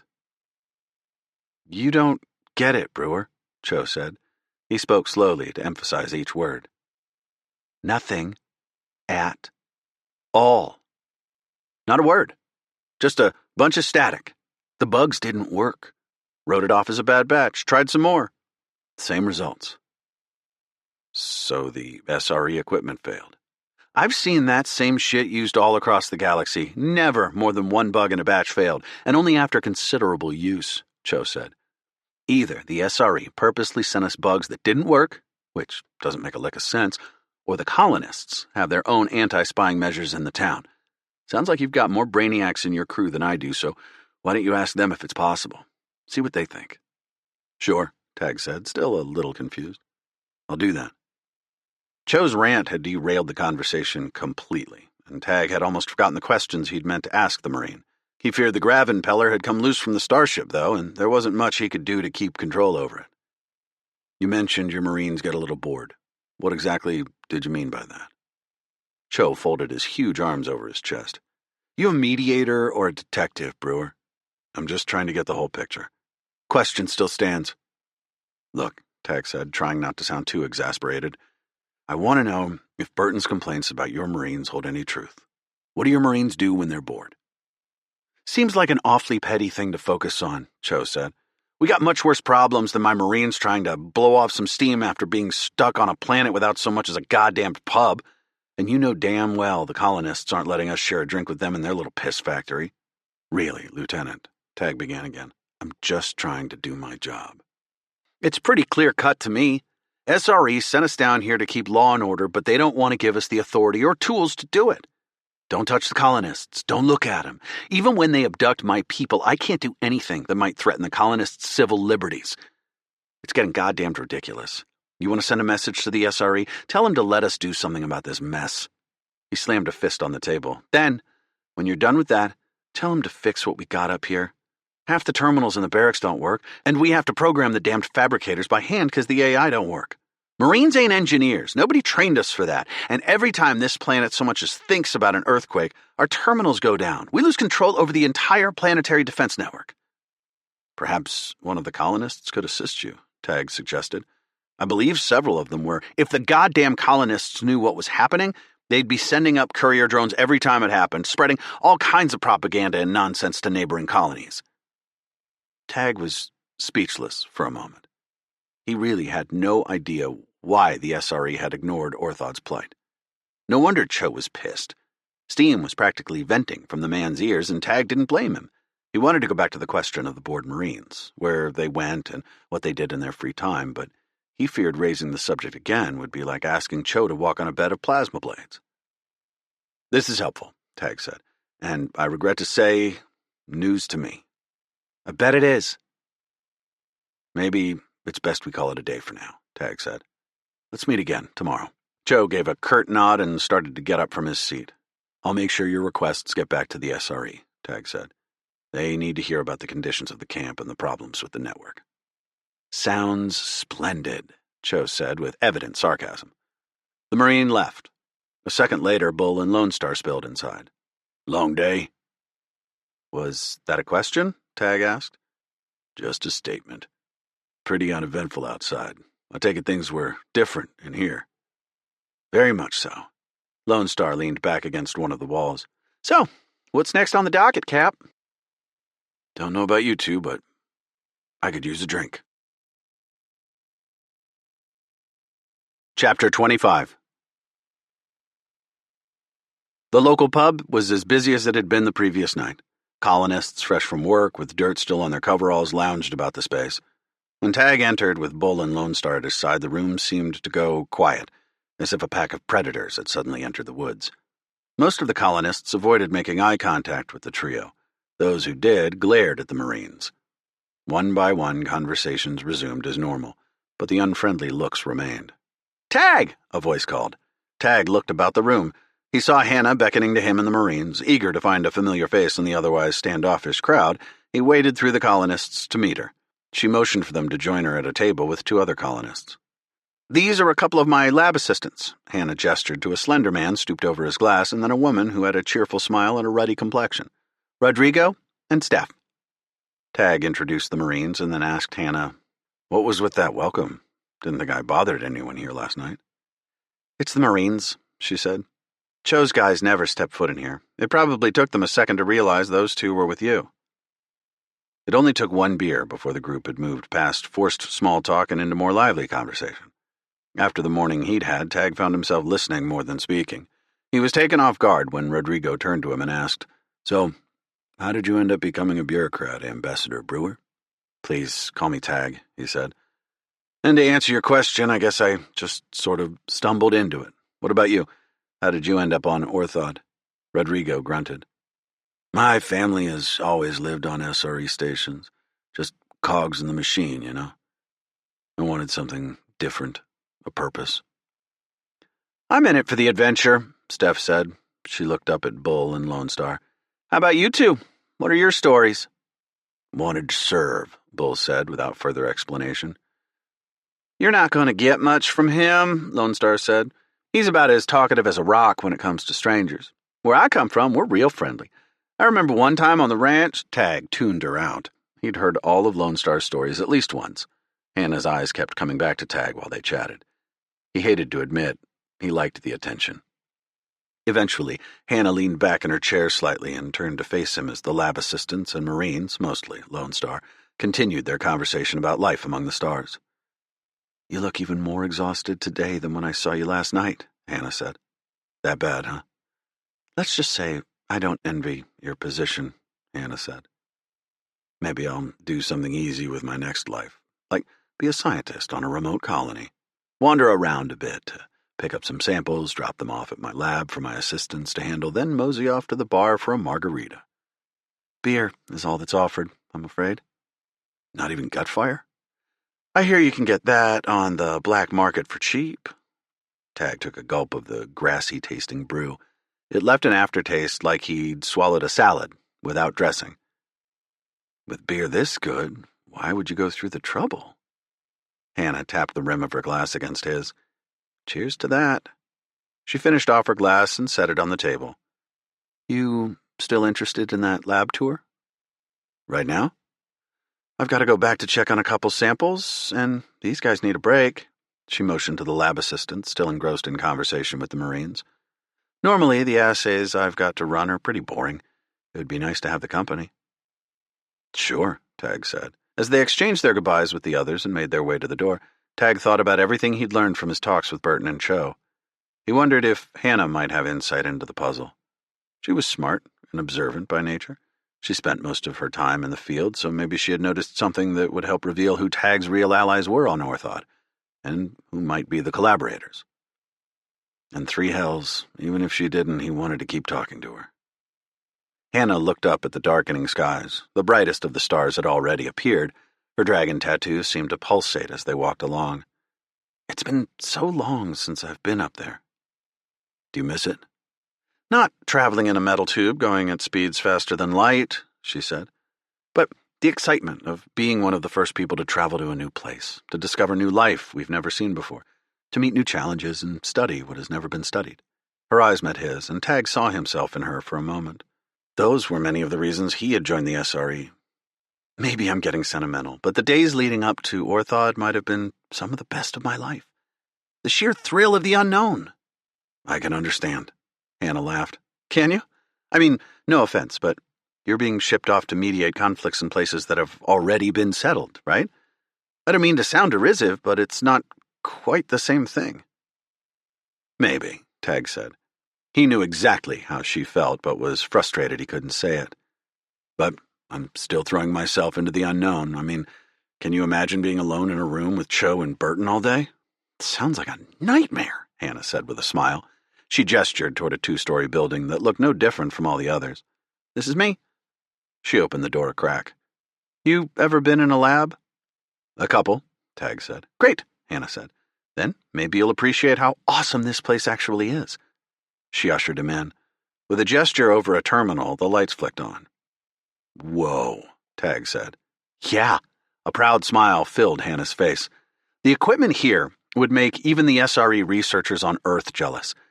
Chromatography banks gleamed under the ceiling lights, and nanoscopes stood ready on lab benches. Huge biosafety hoods waited for a user to manipulate sterile test samples. All manner of bulbous and twisted glassware was set up for purposes Tag could only guess. The entirety of the Argo's lab could fit in the apparently unused corner of Hannah's lab where a couple of empty benches and crates sat. How many people did you say work here? Tag asked. At any given time, I have about a half a dozen lab assistants, she said. Of course, my best assistants work all day and night with no complaint. Tag cocked his head, unsure what she meant. Then she gestured toward the second floor. Tentatively, Tag took the steps up. He heard the buzz of laboratory equipment and plodding of footsteps. There was a distinct, sterile smell that reminded him of a space station hospital wing. Upstairs, he found yet another lab space. A few colonists were still at work, inserting samples into various pieces of equipment and studying terminals. Between them strode a small army of assistants with silver skin to match the lab equipment. Lab droids, Tag said.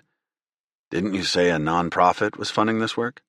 Again, Hannah gave him that slightly mischievous smile. Let's just say the non-profit I work for has some very wealthy friends. I'll say, Tag said, then remembering his role as a bumbling bureaucrat. You'll have to tell me what all these things do. I don't want to bore you, she said. How about the highlights?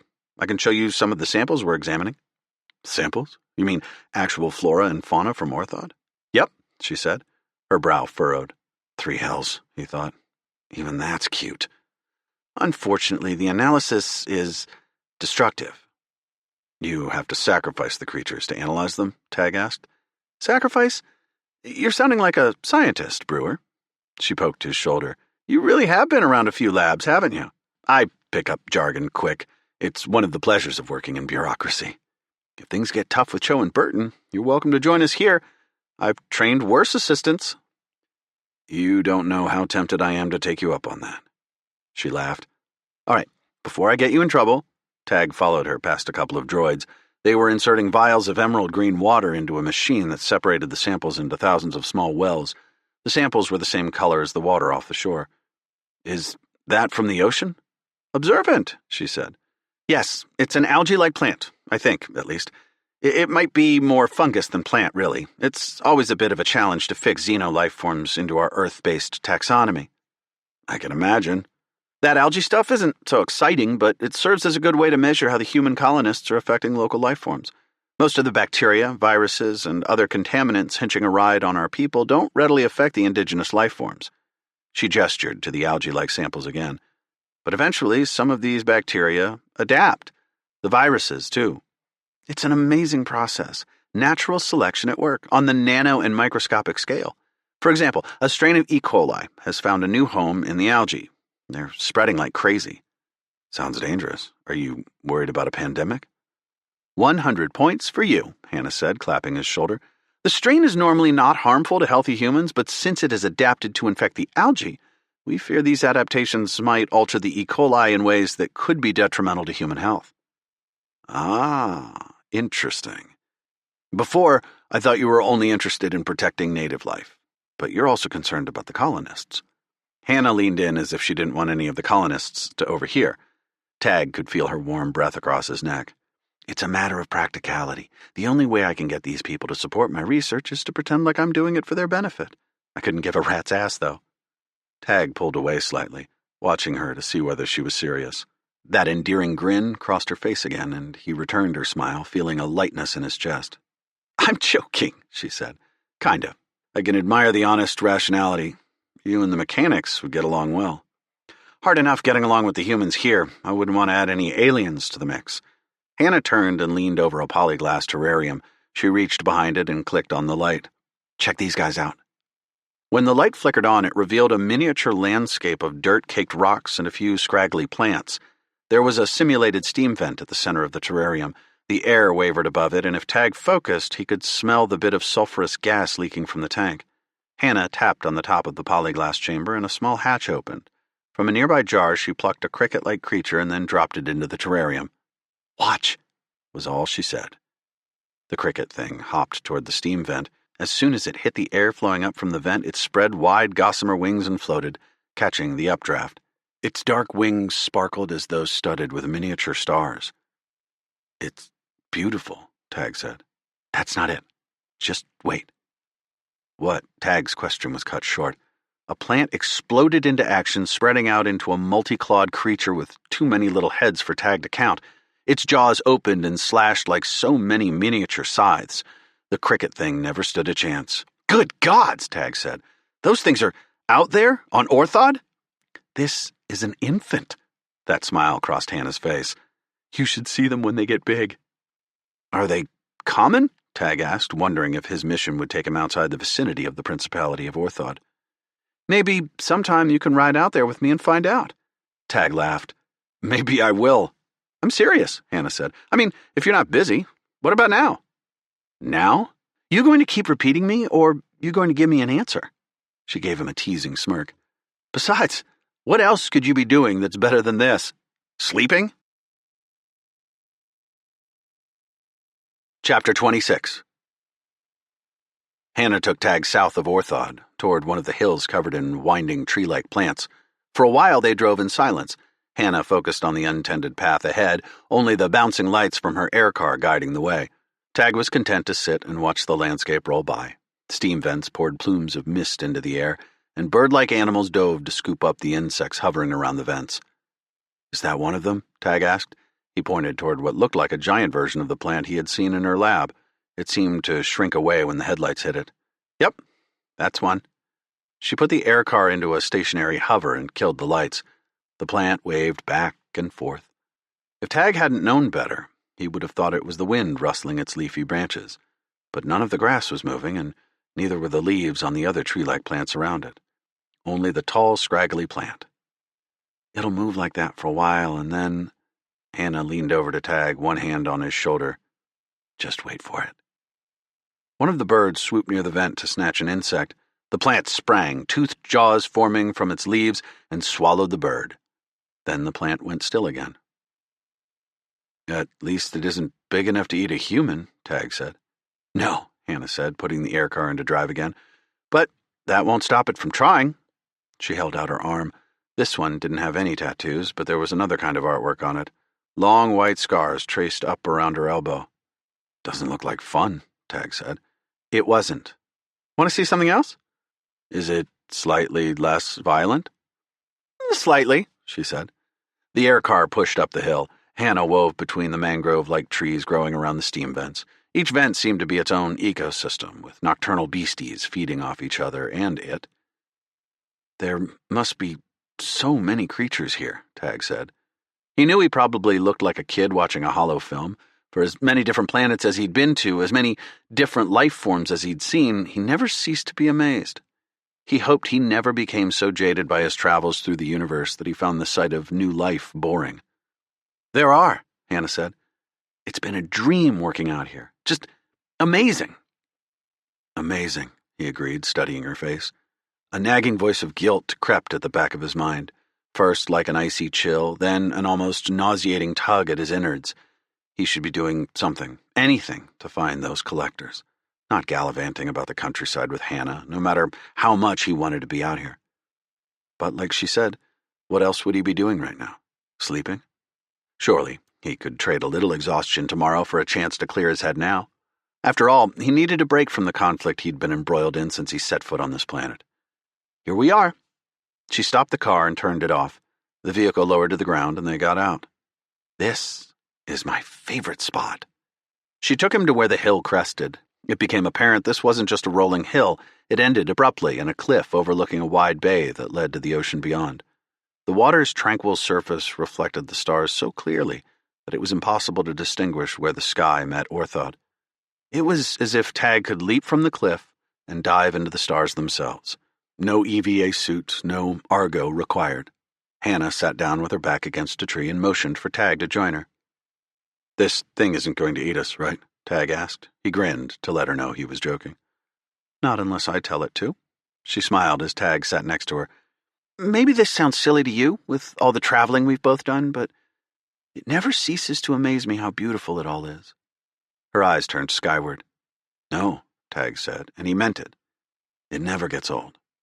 I used to think humans were nothing but a dust mote in the universe, but now, seeing how much I don't know, how much is out there that we don't know about, I think we're even smaller than that. It's definitely humbling, Hannah said. She sighed. But as microscopic as we may be, we sure think a lot of ourselves.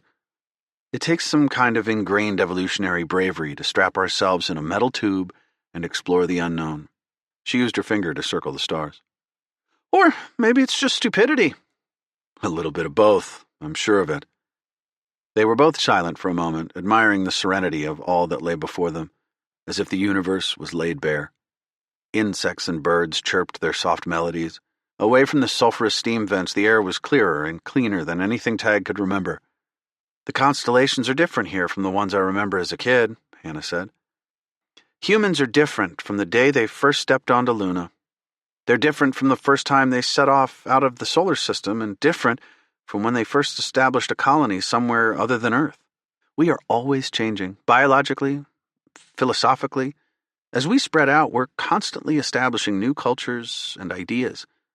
Maybe the SRE can't keep up with all the different microcosms of humanity anymore. Our species isn't as united as it once was. We're not all looking up at the same sky anymore, you know? He caught a glimpse of her tattoo and its reactive ink glimmering in the starlight as she gestured over their heads. Be the dragon, Tag said, right? Change is inevitable, but we will face it.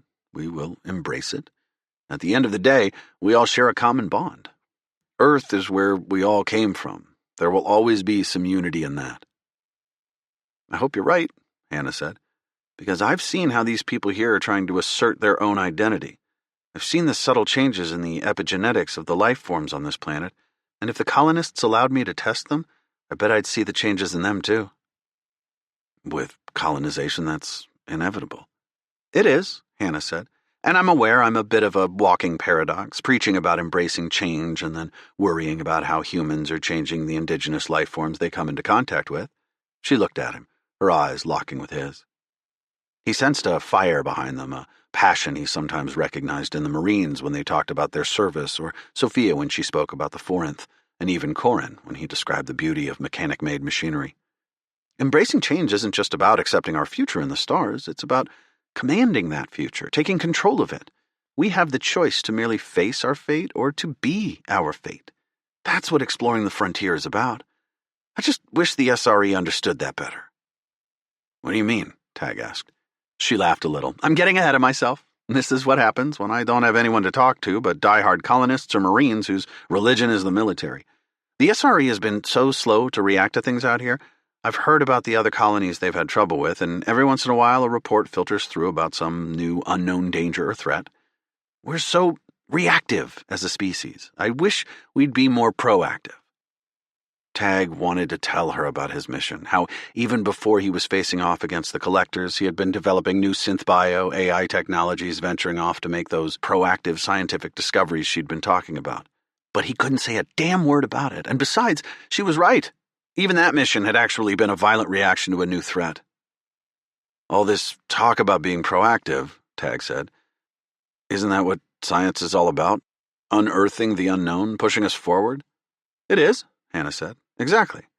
But when the SRE decided to lay claim to this planet, did they send any scientists or researchers to stay with the colonists? No. They sent the Marines. It took a private group, Envirocosmos, to bring me here. There are human beings living on this planet with no idea of how the local ecosystem affects them, or how they're affecting it. Tag exhaled slowly. I really can't fault you on that one. His dreams of venturing into the unknown on a purely scientific venture with the Argo had been shattered when he had found it had actually been a covert military mission. Hannah was more right than she knew. His gaze swept over the delicate arch of her cheek, the subtle curve of her lip that made it seem as though she was just about to smile at some private joke. For so long he'd been focused on missions and experiments and the goddamned end of the SRE. But all that seemed to melt away as he leaned over and brushed his lips across hers. She kissed him back, softly at first, but soon growing bolder. He let himself fall into her. Time seemed to slow, and a sense of peace overcame him. They were two humans connecting against the backdrop of the frontier. Somehow, despite the vast eternity of the universe, they were both here, together. Soon there was nothing between them, just flesh touching flesh and the electricity of passion. When they were spent, Hannah lay on Tag's chest. Her arm was draped over him, and Tag traced the glowing dragon, thanking the universe for these few moments of connection, this calm before facing the cold truth of reality once more. He found himself wishing he could convince Hannah to join them on the Argo. She would be a perfect fit, dedicated to science, willing to venture into the wild. But how could he ask her when everything else he'd told her had been a lie? A tide of guilt washed through him, chilling the warmth from the moments they'd just shared. The connection between them was built on Tag's covert service to the SRE. As much as he wanted this to last, he knew it was ephemeral. It wouldn't be long before his mission took him away from Orthod, away from her. Do you want to go back to my place tonight? She asked, tracing a finger across his chest. Yes, this would all end soon. Maybe not tomorrow, maybe not after a week, but for now, he could embrace this moment, make it last a little bit longer. I'd love to, he finally said. Chapter 27. Tag awoke to the sound of an explosion. He blinked past the bleariness, shooting up in the bed he was sharing with Hannah. Nightmares of the drone mech's assault on the Argo filled his mind until he remembered where he was. What's going on? Hannah asked groggily, pulling a blanket to her chest. Tag was already pulling on his clothes. Distant gunshots blasted in the night. There was a beat of silence followed by a chorus of sirens. They hit Tag's eardrums with an almost palpable force, and his stomach twisted into a knot. He didn't know the cause of the sudden racket, but he did know one thing. He missed having his pulse pistol right then. I don't know, Tag said. Hannah shook her head, eyes wide. Those are the alarms for an attack, I think. I'm going to find my crew, he said, making for the stairs. Hannah grabbed his hand. I'm locking down the lab. Whatever's going on, we'll be safer here. It's not my safety I'm worried about, Tag said, shedding her grip. I'm sorry, but I've got to go. This was lovely. He kissed her cheek. It was nothing compared to what they'd shared last night, but he couldn't stay. A look of disappointment crossed Hannah's face as he turned to rush down the stairs. She lived above her lab, and Tag nearly collided with one of the lab assistants who was peering out a first-floor window. Tag barreled past the assistant, his heart pumping. Colonists were rushing between buildings. Some were screaming, but others moved in angry silence, grabbing any nearby tools they could use as weapons. Tag punched a button on his wrist terminal. What's going on? He asked over the public comms with his crew. No idea, Bull said. Lone Star and I are still at the bar. They've locked the place down. Corn and I are safe, Sophia said. Lucky's with us too. We have no idea what's happening, though. Tag's pulse accelerated as silence wore on the comm line. 3 members of his team weren't answering. Alpha, Sumo, Gornado, report in. He looked around wildly. The streetlights cast ghoulish shadows on the street. Cries from panicked civilians sounded in the distance. Tag turned down the street toward the medical clinic. Alpha, Sumo, Gornado, answer me! He started sprinting. The medical clinic was on the opposite side of town. Captain, Bull called. I'm heading to the clinic. We'll meet you there. Copy, Tag managed. Us too, Sophia said. Tag tried another contact on his wrist terminal, shouting over the hellish symphony of the sirens. Governor, what's going on? I can't raise the medical clinic. I don't know, Burton said. The Fosters aren't responding. Before the gunshots, Samuel told me they were under attack. Under attack? Tag tried, ensuring he heard it right. From the Marines? No, Burton said. The emoji! Tag accelerated, pushing his body to its limits. A coppery taste seeped into his mouth, his lungs burning. Come on, Alpha, Sumo, Gornado, be okay. Be okay. Tapping on his wrist terminal, he made another call. Lieutenant Cho, the emoji are attacking. I'm requesting backup. Is this the same attack on the colonists Burton told me about? Yes, Tag said. They need your help now. That's a negative, Cho said. They want to be independent. They can damn well learn how to protect themselves. The calmness with which he refused the request stoked the fire already raging in Tag's gut. God damn it, these are innocent people! The comm connection ended. Bastard! Tag yelled. Frightened faces peered at him from some of the windows. If no one else would help the colonists, it was up to him. He heard another crash as he ran toward the clinic. Up ahead, in the freshly built wall, there was a gap the size of an air car. Rubble lay strewn across the ground. An identical hole gaped in the wall of the clinic. Tag rushed in, grabbed a chunk of broken masonry as an improvised weapon. Time slowed as the scene before him coalesced. The wailing of the sirens and the voices chattering over his comms seemed to die away. His senses became focused and narrow. First, he saw Sumo lying against a wall with singe marks over her armor. Then, Gornado kneeling, his rifle broken into pieces on the ground before him. Gornado had one hand on his head, the other on his knee. Blood dribbled out of his nose. Empty beds and medical supplies were scattered everywhere, and amid the supplies lay something Tag assumed was a dead emoji. It was a long, slithering beast with 6 arms but no legs, like a snake. Fins spread from each arm like little wings and down its spine. Brilliant red streaks stained its lips and yellowed teeth, matching the scarlet still throbbing in its globular eyes. But the doctors were still unaccounted for, and so was... Alpha! Tag cried. Another section of the wall tumbled down as an emoji flailed its muscular tail. Alpha had her silver hands around the thing's neck. Dents and black gouges marred her chest plate, and wires hung loose from her elbow. Tag threw the chunk of wall he'd been holding at the emoji. It thudded against the emoji's head, and its neck twisted to focus those malevolent red eyes on Tag. Alpha used the momentary surprise to throw the creature into the wall. Tag scooped up Sumo's dropped rifle and aimed it at the emoji. He squeezed the trigger. The alien was faster, curving and curling so rapidly it became a grayish blur. It emitted a series of high-pitched clicks and shrieks. Sharp pain jabbed into Tag's ears like knives twisting into his skull. He fought the overwhelming urge to drop the weapon and cover his ears. He fired again, but the emoji dashed out the hole in the clinic's wall. Tag followed it, his eyes aimed down the gun's sights. He let loose a spray of shots. The emoji was too far away, and the shots went wide. It crested a hill and then disappeared down the other side, sulphurous steam vents obscuring its escape. There was no way Tag could catch the damned thing. As he began to lower the rifle, he saw more movement atop one of the hills. He pressed the sights to his eye and zoomed in.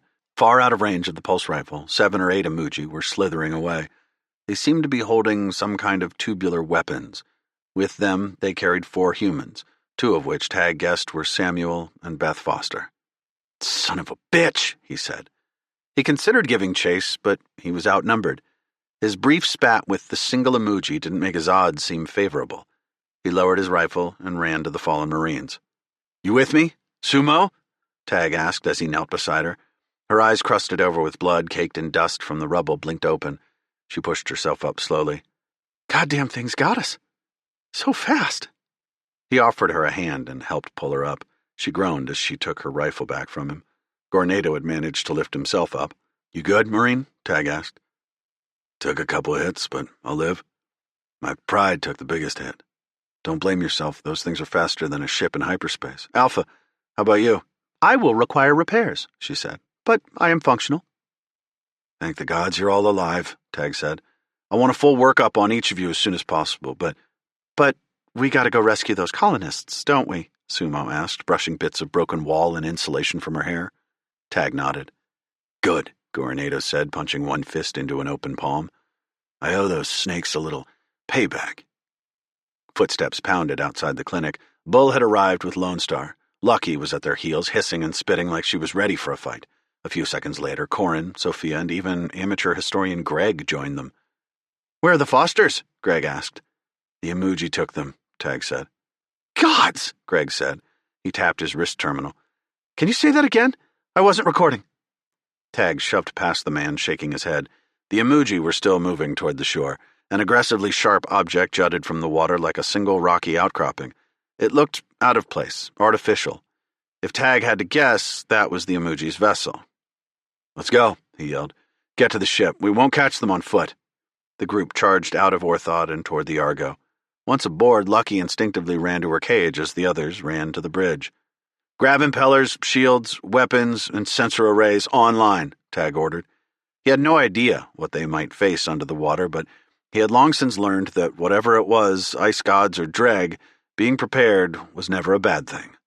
"Sophia, you know what to do," Tag said after securing his restraints. "You got it, Skipper."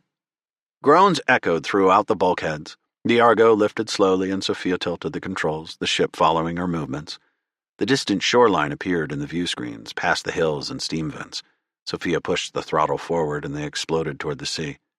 "Alpha, anything on sensors?" Tag asked. "Negative, Captain," she said.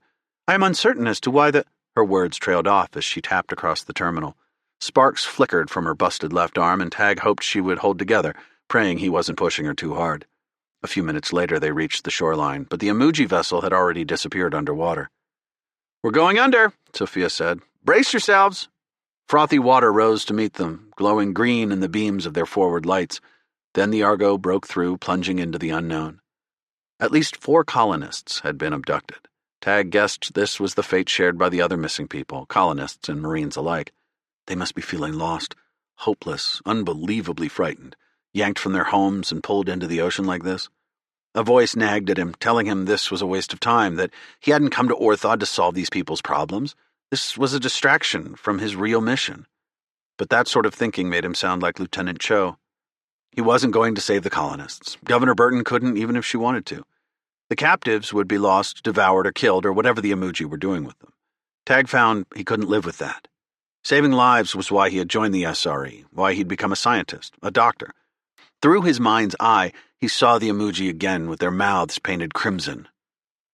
"We're coming for you, assholes." Chapter 28. Darkness swallowed them. Strands of dense seaweed swirled around like the winding tendrils of a hurricane. The forward lights blasted into the black, but light couldn't move the seaweed and sand. They might as well have been flying through mud.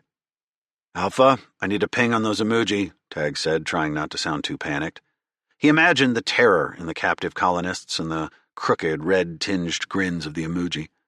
Burton's words rang in his head like a distant death knell, sounding more haunting and wrong than ever before. "We made peace with them." How could anything that looked like that, acted like that, have made peace with colonists? What reason did they have to tear innocent people from their homes, their workplaces? "Alpha, come on," Tag said more forcefully. "I am trying, Captain," she said, "but whatever their ship is made of, I cannot seem to find it via radar or LiDAR. There is a high probability it is constructed of similar material as the reef structures." "Reefs?" Corin asked. "Yeah," Sophia said through gritted teeth. "The big spiky things all around us." Sophia wasn't using the view screen to guide them. Instead, she was studying the hollow screen. It displayed a three-dimensional view of her surroundings, recreated by the radar and LiDAR pings. Mountainous shadows of reefs and rock jutted from the ocean floor, and the hollow screen beeped each time she brought the Argo too close to a towering underwater stalagmite. He thanked the gods for having a pilot as good as her, someone who could see the world clearly even through a lousy hollow screen recreation like that. "Look for whatever's moving out there," Tag said. "Yes, Captain," Alpha said. She tapped on the terminal. The hollow map at the center of the bridge exploded with red markers indicating moving objects. Every goddamned bit of seaweed and sea creature around them had been tagged. "Alpha!" Sophia yelled as her hollow screen became cluttered with flakes of red. Alpha tapped on her screen again. The red haze vanished, replaced by dozens of dots instead of thousands. "I have made the dimensional selection range more precise. According to my site-based analysis of the emoji vessel, it should be within these parameters." "Damn it," Sophia said. "There's still too many." "Pick the one going the fastest," Tag said. Sophia sucked in a breath. "All right, here we go." Tag was pushed back into his crash couch. The hum of the engines rose to a crescendo and bubbles swarmed around them. Clumps of seaweed stuck to the outer cams of the Argo, clogging the view screens. All Tag could do was watch the holomap. They were closing in on the closest red dot, which Alpha had optimistically labeled emoji vessel. Between more columns of rock and curtains of underwater plant life they wove, carving intricate paths through the water. The more they curled and dove and ascended again, the more Tag thought they had the right target. Whatever they were chasing was trying its damnedest to get away. "Has to be them," he thought. Soon they came upon an underwater plateau. The seaweed streaked across their view screens, and hulls began to clear. They were in open water.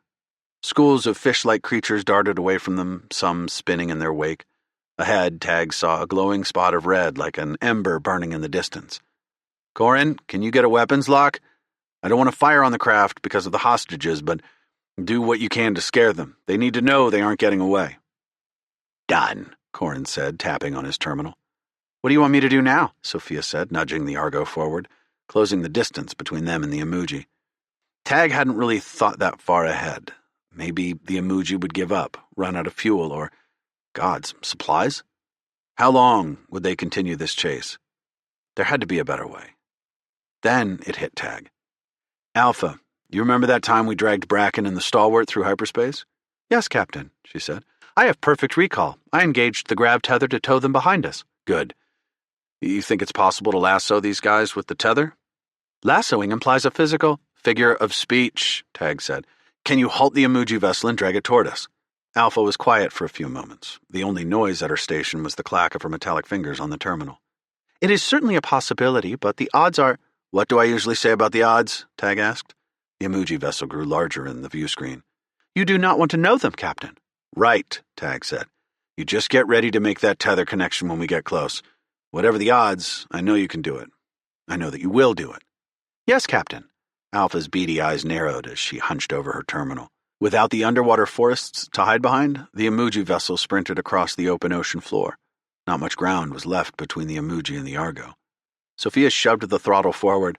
A stream of bubbles from the emoji craft poured around them as they surged through the water. It took mere seconds for the Argo to catch up. "Alpha, tether," Tag said. Sophia maneuvered the Argo deftly, following the emoji's every move, Corin's finger hovered above the countermeasures controls, but the emoji didn't fire. Had the alien race become so isolationist that they neglected to arm themselves? Tag would have expected a barrage of pulse fire or torpedoes, but so far the ship had done nothing. Strange, he thought. Tether initiated, Alpha said. The emoji vessel jolted as the tether took hold. It swerved like a fish caught on a hook and line. Reel her in, Tag said. Sophia, put us at 10% power, apply reverse thrust, and shake these assholes up. The Argo decelerated immediately, and the emoji vessel snapped to a standstill. Bubbles streamed from the thruster ports on its stern. The vessel could do nothing to escape the hungry grav tether dragging it in. Alpha, try hailing them, Tag said. I want to give them a chance to release the colonists. Alpha worked the comm channels, broadcasting a public hail. It went unanswered. They have either not received our message or have chosen not to respond, Captain. Fine then, Tag said. They want to make this difficult. He selected the private channel for the Marines. Bull, prepare for a boarding mission, EVA suits and all. Yes, Captain, Bull responded. The emoji continued to buck against the tether. Full stop, Sophia, Tag said. Aye, Skipper. As soon as the Argo jolted to a stop, the emoji did too. Tag imagined they would be panicking as they realized their gambit was up. Now it was time to pay for their crimes. Captain, we're suited, armed, and ready, Bull called over the comms. Awaiting your order. Prepare. Captain, Alpha cried, interrupting Tag. There is a large object headed our direction. The sensors are detecting some kind of electrical disturbance. The emoji vessel went wild. It shuddered and surged forward, then backward, as if desperate to escape whatever was headed their direction. Tag's stomach twisted. Captain, Bull asked, your orders? The emoji were within their grasp. With a few plasma cutters, the Marines could force themselves into the vessel and execute a rescue operation. There might not be a better chance to save the colonists. But whatever was surging toward the Argo appeared 3 or 4 times larger than the emoji vessel. I do not understand this, Alpha said. Whatever the object is, it appears to be growing. True to her words, the marker on the holomap expanded. Then, without warning, it disappeared. What in the machine's name? Corin muttered, staring at the holomap. The emoji vessel still struggled.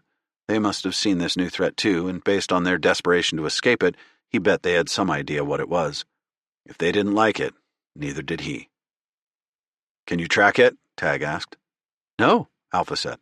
The object appears to have simply vanished. A tingle snuck down Tag's spine. Corin, weapons and countermeasures hot. Done, Corin said. The thrum of the charging pulse cannons reverberated around the deck, and the heavy clunk of magazines engaging in the point defense cannons came next.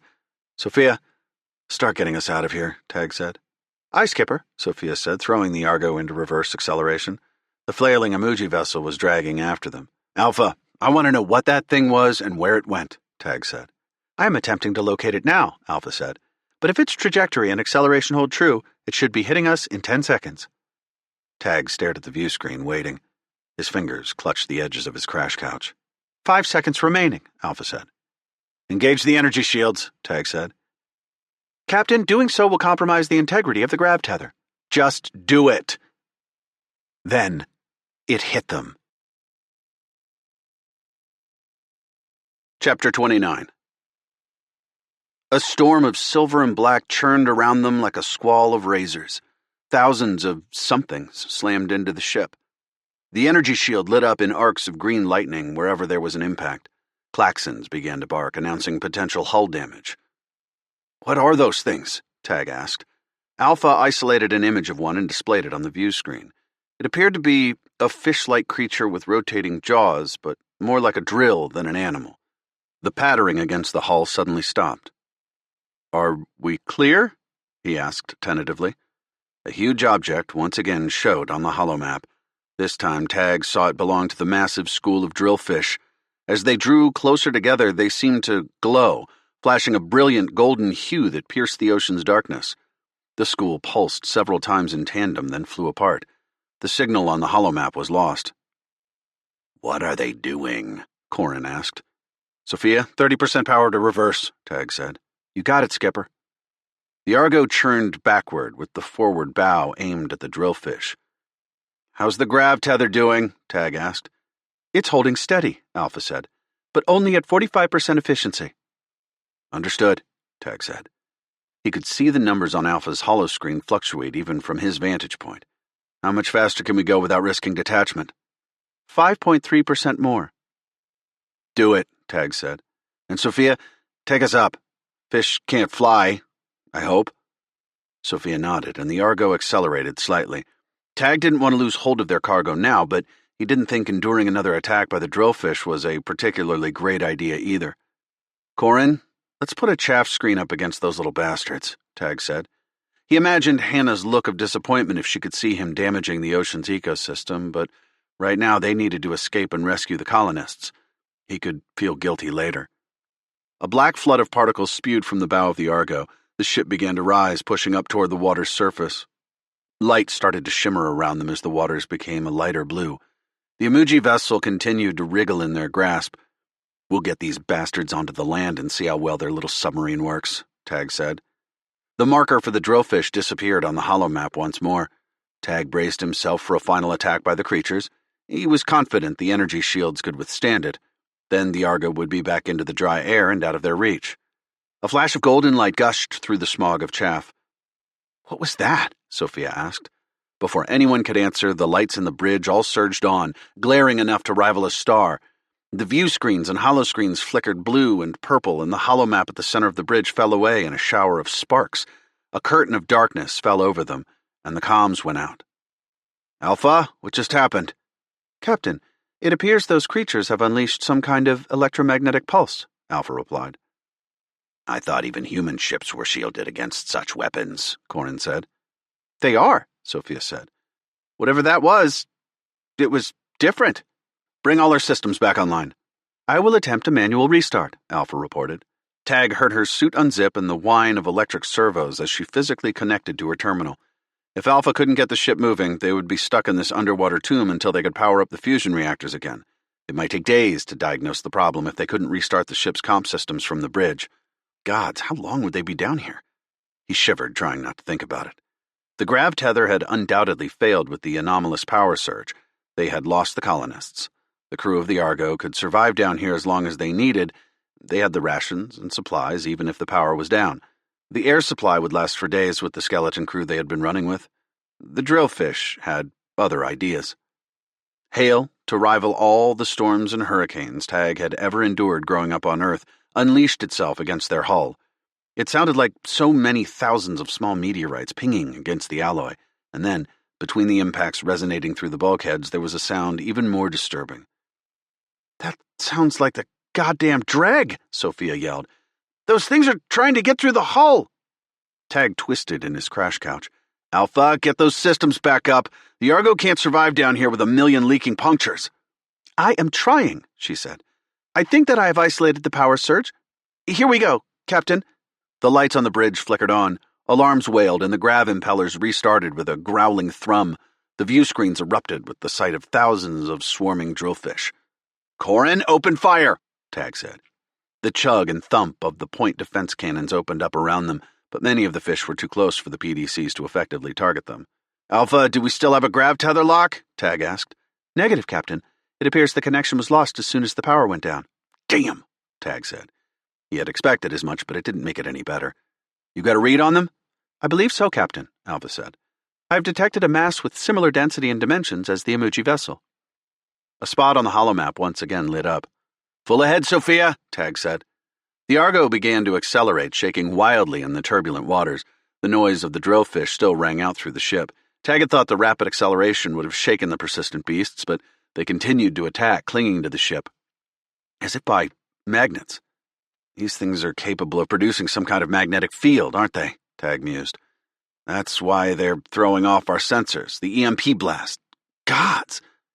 The scientific side of his mind started working in overdrive as he toyed with how these creatures might exert such a powerful field. But he didn't have time for experimentation right now. He was a captain, and his people were in trouble. Alpha, re-engage the energy shields. Shock the three hells out of these suckers. Yes, Captain. Alpha tapped once on the terminal to charge the energy shields, then tapped again to engage the shields. Green lightning arced across the bow of the Argo.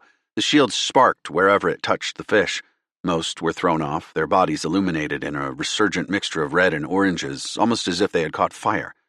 Tag thought they had killed the bastards. The fish started to peel away as the energy shield regained its strength. For a moment, Tag thought they were back in the race. His fingers curled around the edges of the crash couch, and he stared at the view screen, peering into the darkness as they chased after the emoji. The energy shield continued toward its original strength. Before it hit 75%, the ship went dark again. The ship shuddered, then slammed against something. Momentum threw Tag forward in his restraints. His neck caught painfully. The drillfish's attack returned in full force. "Why don't these damn things leave us alone?" Sophia asked. "Alpha, what happened?" Tag asked. "I thought we were good to go." "We were, Captain," Alpha said. "I do not understand." "Get us moving, Alpha." "Of course," she said. "It appears to be the same issue as last time. I believe the problem lies with the energy shield. Somehow, those fish reversed the power of the shields, overwhelming our internal safeguards." "So, we've got to do this without shields?" Tag asked. "That would be my assessment, Captain." Tag searched the holomap. The emoji vessel was far away now, lost in the mountainous rocks of the seafloor. A heavy weight filled him. Defeat. They'd lost their quarry, and if he didn't get his ship out of here now, he might lose the Argo, too. The sounds of the drillfish continued. At least, he hoped, they couldn't breathe above the water. "Sophia," Tag said, "prepare to take us up." "Aye, Skipper," she said unenthusiastically. Their chase had been thwarted by a bunch of goddamned fish. Of course, the emoji had probably taken them this way precisely for that reason. Their vessel might not have been equipped with weapons, but the ocean was their home turf. Tag wasn't looking forward to facing the colonists and telling them that he had failed, but maybe this had been a lesson for him. Getting too distracted in the affairs of Orthod had led him on this wild goose chase. He'd been trying to save a few colonists when he should be searching for the collaborators and the collector's ties to Orthod. Much more was at stake than a few hapless colonists. And just when he thought the depressing sense of defeat and failure couldn't get any worse, it did. "What the three hells are those?" Sophia cried, pointing at the murky view screen. Rising from the seafloor like wraiths from the sand, a host of giant beasts had appeared. Hundreds of tiny yellow lights flickered along each of the beasts like stars. That was when Tag realized they weren't creatures at all. These were giant versions of the emoji vessel they had been chasing, and they had the Argo surrounded. Chapter 30. The drillfish suddenly parted, dispersing into a cloud that circled the emoji vessels. Tag expected the creatures to start boring into those ships. Instead, they simply looped around as if protecting them. "Corin, weapons ready," Tag said. He debated whether to engage the shields again. If he did and the drillfish reacted as before, it would leave them defenseless against this new threat. He figured it was time to test whether that treaty Burton had made with these people held water, so to speak. "Alpha, hail them." Alpha hesitated a second as if unsure of Tag's order, but she complied, her fingers tracing over the terminal. A moment later, an emoji face appeared on his holoscreen. It had the same half-reptilian, half-fish look as the ones he had seen back at Orthod's medical clinic. Atop its head rested a circlet of sorts carved out of coral. While its mouth was filled with the same needle-sharp teeth as other emoji he had seen, there was no crimson beard across his face. Maybe this one just hadn't been eating human flesh recently. The emoji began speaking. At first, Tag expected the high-pitched shrieks and clicks of the ones he'd encountered before, but the sounds that came out of this one were far gentler, more melodic. Its voice certainly didn't compare to the emotional etudes of the Forinth, but it wasn't the ear-busting cacophony he had thought it would be. A few moments later, the AI systems on the Argo's shipboard computers completed the language translation. "Human vessel," the emoji was saying. "I am Chancellor Munmu, guardian and keeper of the emoji people. Your travel here conflicts with the Peace Water Land Treaty. This transgression is punishable by death. Please explain why you are here." "At least they haven't opened fire yet," Sophia said. Corin tensed over his controls. "Chancellor Munmu, I'm Captain Brewer," Tag said through gritted teeth. "You know why we're here. Your people broke the treaty. We're merely coming after the colonists they abducted." A translucent film passed over the Chancellor's red eyes, then retracted, leaving them glistening. Tag took it as a gesture of surprise, and Munmu's words all but confirmed it. "I apologize, Captain Brewer. We are unaware of any emoji transgression on this agreement. Humans haven't been within our realms for years, voluntary or not. What proof have you?" "We tracked one of your vessels down here. We almost had them, too. Just let the hostages go, and we'll leave." "Captain Brewer," the serpentine emoji spoke again with evident patience. I assure you I do not know what you're talking about. But if these allegations hold any truth, I would like to resolve this peacefully. Tell our chancellors what you have told me. They will judge the veracity of your statement. They'll judge? Tag asked. I saw your people with my own eyes, as did my crew. They almost killed us. You need proof? One of the emoji was killed trying to take the colonists. You want me to bring its body back here? Munmu's forked tongue licked over its snout. When it spoke again, it was with a sense of sorrow. No, that will not be necessary. Please, I really must insist you come with me. This, if what you said is true, and I don't want to believe you, Captain. I really don't. But if what you said is true, I fear what the repercussions of this tragedy may be. We will want to resolve this situation immediately. He was quiet for a moment, then added, Captain Brewer, I can see you do not trust us. If you would feel better, then keep your weapons armed and your shields up. We will keep ours off as a sign of trust. A moment later, the orange lights of their cannons winked out. We turn our shields on, those damn fish will disable us again, Tag said. I apologize for that, Munmu said. It turned to the side, mouthing some order to a subordinate. The school of drillfish sank into the sand, disappearing. They are nothing but an automated defensive measure. They will no longer bother your ship. So, Captain Brewer, will you come with us? Tag felt the eyes of his crew on him. Whatever he decided to do next, they would follow him just as they'd done on Makara, the Montenegro, and now Orthod. What the three hells? Take us there. The Emoji City looked like an oversized electrified reef. All colors of lights twinkled from spires that stretched the hundreds of meters toward the ocean's surface. Around the columns, the Emoji's serpentine bodies carried them like meteors through the water. Under the Chancellor's directions, Sophia took the Argo toward a makeshift landing pad. She brought the ship down between a couple of battle cruiser-sized Emoji vessels. Time for a walk, Tag said. More like a swim, Sophia said as she undid her restraints. The Marines joined them in the ship's airlock, each of them bristling with weapons, and Tag briefed the crew. EVA suits on, Tag concluded. You see any funny business, we rocket back here. They entered the airlock and the hatch to the cargo bay shut behind them. Water slowly filled the chamber as air belched out. Finally, the outer hatch opened, unleashing them into the wilds of the open ocean.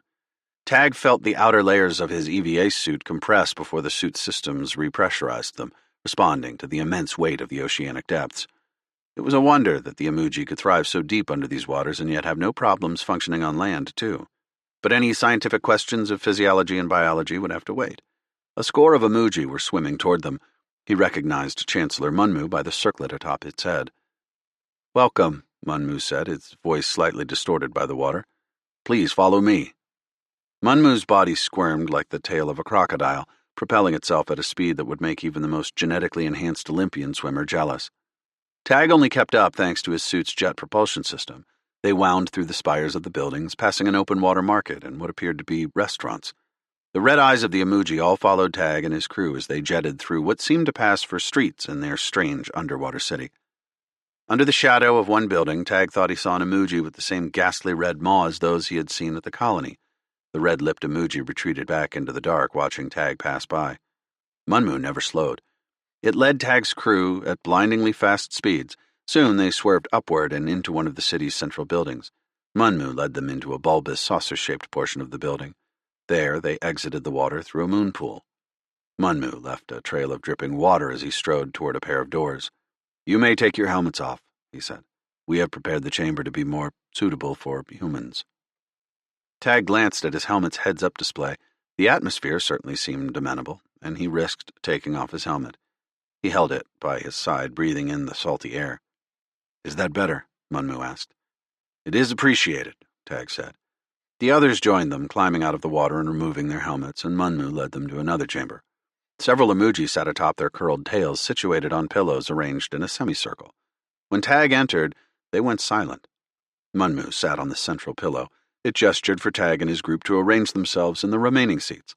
The Marines stood in the back of the room with their weapons cradled across their chests. Tag searched the room but saw no evidence of Emoji guards. Either these people trusted him, or they had other defensive measures that remained unseen. Judging by their encounter with the drillfish, he tended to think the latter was true. Chancellor Munmu has informed us why you are here, one of the emoji said. I am Chancellor Sintamani, the Prime Minister of our people. Another emoji with gray scars covering its body raised an arm cut off at its elbow.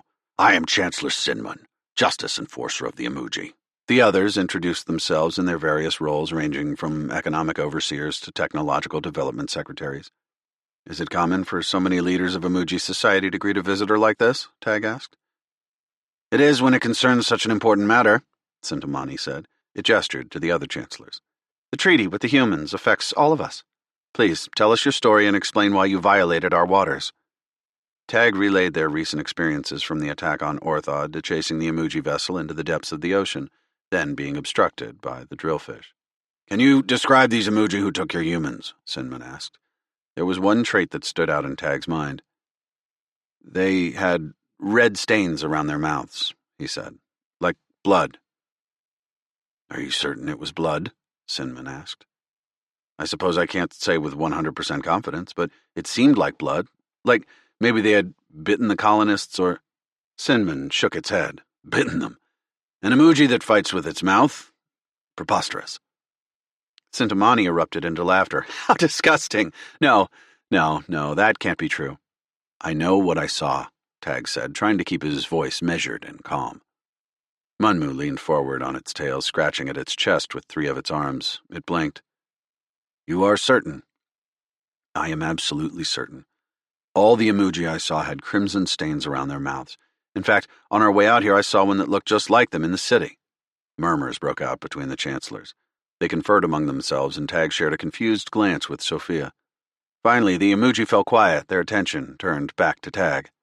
Sinman uncurled, rising to its full height. It slithered toward Tag. If what you have said is true, then, my friend, we have much to discuss. Chapter 31. Sinman and Munmu took Tag and his crew to a squat, almost cave-like building that stood far below the soaring spires of the city. Rocky passages lined with barred windows wound through the building, patrolled by emoji carrying rod-like weapons. As they swam down a corridor, Tag slowed to peer through one of the windows. A pair of dull, red eyes stared back. The emoji's head twitched, its red-daubed mouth clamping and unclamping. It looked as though the emoji had just taken a fresh bite out of an animal. It let out a shrill shriek that was thankfully dulled by Tag's helmet. One of the guards winced, and Sinman growled. They continued on, passing by more and more rooms filled with more emoji who had the same crimson-stained faces. Their eyes looked dull compared to the emoji outside. Some thrashed about or swam in lazy circles. Others floated, listless and glum, staring at some point only they could see. Is this a prison? Tag asked through his comms. No, Sinman said. It's a clinic. A clinic? Sophia asked. A spark of recognition showed in the anthropologist's eyes. They seem a bit crazed, like they're on something. Are they addicts? I'm afraid that's correct, Sinman said. While crime is something we have always dealt with, it has never been as bad as it has been recently. We have discovered the cause, but try as we might, we have not been able to stop it. They reached a larger chamber at the end of the corridor, and their emoji guides ushered Tag and his crew inside. Munmu swam to a storage container along one wall. It unfastened the lid and pulled out a clump of something red and jelly-like. This is betelgeuse. It is a plant that grows wild around the reefs near the water's surface. He rolled it between his fingers before setting it back into the container. I'm told that its energizing effect is similar to human stimulants such as methamphetamines. And it's addicting? Tag asked. No, Sinman said. At least it isn't normally. It used to be customary for emoji to have a ball of betelgeuse in the morning. It is a good way to wake up. Those who use it extensively, maybe chewing 3 or 4 a day, develop the red stains on their teeth and lips that you saw in those patients in our clinic. Bubbles streamed from Munmu's nostrils as if it was sighing. Someone has been lacing batches of betelgeuse. We call the substance stimmod. It appears to have a biochemical effect that both enhances the effectiveness of betelgeuse and makes it highly addictive. Sinman swam around the back of the chamber. That is not the only effect. It is also neurodegenerative. The longer one is addicted to it, the more one's brain rots away. For the God's sake, Tag said. That sounds terrible. Yes, Sinman said. We've outlawed Betelgeuse altogether until we can pinpoint who or what is behind this, but still, the Betelgeuse with StimMod seems to be pouring into our cities. I have tried, with the rest of my enforcers, to track the source down. We have searched our oceans and even the land. Our researchers are working overtime, but we have found nothing. I admit, Munmu said, we have had our suspicions about the humans, and we have spied around the human colony on Orthod despite our treaty. I don't understand why this addiction would drive a group of Imuji to abduct those colonists, Tag said. I'm afraid we don't know either, Munmu said. Damn, Tag said. How many Imuji cities are there? Munmu and Sinman looked at each other, their tongues flicked over their nostrils. It seemed to Tag like this was the Imuji version of a shrug. I would have to consult our latest census poll, Munmu said, but I would estimate there are 3,000 cities. That isn't counting the thousands of smaller towns and other little hamlets where the more rural Imuji choose to live. Gods, Sophia said. So the chance of us finding the captive colonists... They are very slim, Sinman said. For that, I am sorry. Certainly I will let my fellow justice enforcers know. There will be a worldwide alert. Tag appreciated the gesture, but he had seen Orthod from space. It was covered in more water than Earth, and Earth's surface was almost 3/4 water. If the Imuji wanted to disappear with their captives, they could. Thank you for explaining what has happened down here, and I apologize for the confusion, Tag said, slipping into his role as a diplomat. As do we, Munmu said. If there is anything I can do for you, I would be pleased to help. There is, actually, Tag said. Maybe this adventure wouldn't be completely fruitless. But it's something unrelated to our missing people. What would that be? Have you noticed anything else unusual as you've searched the surface? Any other humans, or for that matter other races, behaving strangely or secretively? Munmu scratched at its belly for a moment, blinking several times. We don't monitor surface activity on the planet. It isn't a priority of ours, and our people much prefer the water. So there's been nothing odd recently? What about any time over the past few years? Again, Munmu's forked tongue swept over its nostrils. The human ruler, the one they call Maxine, governs her people well, but the other ones gave us some trouble several years ago. Other humans? Tag asked. We made contact with them first. They never gave us names, but they tried to establish some underwater facilities near their land-based ones. We made a treaty that prevented them from venturing too much further into the water, very similar to our treaty with the Principality. Oh?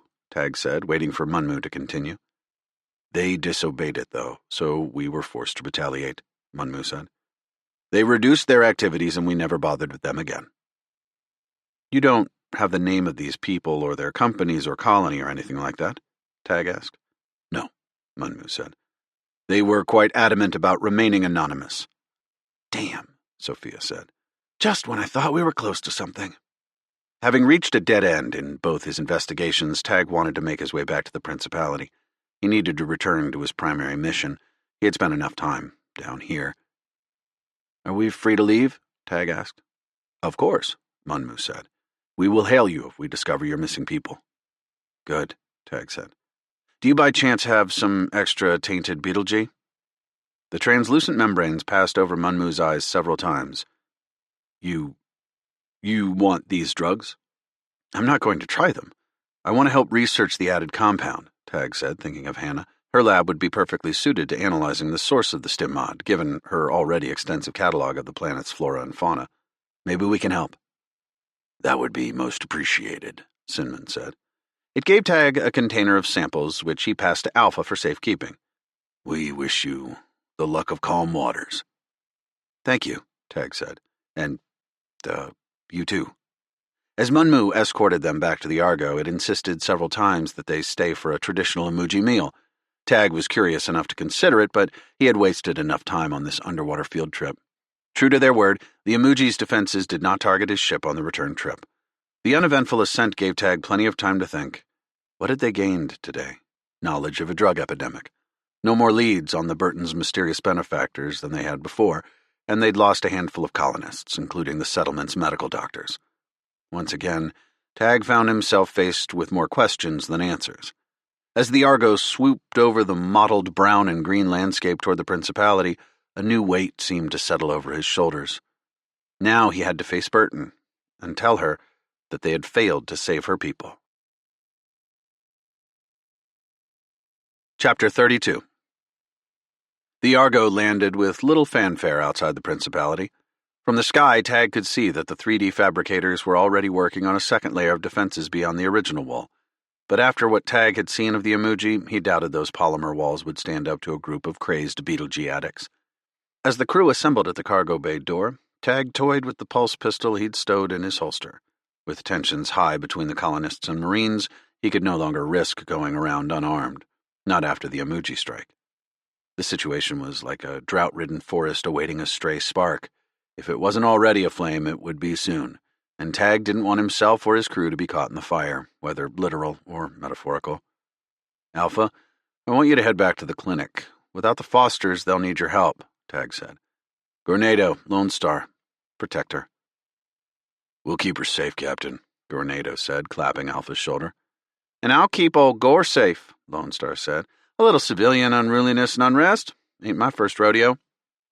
Somehow, I knew you'd say that, Tag said as he watched them take off. Corin, Sophia, do your anthropological thing. If people are emotional, maybe they'll be speaking a little more freely.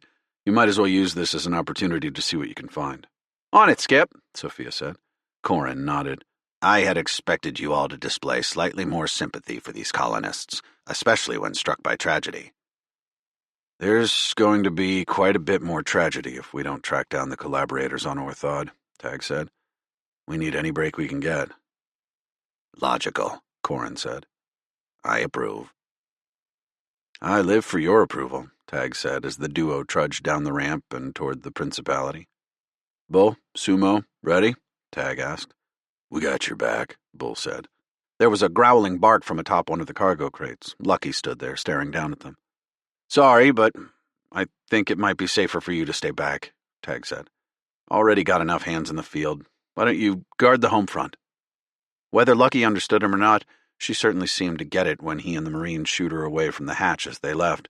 A warm breeze blew over the rolling plain, tickling the grass and bringing with it the brackish, sulphurous air Tag still hadn't grown used to. Voices carried from the village, reaching them on the wind. There was no mistaking the angry tenor of an argument, and Tag's dread grew heavier. This keeps getting harder, doesn't it? Sumo asked. It does, Tag said. You ever think that maybe we're barking up the wrong tree here? What if these people don't know anything about the big blue-skinned psychos? Yeah, all the time, Tag thought. Maybe, but if Sterinsky Labs is running some kind of recruitment operation here, it might be the lead that will help us unravel this whole mess, so it's worth it, just to prove our suspicions wrong, at least. Yeah, Bull said. If you can smell shit, there's a pile of it somewhere. And ever since we got down here, hells, ever since the Montenegro, I've been smelling a lot of manure. You sure that's not just you? Sumo asked. As they neared the Principality, an air car hovered out of one of the freshly built gates. It kicked up a wake of dust clouds. Tag watched it, wondering where the colonists were going. Then the car swerved toward them and slowed to a smooth stop a foot from Tag's feet. He recognized the driver immediately. Hannah, he said. Are you trying to run me over? I was about to go collect some samples, get out of the Principality for a while. The town's a mess, she said, getting out of the car. Thought I'd warn you. Thanks, he said. Did you find them? Tag's eyes found the ground. No, unfortunately. The emoji who took the colonists escaped. Damn, Hannah said. Cho and his people aren't doing anything about it. I half expected an attack against the Marine base with all the rage pent up inside those walls now. That's what I was afraid of, Tag said. I ran into the emoji. Oh? Hannah's eyebrows rose high on her forehead. Not the ones who took the colonists, Tag said, but we met their leaders. Hannah stepped closer to Tag, crushing a small steam vent under her boot. No shit. What were they like? What happened? Long story. I'll tell you over a drink later. In the meantime, I need a favor, Tag said. Sure thing. Ever heard of Beetlejuice? She cocked her head, looking nonplussed. Come again? Tag handed her one of the samples. The red jelly glowed under the sunlight. I was wondering if your lab could compare the chemical constituents of this with the data you have on Orthod. The emoji want to figure out where this stuff is coming from. Interesting, What is this? Some kind of drug, Tag said. Apparently it's making its way through the undersea population. The emoji that took the colonists were on it. If you're okay with it, I'll drop it off with your lab assistants. No, that's okay. I can do it. You're headed out, Tag said. Really, I'd like to get a move on this, so I can drop it off when we get into town. Don't worry about it, Hannah insisted. I'll head back now. Sample collection can wait. You want to ride? Sure, Tag said with a smile. After they dropped off the samples at Hannah's lab, Tag, Bull, and Sumo started the march toward the Principality's modest government headquarters. I think that scientist has a thing for you, Sumo said to Tag as they walked. You and her going to be a thing? I don't really have time for that, Tag said. Didn't answer my question, did you? Sumo smirked. Must be killing you inside to act like you're just a dumb diplomat. Now Bull grinned. Gotta pretend all that science is just hocus pocus. It's not hard, Tag said. I spent enough time around you all to know what that looks like. Harsh, Cap, Sumo said. I'll have you know, I understand at least 10% of all that scientific mumbo-jumbo you and Alpha are always on about. Tag raised a brow. 10%, really? Fine, but do you know how to field strip and clean a pulse rifle in 15 seconds? Tag lifted his hands in a gesture of defeat. Won't even pretend I do. Bull let out a grunt. Tag couldn't tell if it was disapproval or something else, and he didn't have time to ask. Lieutenant Governor Robert Lindquist burst from the government building to meet them. His puffy cheeks bloomed bright scarlet and sweat poured down his forehead from his matted down comb-over. You're back, Lindquist yelled. Burton and Cho are in the neutral zone. You better get up there. Chapter 33. The sounds of raised voices echoed from the neutral zone building. Want us to wait outside? Bull asked. Not this time, Tag said, jogging up the path. When he entered, no one turned his way. Burton was engaged in a yelling match with Cho.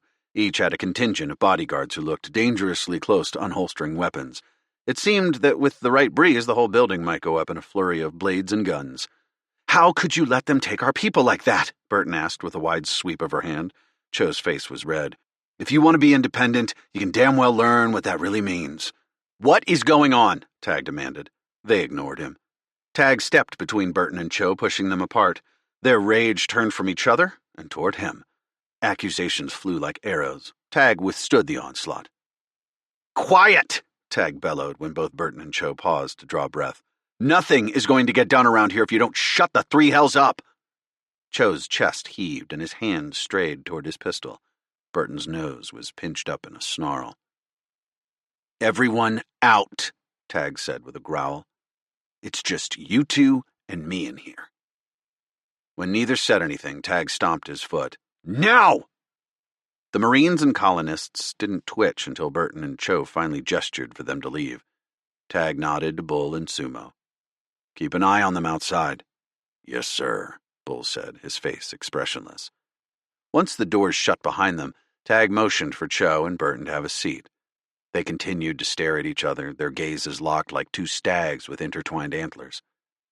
We are all goddamned adults, Tag said. Let's act like it. He stayed between them, his chin raised, until they backed away. Adrenaline flowed through him, and it didn't settle when he finally took his own seat. Cho abandoned us. The Marines abandoned us, Burton began. Tag could see the anger behind her glowing eyes, but she spoke with a measured voice. They let my people get taken. We didn't let your people get taken. They did a good enough job on their own. But you did nothing to save them from the emoji, Cho shrugged. How many times do I need to tell you? If you want to be independent, that means you deal with these issues on your own.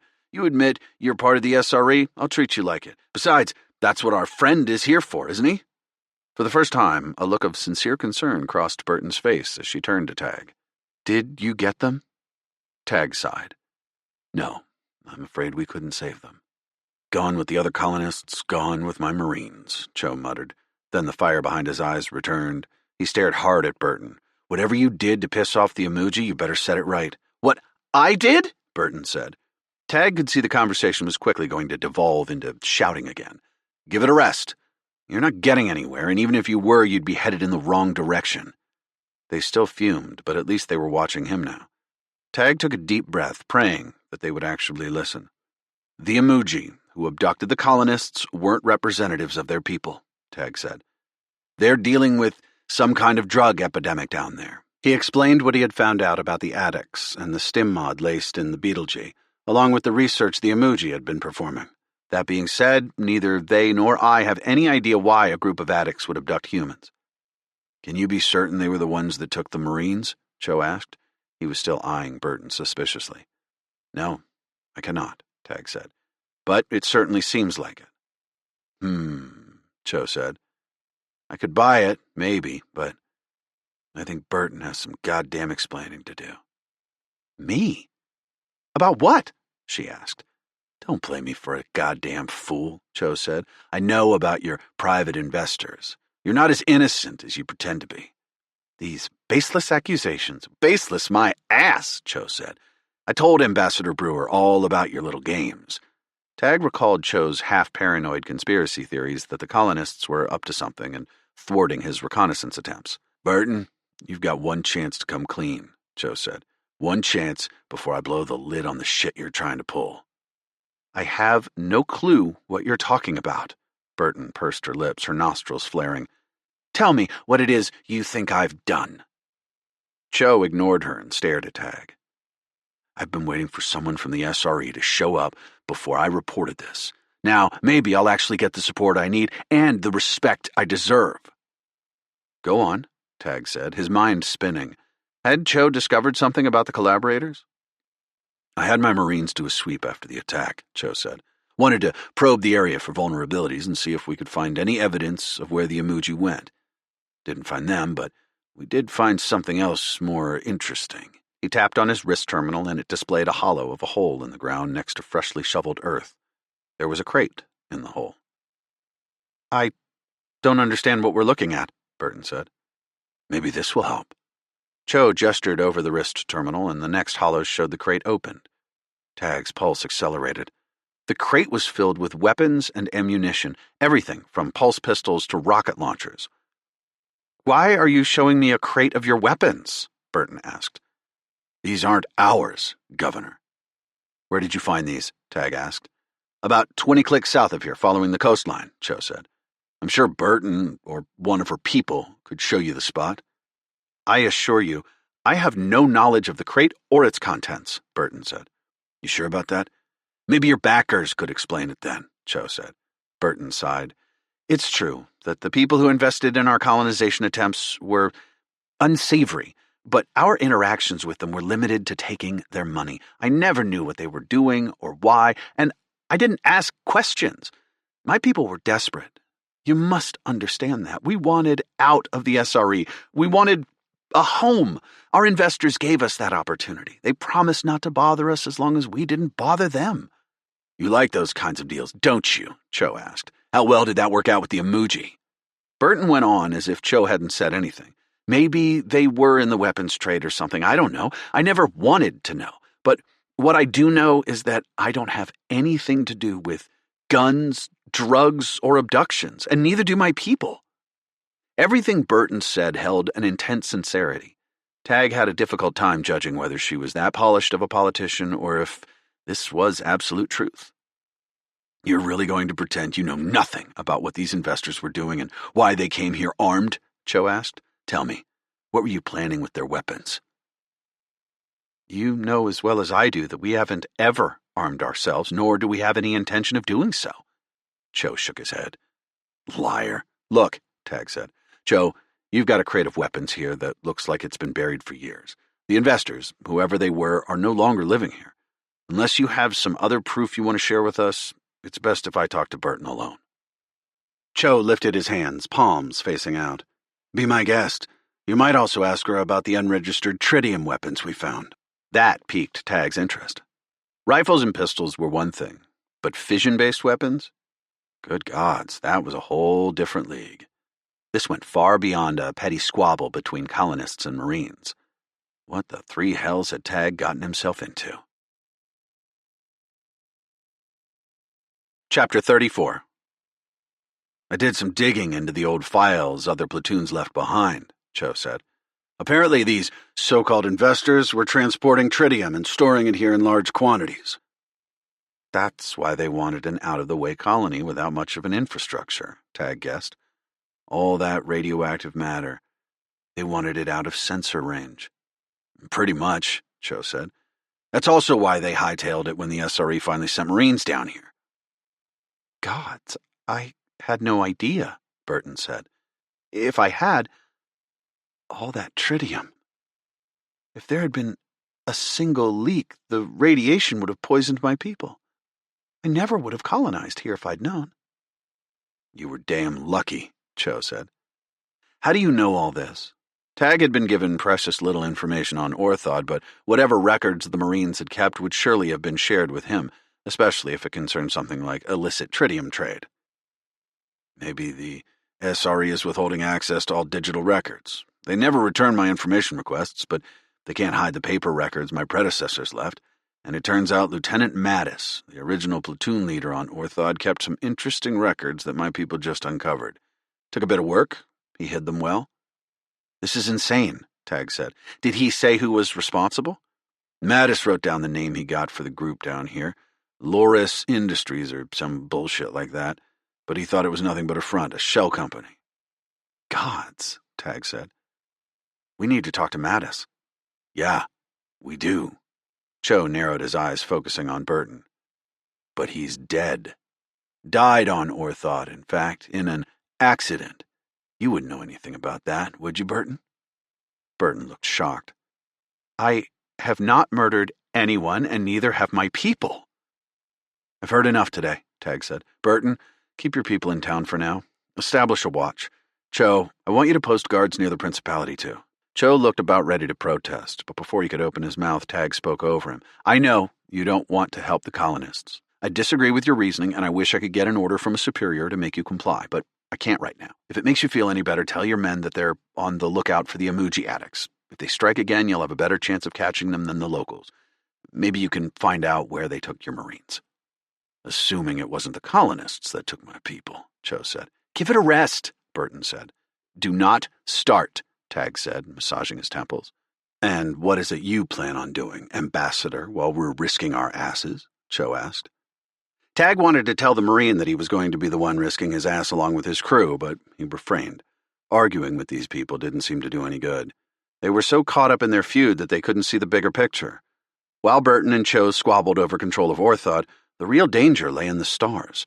Unless they could learn to work together, they would have nothing to argue about when the Collectors enslaved or destroyed everyone in the SRE, including this measly colony. Be the dragon, whispered a voice through his head. Cho, give me the location where you found those weapons, Tag said. Then to Burton. And as best you can, I want the location of where Loris Industries set up shop. I'm going to do something I should have done when I first got here. The sun glinted over Alpha's silver chassis as she waited for him outside Hannah's lab. Tag had already sent the rest of the crew back to the Argo. Scuff marks still marred Alpha's synthetic skin, and a coating of dust made her limbs look rusty. Battle-worn as she was, she showed no signs of fatigue. Good to see you, Captain, she said. How are the colonists? They all seem very angry and scared, Alpha said. I wish I had more time to study their reactions to crisis. So far, the only humans I have truly studied have all been with the SRE. Civilians act quite differently. I was talking more about physical health. Anyone hurt? There were casualties during the attack. 3 people died. It appeared they tried to resist the Amuji's abduction and were dealt blows that were immediately fatal. 5 colonists sustained superficial injuries that were treated by bystanders with rudimentary first aid knowledge. It proved sufficient. Understood, Tag said. Listen, when we get inside, I need you to talk to the technicians. Alpha took a moment to process this order. You are supposed to know very little about science. I almost forgot. Yeah, Tag said. I'm just the diplomat, and you're the leading scientific expert in the crew right now. Can you handle that? Alpha clapped her hands together with a jarring sound of metal scraping against metal. Yes, I can certainly do that, Captain. Tag knocked on the lab door, Rodrigo answered, still donning his white lab coat. Ah, Mr. Brewer, Dr. Baker told me you would probably stop by later. Great, Tag said. Can I talk to her? I'm afraid she's not here. She's out collecting new specimens. Oh, of course, Tag said. Do you know if she ran the samples I gave her? She did, Rodrigo said. Please, come in. He led Tag and Alpha through the antechamber and onto the bottom floor of the laboratory. A few of the droid lab assistants were handling experiments, moving between machines with jerking motions. Over here, Rodrigo said. Dr. Baker performed the complete analysis herself. Must have been something quite interesting. Usually she passes those experiments off to us. What did she find? 1 second, Rodrigo said. He tapped on one of the nearby terminals and a holo-display image popped up. Here's what she left you. Tag leaned over the holo screen. Instead of a list of chemical matches, it was a simple note. No matches found. You owe me a beer. Is that all? I thought we'd have more thorough data to sift through. That's why I brought Alpha. Rodrigo nodded. That's all I have access to. You'd have to ask Dr. Baker if you want to see the specifics. Tag cursed. It seemed Hannah hadn't previously cataloged the plant or animal or whatever the stim-mod portion of the addictive beetle-G had been synthesized from, or... A frightening thought passed through Tag's mind. What if the stim-mod wasn't from Orthod? What if the compound had extraplanetary origins? That would certainly complicate things. Since the SRE controlled deliveries of goods, people, and data to the planet, the possibilities for how the stim-mod had gotten to the emoji left Tag with a bitter taste. Something wrong? Rodrigo asked. It's just... Are you sure you can't get access to Dr. Baker's data? Tag asked. Maybe he could compare the analyses she had run on the extensive molecular database on the Argo. If stim-mod contained recognizable chemical analogs, then the Argo's lab files would find a match. All her proprietary data is protected. It's part of Envirocosmos' agreement with us. Any idea when Dr. Baker will be back? Rodrigo shrugged. Sometimes her trips take a few hours, sometimes they take days. He wasn't about to wait around for Hannah to return. If someone was responsible for smuggling the stim-mod down here, it stood to reason they might also be enabling other nefarious acts around the planet. Say, recruiting Marines to act as collector collaborators. We really are in a hurry, Tag said. It sure would be a shame to leave here without the data. He glanced at Alpha as he said it. She gave him a confused look. Yeah, Rodrigo said, looking slightly annoyed that Tag kept belaboring the point. Wish I could help you. I suppose if we can't leave with the data, I'll just take back the sample I gave Dr. Baker, Tag said. The SRE can conduct further analysis. Alpha still looked confused. He understood why. They had plenty of Betelgeuse samples to go around. They didn't need the one they'd given Hannah. But it wasn't the sample he wanted. Rodrigo frowned. I'm not sure where it is. It seemed like he was losing his patience. Undoubtedly his own experiments were calling him. I suppose I can look for it? Yes, Tag said, pasting on the most obnoxiously cheery smile he could manage. Thank you very much. Rodrigo turned and marched toward one of the sample freezing bays. He undid the latch and icy white mist poured out as he peered into it. Alpha, we need that data, Tag whispered. Can you get it from their computer system? Yes, Captain, I can do that. She stood still, making no move toward the terminal. Retrieve the data, Tag said, shaking his head. Alpha was such an advanced AI that sometimes he forgot she wasn't human. She was constantly learning, but he still needed to be precise when issuing commands, and be discreet about it. Yes, Captain. Alpha backed up against a lab bench. On it was the terminal Rodrigo had used to access Hannah's notes. A data probe slipped out of her finger and into one of the access points on the terminal. I wish to note that stealing is against the morals you imparted to me. Yeah, I get it, Tag muttered. I'll explain later. Rodrigo called over his shoulder. I couldn't find... Here, Tag said. Let me help. He joined Rodrigo at the open bay, making a show of it. He poked each of the plastic boxes with samples, counting them off and scanning the dates scrawled across them. He jabbed the one with today's date. It should be in this box here, right? Yes, Rodrigo said with a slight roll of his eyes. I did, of course, check that one, but may I? Tag asked. Tag started to reach for it, but Rodrigo stopped him. Without thermal gloves, you'll get frostbite. The lab assistant handed him a pair of gloves. Tag put them on, pretending to have trouble getting his fingers in the right spot. He pulled out the box and started sifting through the plastic vials. As he did, he stole a sideways glance. Alpha was still positioned at the computer. Tag had no idea how much longer she needed, and he was almost at the last sample. Oh no, Tag said, deliberately spilling the samples over the floor. I'm so sorry. Were these organized a certain way? Here, I can put them back. Mr. Brewer? Rodrigo said with evident restraint. I can clean these up. He took the plastic box from Tag. You sure? Yes, I'm absolutely positive. Rodrigo bent to take care of the frozen vials rolling across the floor. Tag carefully stepped over them and joined Alpha. Bought as much time as I could, he said. How's it going? I have completed retrieval, Alpha said. The data probe retracted, and she clenched her hands. Tag hurried out of the door and back into the street.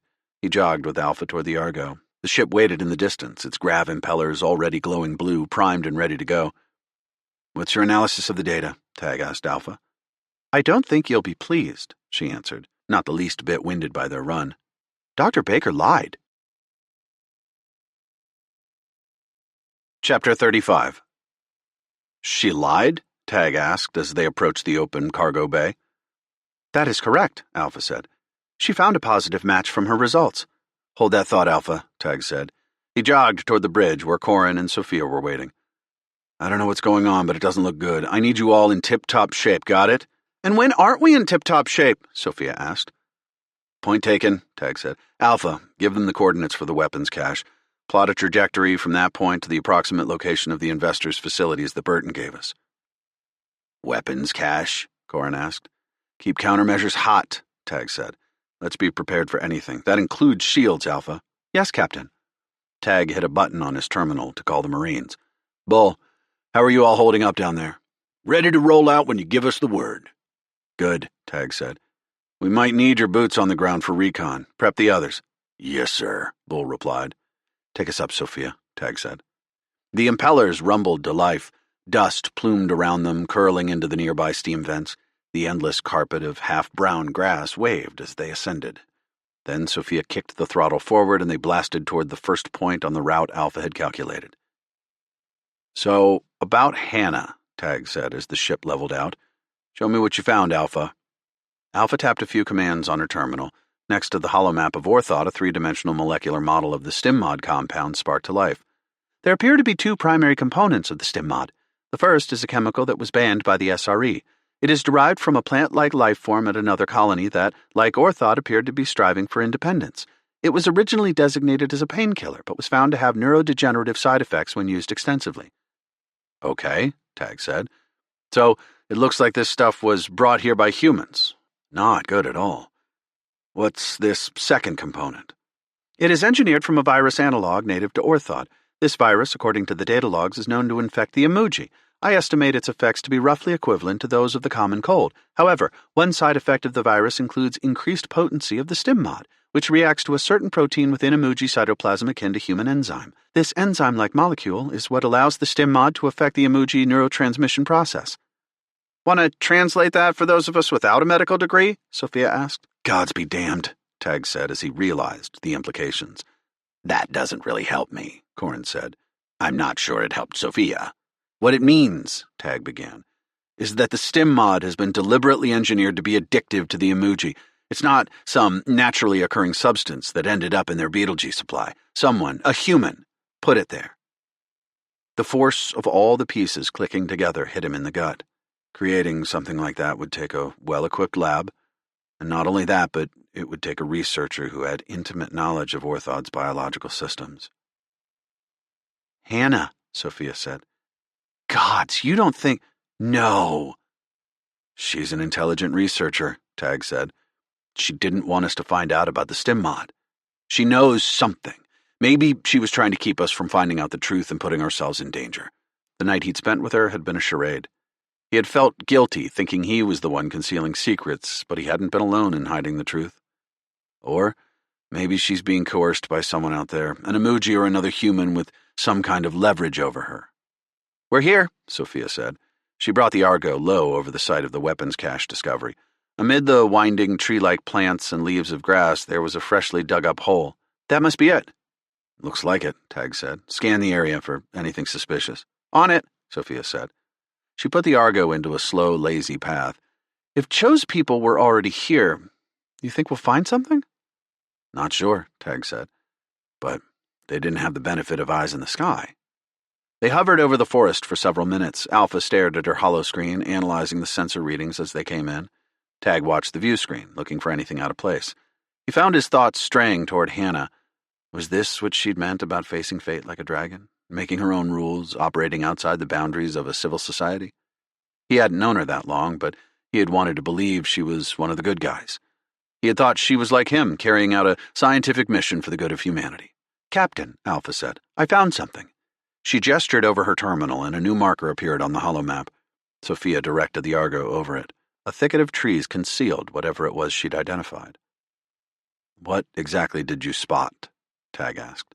"The LiDAR picked up a strangely shaped object." Another flick of her wrist, and a monochromatic line drawing of the object appeared beside the hollow map at the center of the bridge. "Unless plants grow in perfect rectangles on this planet, it's almost certainly man-made." "Take her down?" Sophia asked. "No," Tag said. "I don't want to waste more time than we have to." He flicked over the comm channels. "Bull, I want you to rappel down. Check out the site highlighted on your wrist terminals. We'll continue recon from above." It didn't take long for the vid feed from the Marines' helmet-mounted cams to play across Tag's holoscreen. He watched as they slid down the cables and into the tree cover. They burst through the stippled green and brown foliage. "All clear," Bull called over the comms. "Copy," Tag said. The cable retracted, and Sophia continued their circuitous route as Alpha probed the undergrowth with her sensors. All the while, Tag watched the Marines approach the site that Alpha had marked on their maps. "Looks like this was freshly dug up," Sumo said, picking up some of the dirt sprinkled over the roots and crumbling it between her fingers. Lone Star peered at something in the roots, and Tag switched to her cam view. "If that's what they left behind, I'd hate to see what they took," she said. "Must have been in a hurry," Gornado said. "Captain, you seeing this?" Bull asked.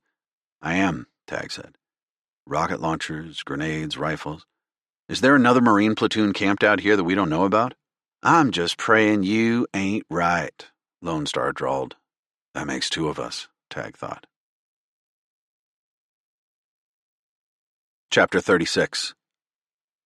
The Argo blew over the forested landscape. The land toward the south was far more lush and full of vegetation. A few steam vents wheezed plumes of vapor into the air that caught the golden light of the evening sun. Sophia leaned on the throttle, pushing the ship hard. "Some bad shit is going on here, Skip." "Yes," Alpha agreed. "This certainly appears to qualify as bad shit." "Think this is the work of a collaborator or something?" Sophia asked. "If someone down here has been experimenting with brain-altering drugs on the Imuji, I wouldn't put human experimentation past them," Tag said, praying Hannah was unharmed and far from this madness. "That could be how the Marines we encountered on the Montenegro were brainwashed," Alpha said. "If the drugs had imparted long-term residual effects, there would be no need to employ mind-altering nanites." They blasted over a narrow strip of land. Sapphire blue water lapped the shores on either side. The grass had been flattened in the middle, almost as if a path had been formed from someone or something frequently traveling over it. Perhaps it was just a game trail, but Tag suspected something much more sinister. Burton had given Tag a rough estimate of where the colony's mysterious backers might have set up shop. Most of the region was restricted, in part because of the agreements with their financiers, but also because there were apparently large numbers of fist-sized insects with toxic bites in the area. That last tidbit had been supported by anecdotes from a couple colonists, along with research Hannah had performed. Tag wondered whether that was just another boogeyman to keep the colonists from traveling too far south. There were still so many questions circling his mind as they swung over the dense trees. The land here was greener than anything he had seen up north, and the view screen showed why. Black clouds rolled in toward them. Arcs of white lightning cut the sky. He could already imagine the sheets of rain pouring out of the storm front.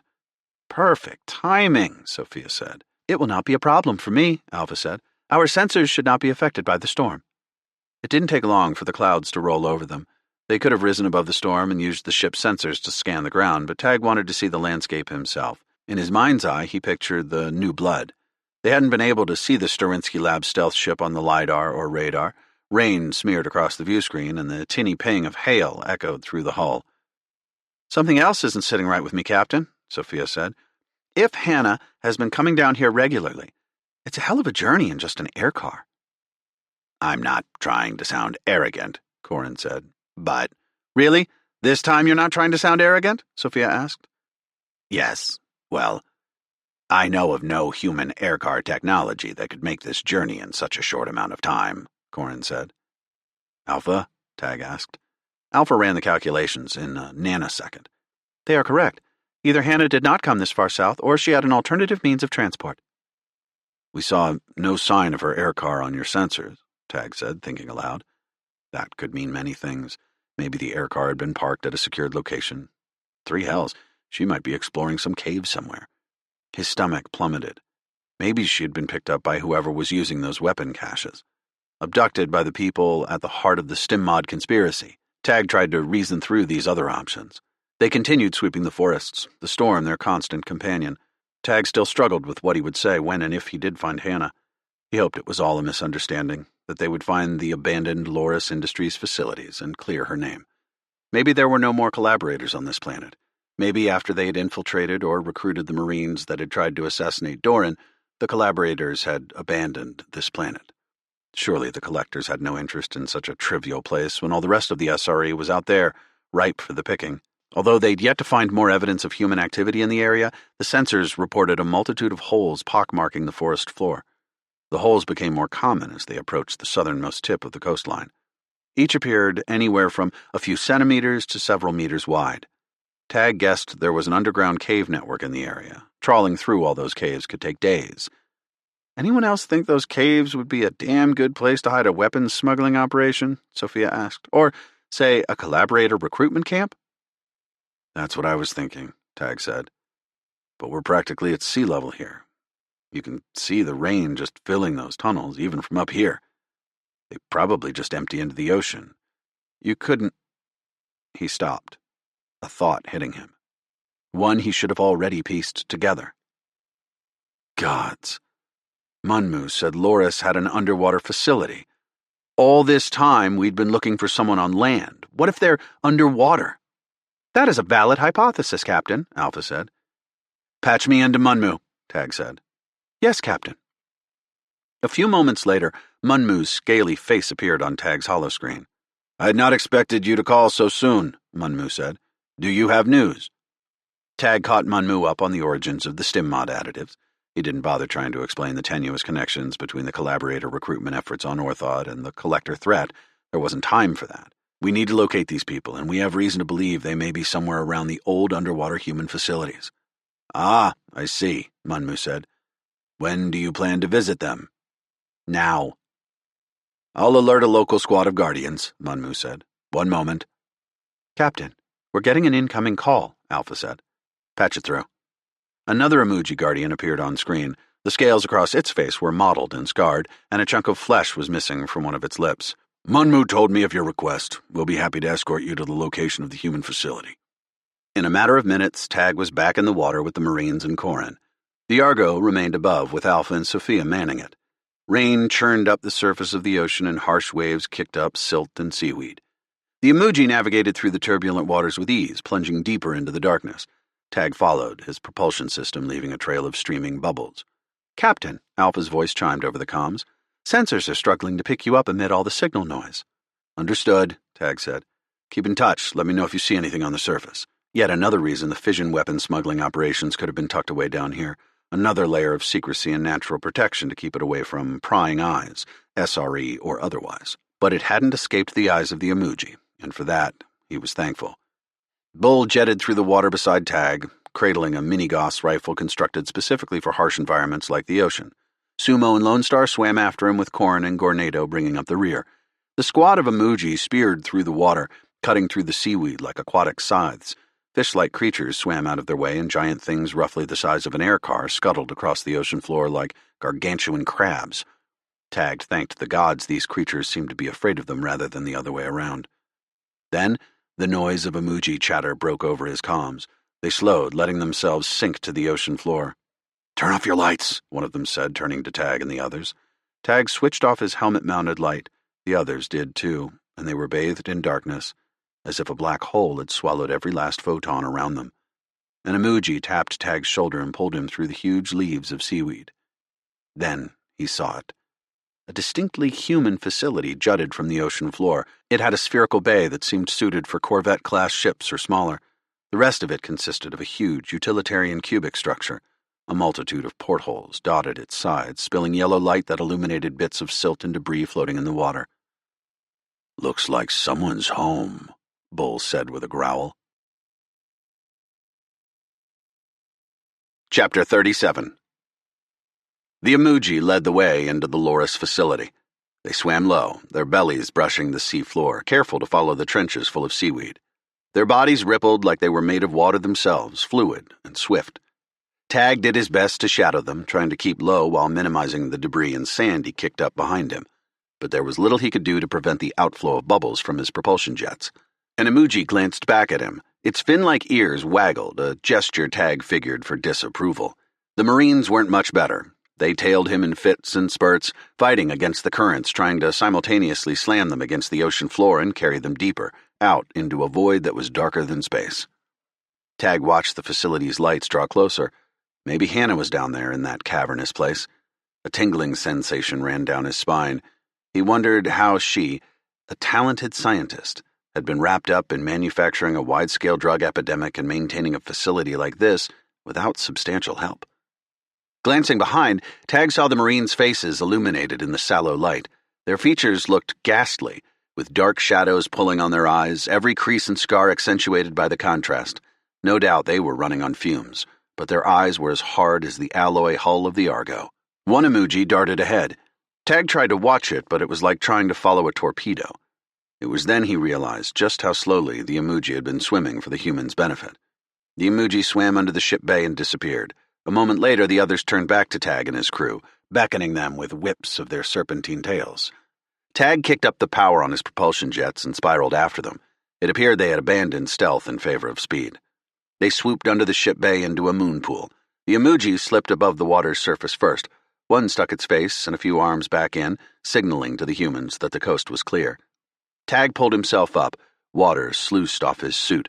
He gazed around the vast chamber bathed in the unforgiving glow of red battle lights. A jungle of electrical wires and crates lined the perimeter of the moon pool, and there, menacing under the dull light, waited another of Sterinsky Labs' prototype crafts. White letters emblazoned on the side of this one read, "Forge of Blood." A smaller shuttle was docked nearby, and in the open cargo hold Tag spied an air car. Hannah's air car. "Eyes on the craft," Bull said. Sumo and Lone Star pointed their rifles at the open cargo door. Bull guarded the open corridor leading out of the bay with Gornado, and Emoji slithered toward Tag. "We have done our service," the Emoji said. "Now we must leave. If we are caught in conflict with humans, it will trigger the nullification of our treaty." "I understand," Tag said. "Thank you for getting us this far." "May you have the luck of calm waters," the Emoji said before slipping back into the moon pool. The others followed, leaving Tag, Corin, and the Marines alone. Corin sighed. "Do we examine the ship or explore the facility first, Captain?" Both were tempting options. If they searched the building, they might find valuable data about the source of the laced betelgeuse and information about the mysterious backers who had built this place. And if they were lucky, they might even scrounge up evidence about the collaborators' recruitment efforts on Orthod. But the shuttle offered a clear link between Sterinsky Labs and the destruction of the Dawn of Glory, with the prospect of more information in the ship's logs to show how the company, the collaborators, and the collectors were connected. Captain," Corin said. He seemed to be staring straight ahead through his orange visor, seeing something none of the others could. "My sensors are detecting trace amounts of gamma radiation." "You think that's residual radiation from the fission weapons smuggled through here?" Tag asked. "I doubt it," Corin said. "The rad reading I'm getting suggests an active radioactive source within the compound." "A leaking fusion reactor, maybe?" "Maybe," Corin said. There was another possibility, one neither had dared to say aloud. There might be a live nuclear weapon nearby. They needed to get what they came for and then leave as quickly as possible. Nearby, next to a bench full of scrap material and engineering tools, a terminal stuck out from the wall. "Corin, see what you can get out of that terminal and transmit all the data to the Argo. If you don't find anything useful, we'll search the ship," Tag said. "Alpha, keep the data link open and make sure you record video of all this." "Consider it done," Corin replied. He loped over to the bench and used the data probes on his suit to connect with the computer. "Installing data sapping software now." "Yes, Captain," Alpha said over the comms. Tag wished she were there to interface directly with the Loris terminals, but it was safer to leave Alpha and Sophia in reserve aboard the Argo. For a few more minutes, the only sounds they heard were the groans traveling through the thick, plated walls of the ship bay as the water shifted around it. "This is interesting," Corin said, his six-fingered hands tapping away at the terminal. "I believe I've decrypted an inventory program on here. If I'm reading this correctly, there are fission weapons still here. The report refers to the facility as Site A. All the weapons except one are stored here. The program references a Site B, which appears to be designated as a test facility." "Would the fission weapons be the source of the radiation you detected?" Tag asked. "Maybe," Corin said. "But at least one of the stored weapons would have to be primed." "Damn," Tag said. His nerves started to spark with electricity. What about the Site B weapon? That one is primed, Corin said. Gods. Where is this Site B? Tag looked around the ship bay as if an answer would appear. 3,000 clicks from here on a landmass that... This is odd, Corin said. It's a testing site for fission weapons. Strange. At least it doesn't seem like that weapon is an immediate threat, Tag said. Find anything on the collectors or Sterinsky? Sterinsky is mentioned in several documents, but there's a great deal more that I need to decrypt. Tag looked back at the open passageway. At any moment, Hannah might show up, with or without heavily armed guards. We don't have time to do that here. As soon as you finish installing the sapping software, we're going to search the stealth ship. Installation complete, said Corin. Good, Tag said. Let's move. Sumo and Lone Star cleared the way toward the ship. Finally, they would see the inside of a Sterinsky stealth craft. But before they reached the forge, the clatter of footsteps echoed down the hall. Urgent voices bounced off the walls, and Tag dove behind a nearby crate. Sumo and Lone Star found firing positions, and Corin hid under a bank of holoscreens. Out of the passage came a group of men and women, all brandishing weapons. They looked like SRE Marines with their black power armor and standard-issue pulse rifles, but they had no insignia to mark their allegiance. A dozen technicians followed, pushing huge cylindrical objects on carts. Tag's stomach dropped. Those were stasis chambers, and they were occupied. Tag had a sinking feeling that these were the missing Marines. Then he spotted the Principality's doctors, Beth and Samuel Foster, floating in a pair of chambers with their eyes half closed, straddling the line between sleep and consciousness. Whoever had been engineering the stim mod here had been using its addictive properties to bend emoji to their will. Tag pictured the desperate emoji with their red lips and teeth stained by the Beetlejuice. It took no leap of imagination to guess what their reward had been for bringing humans here. Another figure emerged from the passageway, and although the red lights overhead masked her features, he had no problem recognizing her. He wanted to believe that maybe, just maybe, Hannah was innocent, but she strode to the head of the group with the same confident gait as when she had first approached him at the colony's makeshift bar. There was no hesitation in her step, no regret on her face. Then, as if to confirm his suspicions, she pointed to the forge. "I don't want another chamber damaged," she said to one of the barrel-chested grunts. "Secure these ones as well. It's hard enough getting specimens without you all ruining them." "Yes, ma'am," the grunt replied as he helped load one of the stasis chambers onto the ship. Hannah watched from the edge of the cargo hold. "Boss says you gotta clean this mess up," a man said from the open hatch of the forge. Hannah rolled her eyes. "I told him I would." "He wants to know how." "In 15 minutes, this place will no longer exist," Hannah said. "Is that good enough?" "No," the man said. His face contorted as if he had tasted something rotten. "He wants the colonists gone. The Marines, too." "He wants us to scare them off the planet?" "No. He wants them dead." Chapter 38. "Dead?" Hannah asked, spreading her hands wide. "That's not what we agreed to, Porter." Tag's stomach roiled as if he'd eaten something rotten. Hannah was working for the enemy. And to make matters worse, the mention of Porter's name burned through Tag like a blast of pulse fire through the Argo after the energy shields had fallen. A huge man with roping muscles and head shaved clean looked at his wrist terminal. Private Manuel Porter, one of Cho's missing Marines. The Marine grimaced as he spoke, as if it pained him to say the words he said next. "Boss says you do it or he'll blow the whole planet. This wouldn't be the first." Tag's pulse accelerated. Images of fission bombs exploding over the Principality flashed through his mind. Hannah looked at the ground for a moment. "Shit." Porter gave a forced smile. "You gotta think of the good of humanity. Isn't that what you told me? Gotta make some sacrifices to secure our future." "Sure," Hannah said, "but I didn't think—" "Screw it. Fine. He wants them gone, I'll get them gone. No bombs, though. That'd be too damn obvious if the SRE starts getting curious." "You got a better plan?" "I've got something. Get the ship ready for launch." "You got it," Porter said. He disappeared into the ship. Hannah returned to the corridor, alone. Tag looked at Corin, then Sumo and Lone Star. If they moved out of their hiding spots, they would be in full view of anyone who happened to look out of the forge's cargo hold. Maybe they could take the ship by force. He had faith in his Marines, all 4 of them. He didn't relish going head-to-head with an enemy that outnumbered them 5-1. At the same time, he couldn't abandon the people that had been abducted. Nor could he let the stealth ship slip away with information that might help the SRE stop the collaborators. They needed help. Gods be damned, Tag muttered to himself.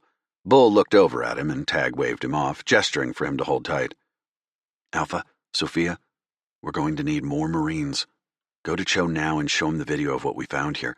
Tell him if he wants his missing Marines, he needs to help us. Warn him there might be some kind of attack on Orthod, too. Oh, and he needs to make sure the interplanetary system is ready for the Forge or whatever else they throw at the colony. Tag might not have a chance to search the Forge of Blood now, but there was still another way of getting the data he wanted. Keeping one eye on the ship, he inched around the edge of the bay until he made it to the corridor. Bull, on me, Tag whispered over the comms. The rest of you, stay put. Priority number 1 is making sure we don't get caught. Do not let these people see you. I don't want to shoot out until we've got reinforcements. Tag clung to the shadows as he and Bull padded down the corridor. Other small corridors branched off throughout the facility. Uncertainty tugged at him as he moved. Maybe he should have waited for the Marines with the rest of the crew, but he might not get another chance to confront Hannah. She could hold key information to this operation. But no matter how he legitimized it, he knew the real reason he wanted to face her. He wanted to hear it from her, directly, why she had chosen to betray humanity, why she was working with the collaborators. The sound of her voice trickled through the hall. Up ahead, a triangle of yellow light leaked through a cracked door. Through the crack, Tag saw a bank of holoscreens. A dark shape was silhouetted against them. Yes, Hannah was saying, all the Beetle-G you want if you get rid of the colonists. Silence for a moment. However you have to do it. There was a longer pause and then an exhale.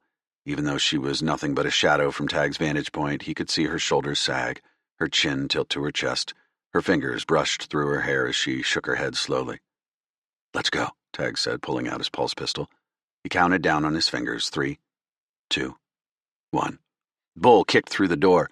Tag leveled his pulse pistol at where he expected Hannah to be. Before he could do more than blink in surprise, Bull lit up in a crackling storm of green electricity as the personal energy shield on his suit overcharged. He fell limp, and his head cracked against the floor. Drop the weapon, Tag, Hannah said. He let his pulse pistol fall from his fingers. He looked at Bull through the corner of his eye. It was impossible to tell how badly the Marine was hurt. He wanted to reach for his wrist terminal. A quick tap would reveal the data streaming from Bull's suit's biosensors. He's still alive, Hannah said, as if she was reading his mind. At least, he should be.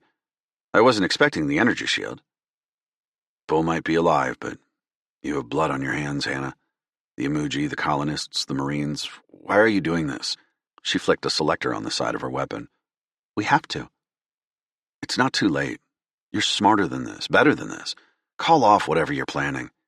Hannah walked toward him, keeping just enough distance that he couldn't try to disarm her. You're no diplomat. What are you, Mill Intel? Tag laughed. No, not even close. I'm a goddamn scientist, like you. I'm so much more than that now. Tag could see a slight tremor as she held the pistol toward him. It was a model he didn't recognize.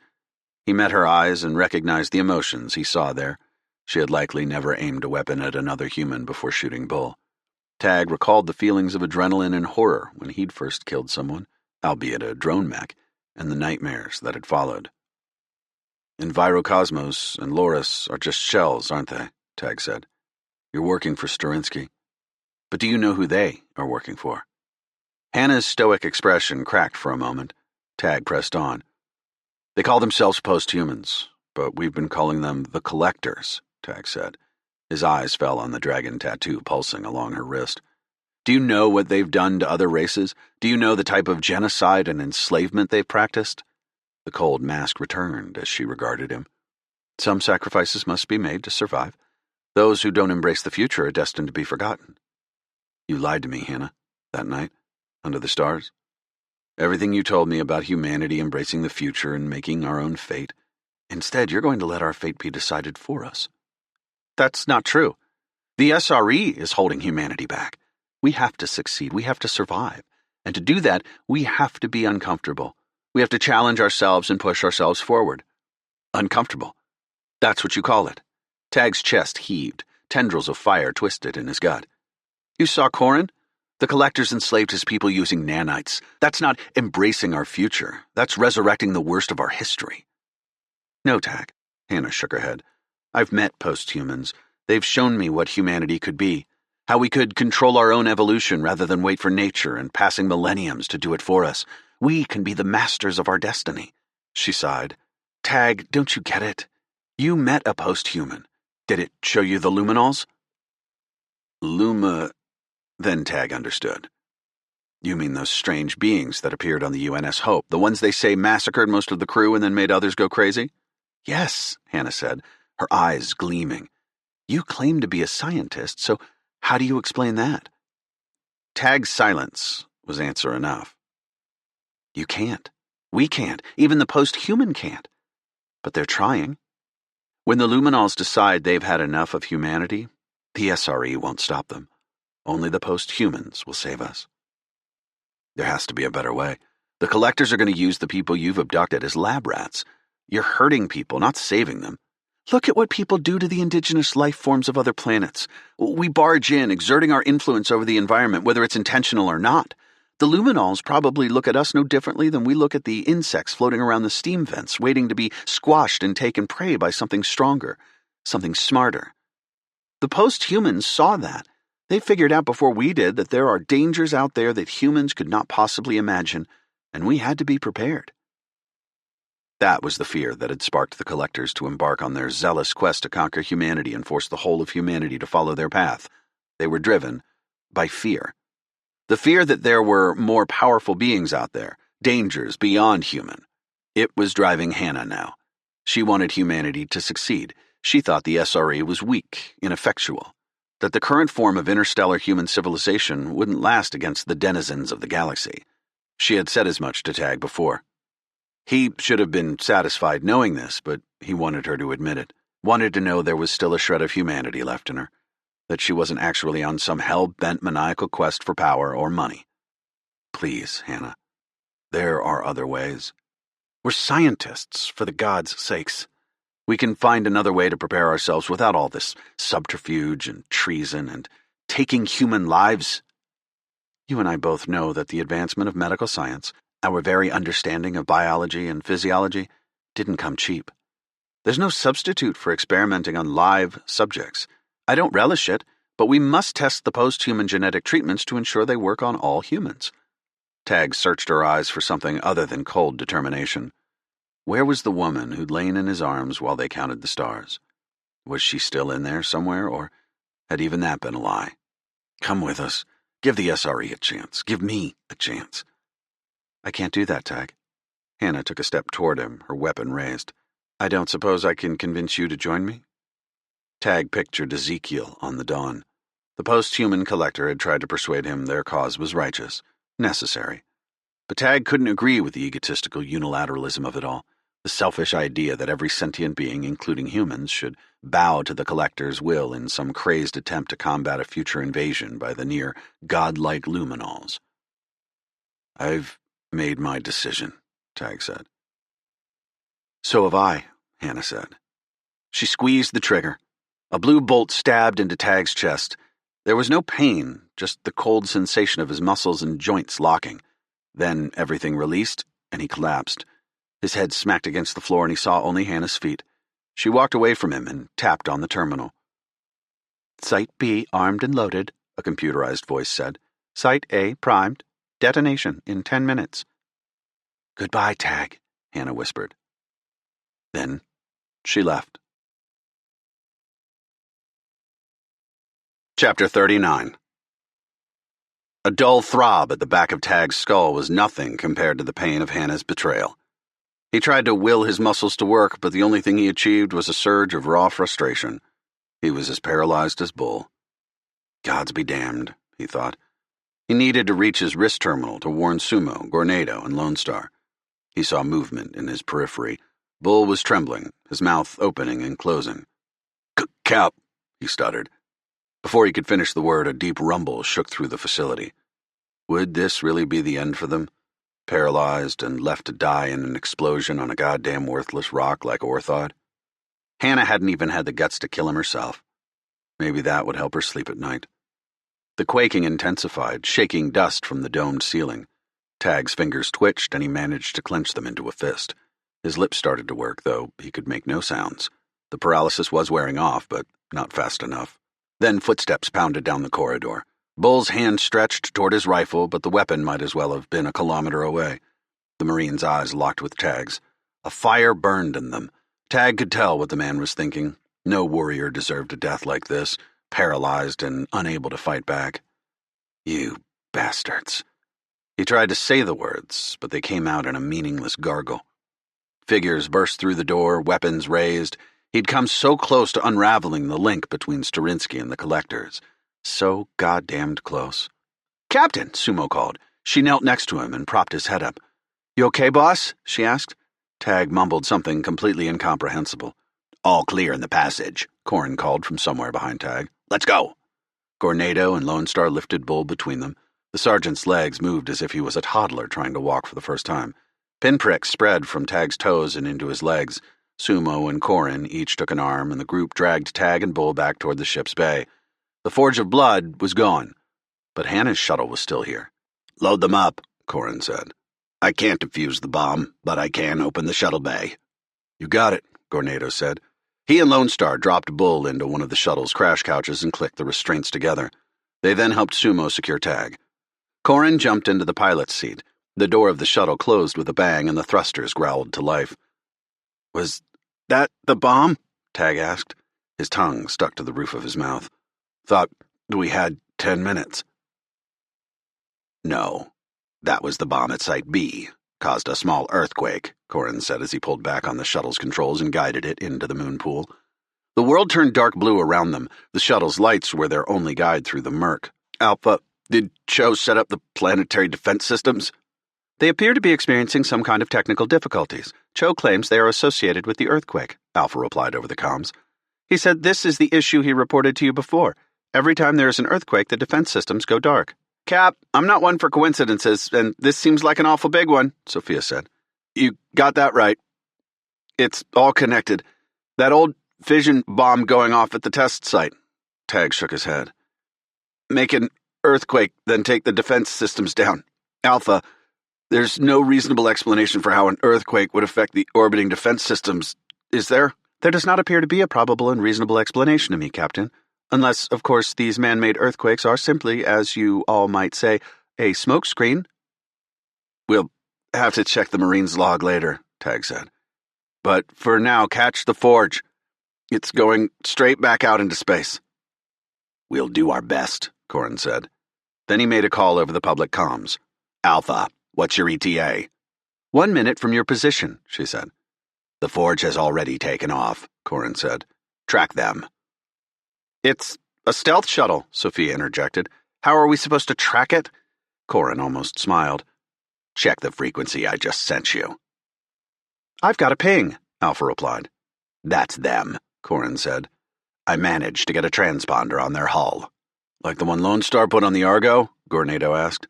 Lone Star recoiled at that.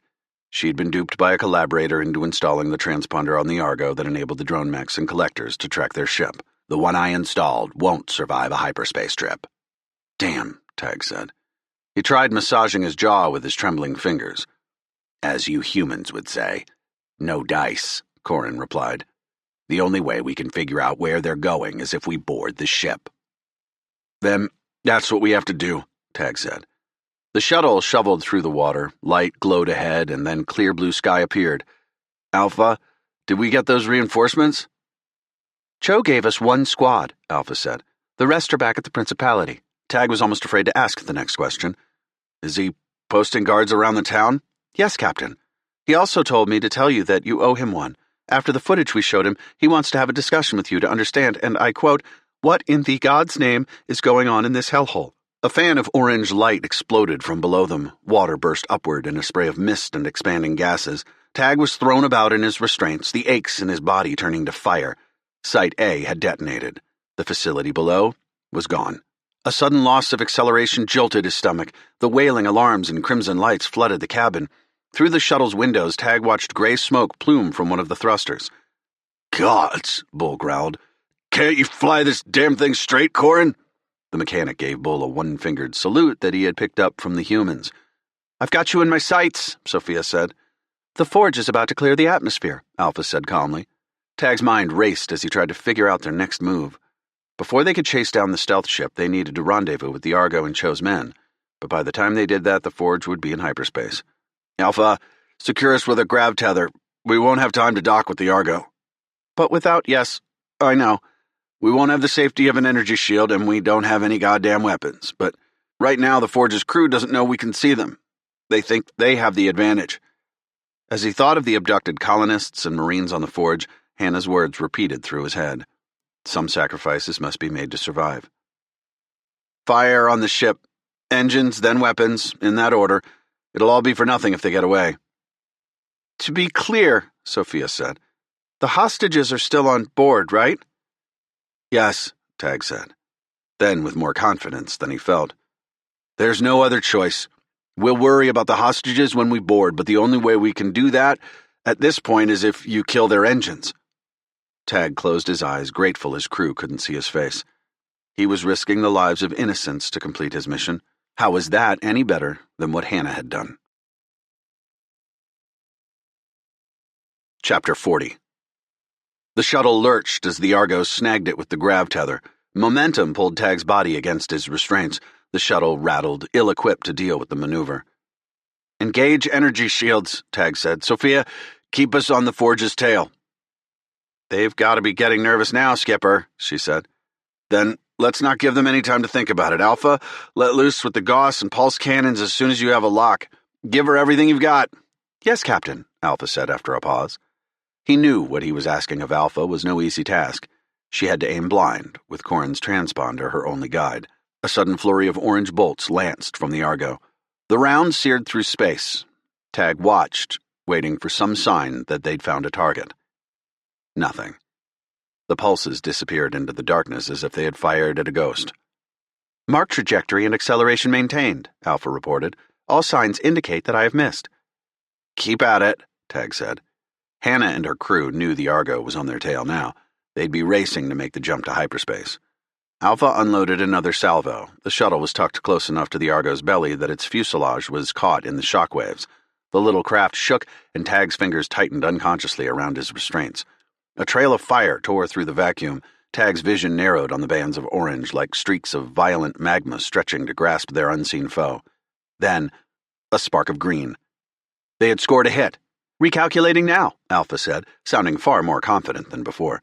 The hit would hardly count in another skirmish. In this one it made all the difference. They hadn't damaged anything, but now they knew where the ship was in relation to the transponder. Another volley exploded from the Argo. This one did not go unanswered. Cannon batteries thumped from the Forge with a force Tag could feel in his gut. Lasers, pulse rounds, and PDC fire filled the space between the two ships. Sophia maneuvered the Argo so that Tag could no longer see what was going on through the cockpit view screen. Sophia was clearly trying to shield the shuttle from the incoming fire, sacrificing mobility for the lives of her captain and the rest of the crew. The shuttle was now pressed against the Argo's hull. Every growl of the cannons, every spat of incoming fire absorbed either by the shields or the Argo itself rocked the shuttle too. Damage report, Tag said after a teeth-rattling jolt. Shields down to 20%, Alpha said. Forward hull integrity compromised. Fusion reactors and engines at 65%. And our target? Difficult to tell, Alpha said.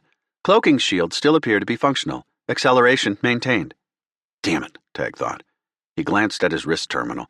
Only 20 or 30 seconds, if they were lucky, before the stealth ship reached a safe hyperspace transition distance from Orthod. That was assuming Hannah wouldn't risk an early transition. An incoming kinetic round plunged through the Argo and grazed the shuttle's hull. A plume of white gas froze into many crystalline shards that pinged against the cockpit. That was too damn close, Sumo said. Then another volley slammed into the Argo. The shuttle smacked against the larger ship. Another orange round of pulse fire gouged the Argo like a knife. Tag bounced in his restraints, his bones scraping together. One of the Argo's impellers had gone dark. Engines down to 35%, Alpha said. I'm giving it all I've got, Sophia added, her voice shaking with effort or pain. But they're getting away. They will not get away. Alpha, you've got to do this. Tag thought she answered in the affirmative, but he couldn't be sure. A cacophony of cannon fire drowned out her reply. Tag felt the thudding weapons deep in his core. His whole body hurt from everything it had endured recently. The more the Argo bucked, the worse the fires in his limbs and nerves became. He heard the whistle of gas escaping pipes and the spark of broken wires, the desperate cries of the cannons charging. Over and over they burst, as if the Argo was bellowing challenges at Forge. The ship wouldn't be satisfied until its enemy was gone. "Engines at 5, Sophia stopped as another violent explosion rocked the Argo. "Never mind. Engines down, Captain. Engines down." "We aren't done until every last cannon is quiet," Tag thought. "You can do this. You can do this." He wasn't sure if he was talking to the ship, or Alpha, or himself. Maybe the gods. The Argo was badly damaged, but Tag wasn't going to give up. The Forge had lost its stealth shields, and after one final volley, its impellers and cannons went dark. Both ships were crippled, drifting through space. "Captain," Alpha said, "the Forge's shields are down. Their engines are no longer functional, and they've stopped firing. All weapons appear disabled." "Then it's time to board," Tag said, reaching for his harness release. "Tell Cho's Marines to get ready." "That will not be possible," Alpha said. "The passenger hold took a direct hit. There were casualties." "Dead?" Tag asked. "Uncertain, Captain. Communications are down." There wasn't time for regrets. Later, Tag could second-guess his decisions and grieve for the Marines. "Alpha, get down there and see if you can help those men. Bull, do you think we can take them on our own?" Bull was silent for a moment. "You don't fight with the army you want. You fight with the one you got." Tag nodded. "Corin, we're going in." Chapter 41. The grav tether released the shuttle, and Corin eased the craft out from under the Argo. The ship was in bad shape. Not the worst Tag had ever seen, but it still made him slightly sick. Alpha and Sophia were trapped in there along with the injured Marines. The ship could easily become their drifting metal tomb. His medical instincts kicked in, telling him to stop their pursuit of Hannah and the collaborators. What if Alpha couldn't help all the Marines? But far more was at stake than just those individuals' lives. The Forge held its own cadre of prisoners whose lives were in the balance, and if the collaborators escaped, there might yet be more untold and uncontrolled damage on other colonies around the galaxy. They had to stop Hannah and the others, gather what intel they could, and see who they could save aboard the Forge. It physically pained him to abandon the Marines injured in the Argo, but he had little choice when the future of humanity might be at stake. "Alpha, once you've seen to the wounded, start repairs immediately on the Argo's engines," Tag said. "Second priority is shields." "Captain, I estimate 8 to 10 hours will be required for essential repairs." "I understand," Tag said. "Start now." The shuttle puttered on. Smoke no longer trailed from the shuttle's damaged thruster, but Corin still had to jockey with the craft to keep it under control. As they approached the Forge, Tag tried to judge the best place to gain entry. With Corin's plasma cutters, they could make an entrance wherever they damn well pleased, given enough time. But time was not a luxury they could afford. A gaping hole had been torn into one of the cargo holds. Debris floated from it like the shredded entrails of a wounded animal. "You think that's where they kept the hostages?" Lone Star asked. "Does it matter now?" Sumo said bitterly. "Assholes," Gornado said, his large fists clenching into shaking fists. "I'll stomp every goddamn one of them aboard that godforsaken piece of shit." Bull merely nodded, his fingers drumming on the side of his rifle. There was no avoiding the debris as Corin guided the craft into the wound in the ship's side. Bent shards of the hull and severed snakes of wire clunked against the shuttle. A body in an EVA suit drifted past, a splash of blood obscuring the dead person's features. Tag's fingers tightened around the straps on his crash couch. The crew fell silent. Was that Hannah? The shuttle glided to a stop. A single red emergency light flashed across the interior of the Forge, painting the scene in bloody light.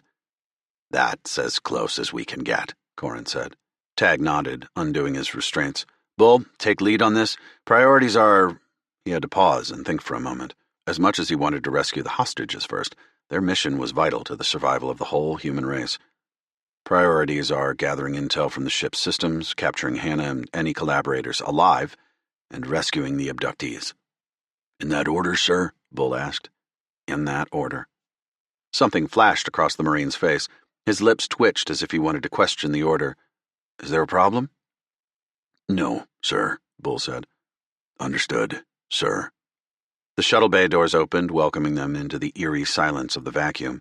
Static fizzled over the comms as they slipped out, one by one. A few slight adjustments with his propulsion jets led Tag into the debris field. He couldn't help searching for the people the collaborators had kidnapped.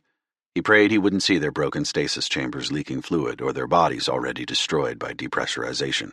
Through the flotsam he went, following Sumo. She shoved aside a piece of bent scaffolding, and as the debris shifted, the body of one of the collaborators floated by listlessly. His face shield was cracked, revealing a pulpy mass of unrecognizable tissue. The Marines constantly swept their rifles back and forth, searching for contacts, but the only movement was the gentle drift of weightless debris. "Keep an eye out for a working terminal," Tag said. A flurry of affirmatives reached his ears, but the state of the cargo hold didn't give him hope. The only terminals he saw had cracked screens and protruding wires like broken blood vessels. Sumo floated toward an intact airlock.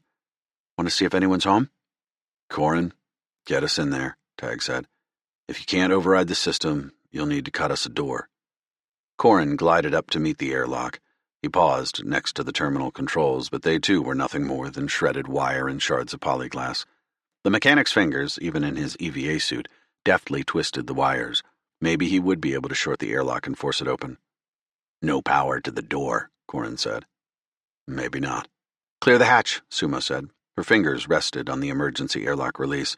She pulled on it, flinching as she did, waiting for the door to explode outward. It didn't move. "Your turn again, Corin." The mechanic drifted back into place. Blue plasma jetted from one of his wrist-mounted weapons. It bit into the alloy of the airlock hatch. The artificial atmosphere hissed out, freezing into snowflakes. At last, the hatch tore off its hinges. Beyond it was another door, the inner airlock, but this one was attached to a functional terminal. Corin inserted a data probe into the terminal. "Local access only from this port," he reported. "Stand by for forced entry." The interior door rocked outward, hemorrhaging more pressurized air. That wasn't the only thing streaming out. Orange streaks of pulse fire lanced toward them. The collaborators had been waiting for them. Through the hail of bolts, Tag saw that the defenders had secured themselves to stanchions to hold their positions against the pull of depressurization. Tag took shelter behind a twisted piece of structural support. Corin recoiled, pressed tightly against the bulkhead, not daring to move. The mechanic had no cover, nowhere to hide. "Return fire!" Bull roared. The defenders were relentless and desperate, spraying the hatch with pulse fire, but the Marines had to choose their shots carefully to avoid hitting Corin in their crossfire. One of Corin's wrist-mounted weapons flickered on. The twin barrels of the weapon glowed blue, bright as a grav impeller. "Careful," Tag said, seeing what the mechanic planned to do. "Technical advice from a human," Corin chided. Tag could practically see the subtle tremor at the corner of the alien's mouth, the almost human smile the mechanic had adopted since becoming a member of the Argo's crew. "Hold your fire!" The Marines ceased shooting. Corin risked moving to aim down the corridor. The overcharged plasma weapons let out a blinding flash of azure lightning that made Tag wince. The light held steady for what seemed like an eternity, though it had only been a few seconds. It was non-lethal, but the blast should have knocked out a few of the defenders and temporarily blinded the rest like an old-fashioned flashbang grenade. Bull didn't hesitate. "Go, go, go!" The Marine stormed through the airlock. Tag's vision narrowed as he shot forward, desperate for cover. Flashes of gunfire erupted all around him, and a cold jet of adrenaline surged through his vessels. The corridor was a jumble of fallen latticework and peeled bulkheads. Defenders were hidden around corners and bent hatches. Shots glanced off alloy, singeing anything they touched. This would quickly turn into a battle of attrition, and Tag feared how much time they might waste entrenched here. Corin paused by the hatch and pulled down a lever. The airlock behind them slammed shut, and air hissed as the ship repressurized. A rumbling shook the bulkheads, followed by the whine of emergency generators. Lights flickered on, then off. A constant strobe accompanied the flashes and barks of gunfire. Alarms shrieked, and a robotic voice announced a litany of complaints about the paralyzed ship. "Fusion reactors offline. Hull breach detected. Life support systems critical. Emergency evacuation procedure initiated." Tag's heart rate spiked at the last announcement. The ship must be equipped with escape pods. That was where Hannah would be heading. "We've got to move!" Tag yelled, squeezing off rapid shots with his pulse pistol. A defender retreated into a nearby hatch and then promptly sent back a wave of blind fire. The clatter of metal against metal sounded. He barely heard it over the cacophony of voices and alarms and gunfire, but Tag's stomach twisted as he recognized the sound. It took him a fraction of a second to spot its source. Something had landed only a half a meter in front of him. A weak blue light blinked atop it. "Grenade!" he bellowed. Chapter 42. Instinct overrode everything else. There was no time for thought. There was nowhere to hide, no chance to weigh his options or calculate the odds. Tag picked up the live grenade. A voice called at the back of his head. It could blow any moment. It could blow now. It will blow now. An image of his body turning into a fine red mist flashed through him. His muscles tightened and twitched. He expended every bit of energy he could muster to throw the damn thing as far from him and his crew as possible. The blue light blinked as it rolled off Tag's fingertips. It somersaulted through the air, twisting end over end, arcing over Corin, then the Marines, back to the bastard brazen enough to risk depressurizing this whole corridor permanently. The grenade never completed its return journey. It erupted into a flash of bloody red and burning orange. Tongues of fire licked the already scarred bulkhead. The concussion threw Tag backward. Pain rocked through his skull, and the air was expelled from his lungs. Gornado's bulky body slammed into the bulkhead. He landed in a mess of limbs. "Gornado!" Tag yelled. He scrambled toward the Marine. Pulse fire flew overhead. He ducked under it, heart hammering, scanning Gornado for injuries. A finger-sized shard of metal had pierced his abdomen. That was bad enough, but the worst damage might yet be invisible. Internal bleeding, a concussion or traumatic brain injury. Even now, the Marine might be paralyzed. Gornado's head lolled, and then his eyes fixed on Tag. The big man's face contorted into something that might have been a grin or a grimace. "Gods be damned," he growled, waving Tag off. "I'm good, Cap, I'm good." The man stood, then collapsed again. Tag heard the Marine's labored breathing over the comms. His lungs rattled, indicating a possible collapse or fluid buildup. Not a good sign. Tag helped heave Gornado to his feet, his back braced against the bulkhead. "Take it easy," he cautioned. The Marine laughed, then winced. "No can do, Cap. Got a mission to complete." "Gornado, you still with us?" Bull called over the comms. "Stay back and secure the shuttle. We might still need it." "You got it, Sarge," Gornado said. He fired off a salvo of rounds at the defenders, seeming satisfied to have an order despite his injuries. Bull lived up to his name, charging into the fray. Lone Star came next, blasting at the collaborators that tried to flank Bull. Tag and Corin followed with Sumo guarding their rear. They barely had time to pick targets, instead relying on spraying and praying to keep the bastards down. Onward they pushed in a blur of exchanged gunfire and yells. Rounds glanced off the Marines' armor, some pinging against their personal shields, but others burning through and leaving singe marks. One of Corin's wrist-mounted weapons turned into a sad blob of slag after a direct hit. The scent of melted plastic permeated through Tag's suit. Harsh, jarring sounds of battle rattled against his eardrums, interspersed with the ship's calm announcements about its failing systems and emergency procedures. "Evacuation pods readied for ejection." A defender curled out of a door, ready to unload a fresh spray of pulse fire. Fueled by adrenaline and fury, Tag fired first. The collaborator fell forward, his suit marred by pulse fire. And then there was no more gunfire. No more screams of pain or desperate cries to end a desperate battle. A flood of cool relief washed through Tag. There, at the end of the passage, was a hatch emblazoned with a single word. Bridge. They'd made it to the heart of the Forge of Blood. "We're there," Tag said. "Let's go." Corin cut through the hatch. Once it gave way, the Marines stormed in and secured the area. Their rifles scanned the banks of terminals and holoscreens, the crash couches and blinking lights. It was deserted. "Corin," Tag said, "get their destination coordinates now. Upload all data logs to Alpha and shut down their evacuation procedure. Prevent any pods from ejecting." "She's not getting away." Corin was already working furiously at a terminal station before Tag had finished the order. Bull and the Marines fanned out, guarding the various passages leading to the bridge. Tag strained to hear voices or footsteps, but the clatter of Corin's fingers against the terminal and the groaning and creaking of shifting structural supports was all that he heard. "Captain," Alpha's voice broke over the comms. "We are receiving your data upload." "Thank you, Alpha." Somewhere deep inside the Forge of Blood came the biting sounds of metal grinding against metal. "Evacuation operations ceased," Corin said. "One evacuation pod was released. Looks like it already transitioned into hyperspace, just like one of your courier drones. The others are stalled." He paused for a moment. "Someone is trying to override the computer systems from down there. They're shutting off intranet access." "Then I guess we'll have to stop them the old-fashioned way," Tag said, raising his pistol. "Do you know how to get to the evacuation pods?" "Yes," Corin said. "I discovered a map." "Then we can move. Now." They charged down the corridor, with Corin leading the way. "Gornado, you holding up back there?" Bull asked as they ran. "I'm still here," was all Gornado said. "Get that shuttle ready," Tag said. "If the collaborators are all evacuating, we may need it very soon." "Count on me, Captain," Gornado replied.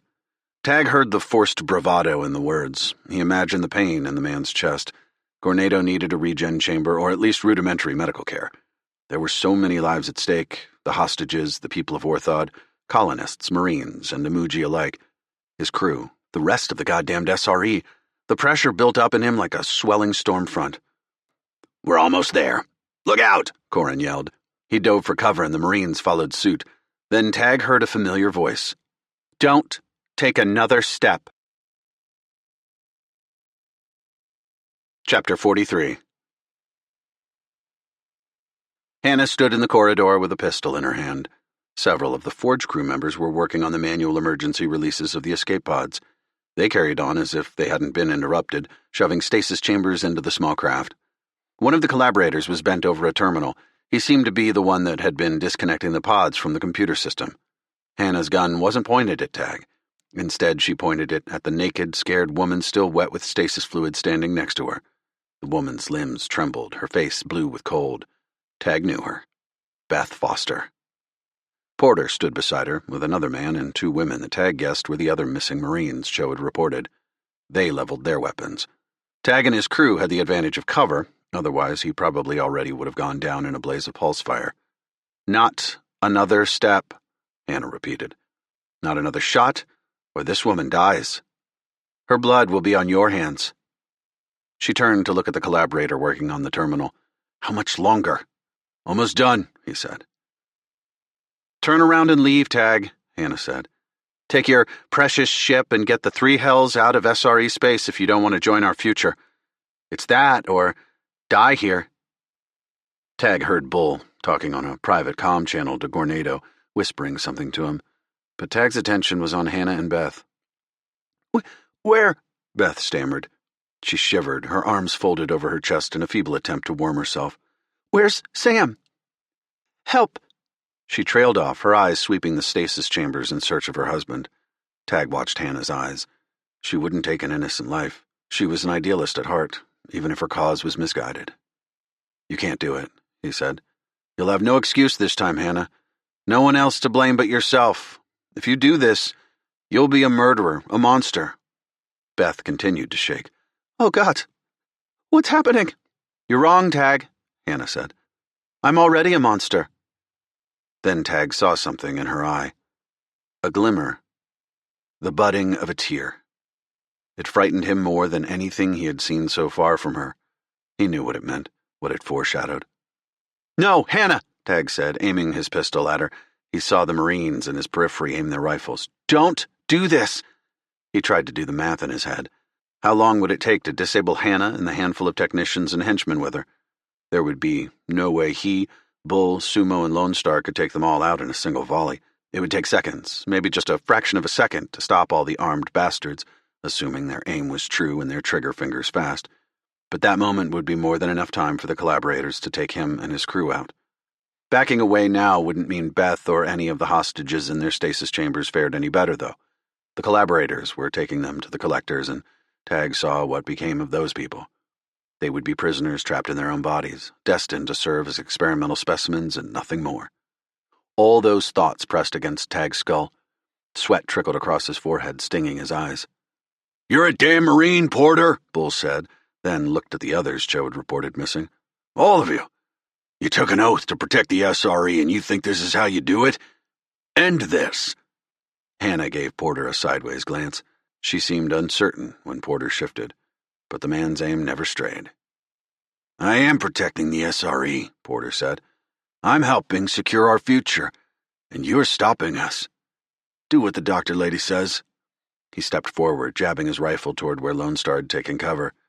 "Drop your damn rifles and go." Tag noticed the collaborators' fingers tightening on their triggers. There was heat radiating off of them. "You'd really just let us go?" he asked, staring hard at Hannah. "It's that easy, huh? Turn around and walk away and we can just forget all this ever happened?" Hannah nodded, twisting the pulse pistol against Beth's temple. Hannah was a good liar, but her skills would only go so far. Neither she nor the collaborators had any intention of letting them get off this ship. "You could come with us, embrace our future." So that was it. Either Tag died on this ship or he became one of the collector's test subjects. No thanks. He steeled himself, all his muscles tensing. Bull kept his rifle on Porter. "The answer is, and always will be, No, Tag said. Porter reacted before Hannah could say anything. Pulse fire blazed against the bulkhead as Lone Star ducked. In response, she exploded upward and fired back. Porter dodged under fire. Another collaborator charged Lone Star and ripped her rifle from her grip. He wrapped an arm around her neck and she yelled, pushing the man's arm backward until it snapped. She seemed fueled by some unholy rage. Other collaborators descended on her and Tag squeezed his trigger, firing at the one closest to him. The scene devolved beyond anything Tag had predicted. His heart pounded in his ears, and his vision narrowed until all he saw were the sights on his pulse pistol and whichever collaborator was closest. There was no cover in the center of the corridor, and all he could do was fire, doing his best to suppress the enemy. Voices cried out in pain and fright, anger and animalistic fury. Lone Star pounded a collaborator, breaking the man's face shield. There was a splash of black singe marks across the Marine's shoulders. She paid no heed to her injuries, thrashing about like a machine with a single directive: kill the enemy. Somewhere amid the bodies and flashing of pulse fire, Tag lost sight of Beth and Hannah. A grinding metallic sound pierced the din, and Tag's gaze shot to one of the escape pods firing off. Another hatch slammed shut. Another escape pod launched. "Alpha!" Tag yelled, firing as he pressed himself against the bulkhead. "Get the grav tether on those pods! Don't let them escape!" "I'm sorry, Captain, but they are out of effective tether range," came her maddeningly calm reply. "Gods damn it!" Tag bellowed. The hostages loaded on those escape pods were already gone, whether they had transitioned into hyperspace yet or not. But there were still others he could rescue, others he could help. Hannah was dragging Beth into a pod, dragging the doctor away from her patients, her husband, and her life on Orthot. He fired at one of the collaborators as Sumo charged to lend their support. Tag heard the click of another escape pod hatch closing. As the doors spiraled shut, he saw Hannah's eyes flash, catching his. "You do not get to win." Tag leapt toward the terminal for Hannah's pod. He slammed his fist on the glaring red hatch override. The door opened before Hannah could pull the lever to launch it, and Tag leveled the gun at her heart. His eyes remained locked with hers. The world had narrowed to just the two of them. "Let her go, or I shoot." "No," Hannah said. She pressed the barrel of her pistol hard into Beth's temple. The dragon tattoo flashed on her wrist. Tag adjusted his aim, square into Hannah's face. He couldn't miss. "You can't do this." "No," Hannah said. "You can't. I can." There was a blast of gunfire, a spray of red. A millisecond later, a second blast. Hot pain lanced through his arm and his fingers snapped open. His pulse pistol clattered to the floor and a body fell forward into him. It didn't fall. It was pushed. Hannah had shoved Beth at him, knocking him off balance. Fresh pain scorched through his leg as another orange blast of pulse fire burned through his flesh and muscle. He collapsed onto the deck just as the pod's hatch slammed shut. Then Hannah was gone. Tag pushed past the agony burning through him. He had been hit, but he was alive. Bleeding, yes, but it wasn't fatal. The same couldn't be said for Beth. Her eye, the one that remained, was glassy and unseeing. Tag held the dead doctor in his arms. Nothing could bring her back now. The smell of burnt plastic and the coppery scent of blood hung heavy in the air. Tag gently laid Beth on the deck. His pistol was long gone, dropped in Hannah's escape pod. Fitting. He turned to see what help he could offer his Marines, but with only one good arm and pain thundering through his thigh when he tried to stand, he was nearly useless. Bull fired a final shot into a collaborator, and the man fell backward against the bulkhead. Sumo's chest heaved as she helped Lone Star. The Marine had all manner of scrapes and burns visible through the tears in her singed suit. Tag dragged himself to her. He tore an auto-heal gel pack from his suit and smothered it over the Marine's pulse-fire wounds. "No prisoners?" Tag managed to ask. The pain swooping through his body made him lightheaded for a second. Corin tried to help him, but he waved the mechanic off. "Three hells. Didn't we get at least one of the bastards alive?" They'd lost. Hannah had escaped, the rest of the collaborators were dead, and the hostages were long gone. "Captain," Alpha said, "I intercepted a transmission from one of the escape pods. I believe it is a command to initiate the self-destruction of the Forge of Blood. I calculate you have less than a minute to escape." Chapter 44. "Grenado, please tell me the shuttle is ready," Tag said over the comms. "Shuttle's coming in now near the escape pod hatches," Grenado responded, his voice sounding weak and raspy. "Me and the shuttle are both a bit banged up. I'm not much of a driver to begin with, so there might be a couple of new scuffs on the shuttle." "Scuffs are better than an explosion," Tag said. Pain still surged through his muscles with every movement. He willed the barrier between his professionalism as a doctor and a captain to segregate the mourning and regret, quell them before they overwhelmed him. There would be time for those emotions later. For now, there were other lives depending on him. He examined the hatches again. There's no way for the shuttle to lock with these. Normally, that wouldn't be an issue. They could afford a spacewalk. But Lone Star's suit was shredded from battle. Anyone seen an extra EVA suit for Lone Star? Corin opened the storage containers near one of the escape pod control terminals. Looks like there were supposed to be some here, but they're gone now. The Marines rifled through the other drawers. Nothing, Cap, Sumo said. I can run back. No time, Tag said. He looked at Lone Star. Her attention was on Tag. She seemed to understand exactly what Tag had in mind, no doubt recalling her SRE basic training for space missions. Gotta make sure you exhale everything. Got it? Got it, Lone Star replied with none of her usual gusto. Her bottom lip trembled slightly. Tag recalled the same horror stories they had all heard about ship engineers detaching from tethers and losing suit pressure, about pilots who had been hit by enemy fire only to be ejected into space, their suits compromised and their bodies exposed to the unforgiving void, about mutineers launching their victims out of airlocks, bodies swollen like canteens and blood vessels bursting. But hard vacuum exposure was survivable. It just wasn't fun. It took 12 to 15 seconds to lose consciousness, 2 minutes, maybe more if you were lucky, of gas expanding in their tissues and liquids within their cells vaporizing. You could be brought back from that if you didn't try to hold your breath, making your lungs pop like overinflated balloons. Lone Star, Tag said, holding the woman's shoulders. I need you to push every ounce of air out of your lungs. Captain, by my estimates, you have less than 30 seconds remaining, Alpha said. Gods be damned, Tag muttered. Gornado, you out there? Ready now, Captain, Gornado responded. Cabin door open. Tag wrapped his arms around Lone Star. Hold on to me. You're going to lose consciousness out there, but I will not let you go. Lone Star nodded meekly, wincing through her injuries. Corin, let us out, Tag said. The mechanic nodded, then tapped on the terminal, forcing the emergency hatches open. The alarms went silent, the flashing lights all left behind. Tag tumbled through space, Lone Star's eyes pinched together as if in pain, her lips pursed. She was holding her goddamned breath. Even as they somersaulted away from the forge, careening toward the shuttle, Tag maneuvered his fist over Lone Star's diaphragm. He did his best to perform a Heimlich maneuver. All the air escaped Lone Star's mouth in a mist of ice shards. Panic overtook Lone Star. The best training couldn't adequately prepare someone for suffocating in vacuum.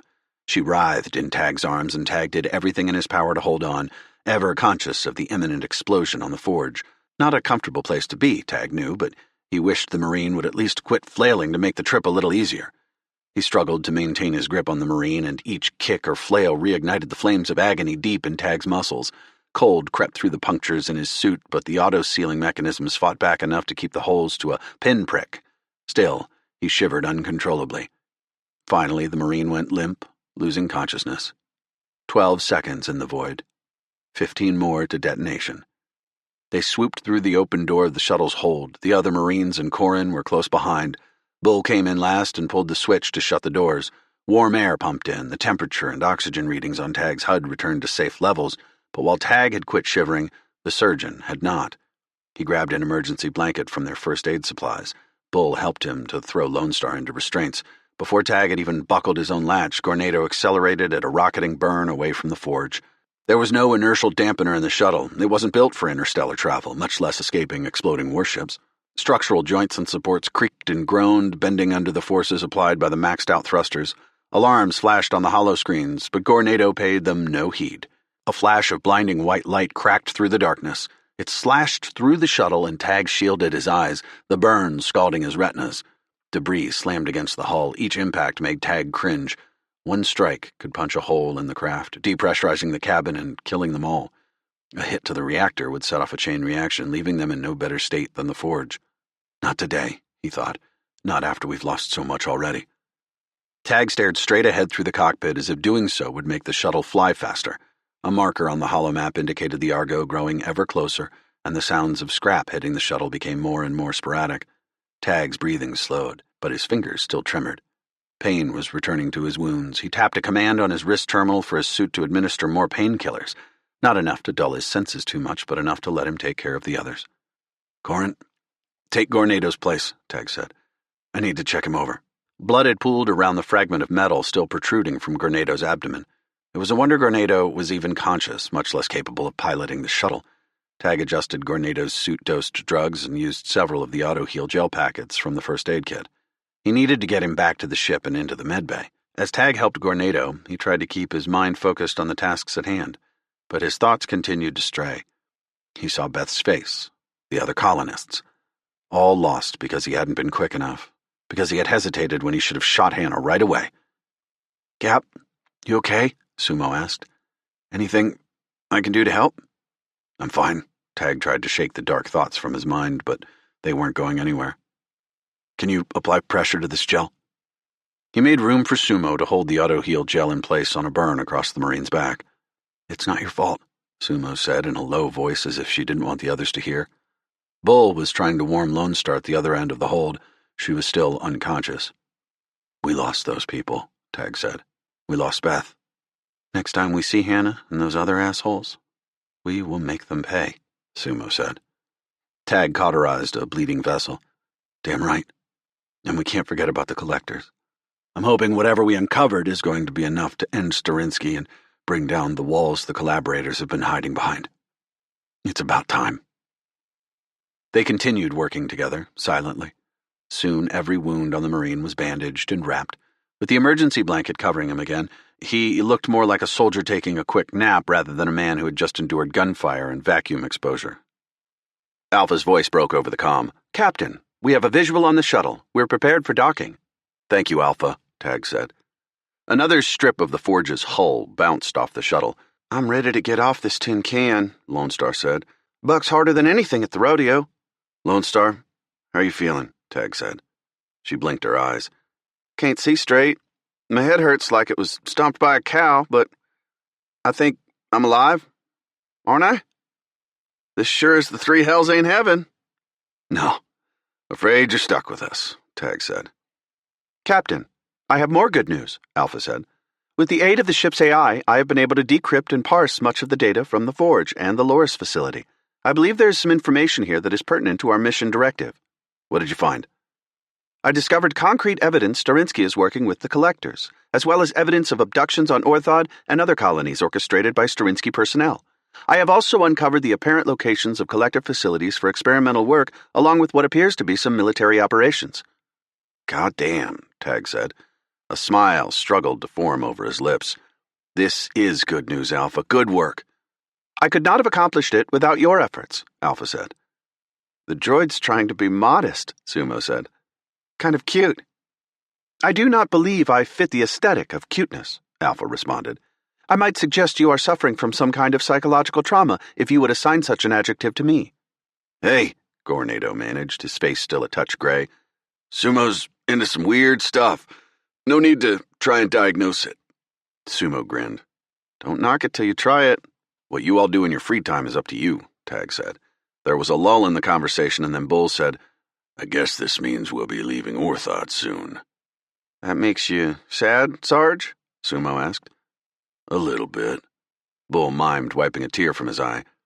Gutfire's great, but I'm going to miss the brew at the local pub. Tag tried to laugh along with his crew, but his heart was heavy. This was only a small victory, a skirmish in the war.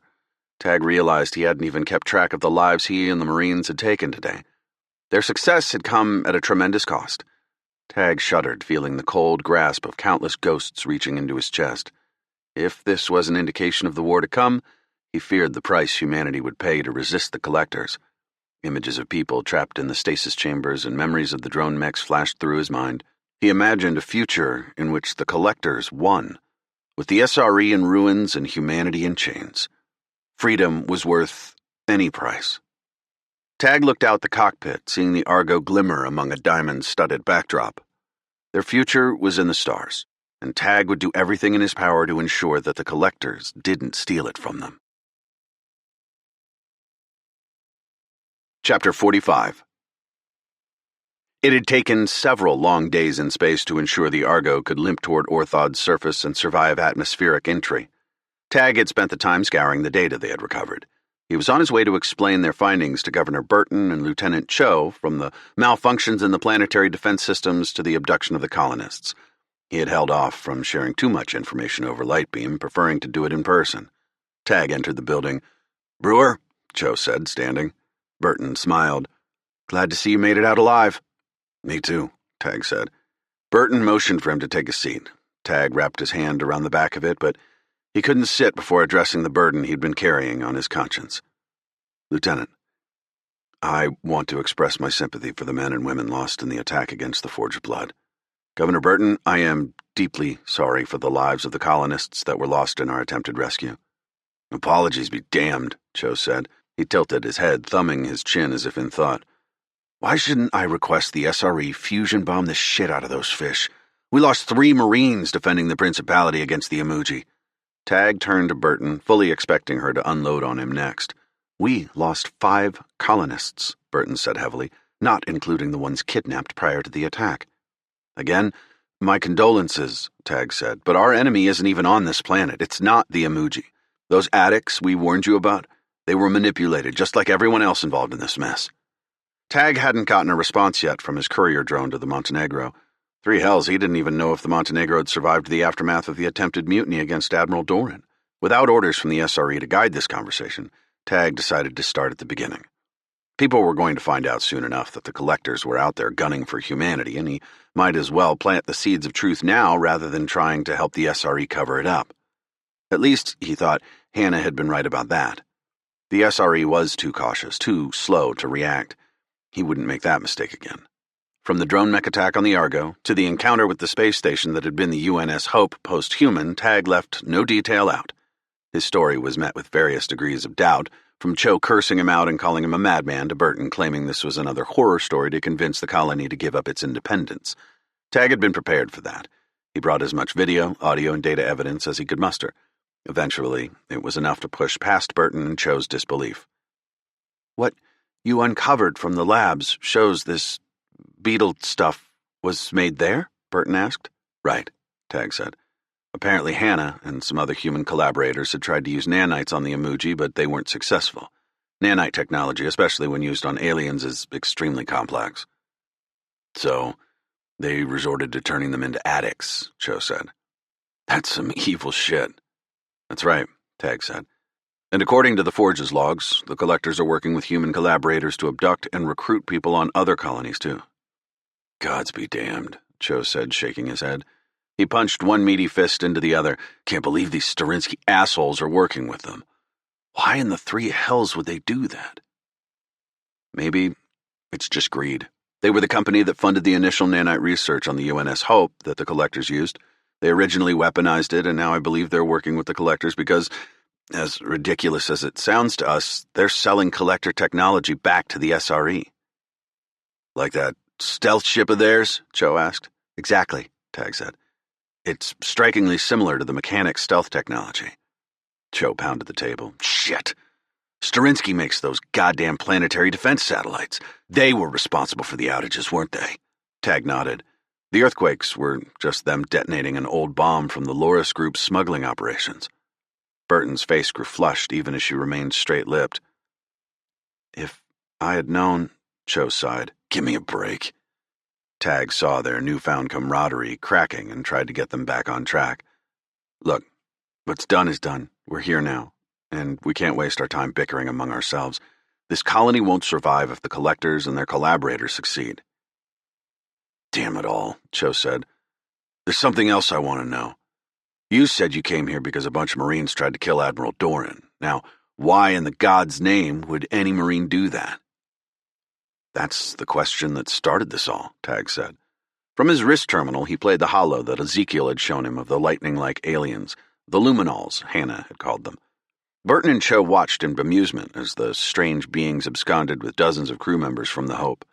This is what sparked the survivors of the Hope's crew to turn themselves and their offspring into the collectors. Cho raised an eyebrow. "And this video is why Marines tried to kill Doran? It convinced Hannah to work for Sterinsky. She convinced the Marines to join her cause to defend humanity," Tag said. "Just like she tried to convince me." "Shit," Cho said. "Did she Did she turn any of my boys and girls? Tag shook his head.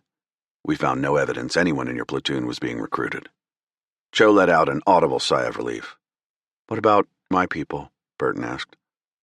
Recruiting colonists other than to work in her lab was not part of Hannah's directives, Tag said. Burton nodded as if she had expected such an answer. And you're sure the emoji no longer pose a danger to us? I am not 100% positive, but the official stance of the emoji government is to maintain the treaty you signed with them. You might have some issues with addicts, but the emoji are working to rehabilitate those they can. Good. As long as my people are safe. That's the point, though, Tag said. None of us are safe anymore. Not you, not the SRE, not the emoji, for that matter. As long as the collectors are still out there, we've got to be on guard. Then what can we do about it? Burton asked. Join the SRE and fight with us, Cho said. Burton shook her head. You already know my answer on that. It hasn't changed. Tag struggled to control his frustration. I'm not trying to strong-arm you here, but you have two options, Governor Burton. Ally with the SRE, or watch your people suffer and die. Which is it going to be? I thought you weren't actually an SRE diplomat, Burton shot back. I'm not, Tag said.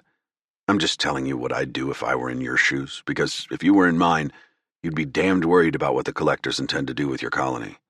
I've told you what's going on. You can do with that information what you want. He looked at Cho. I also asked Admiral Doran to ensure that the Sterinsky components of the Planetary Defense Network are taken down. That includes all the comm equipment they installed, and once that's replaced, you shouldn't have any issues communicating with the SRE. So long as I'm not talking to collaborators, Cho said.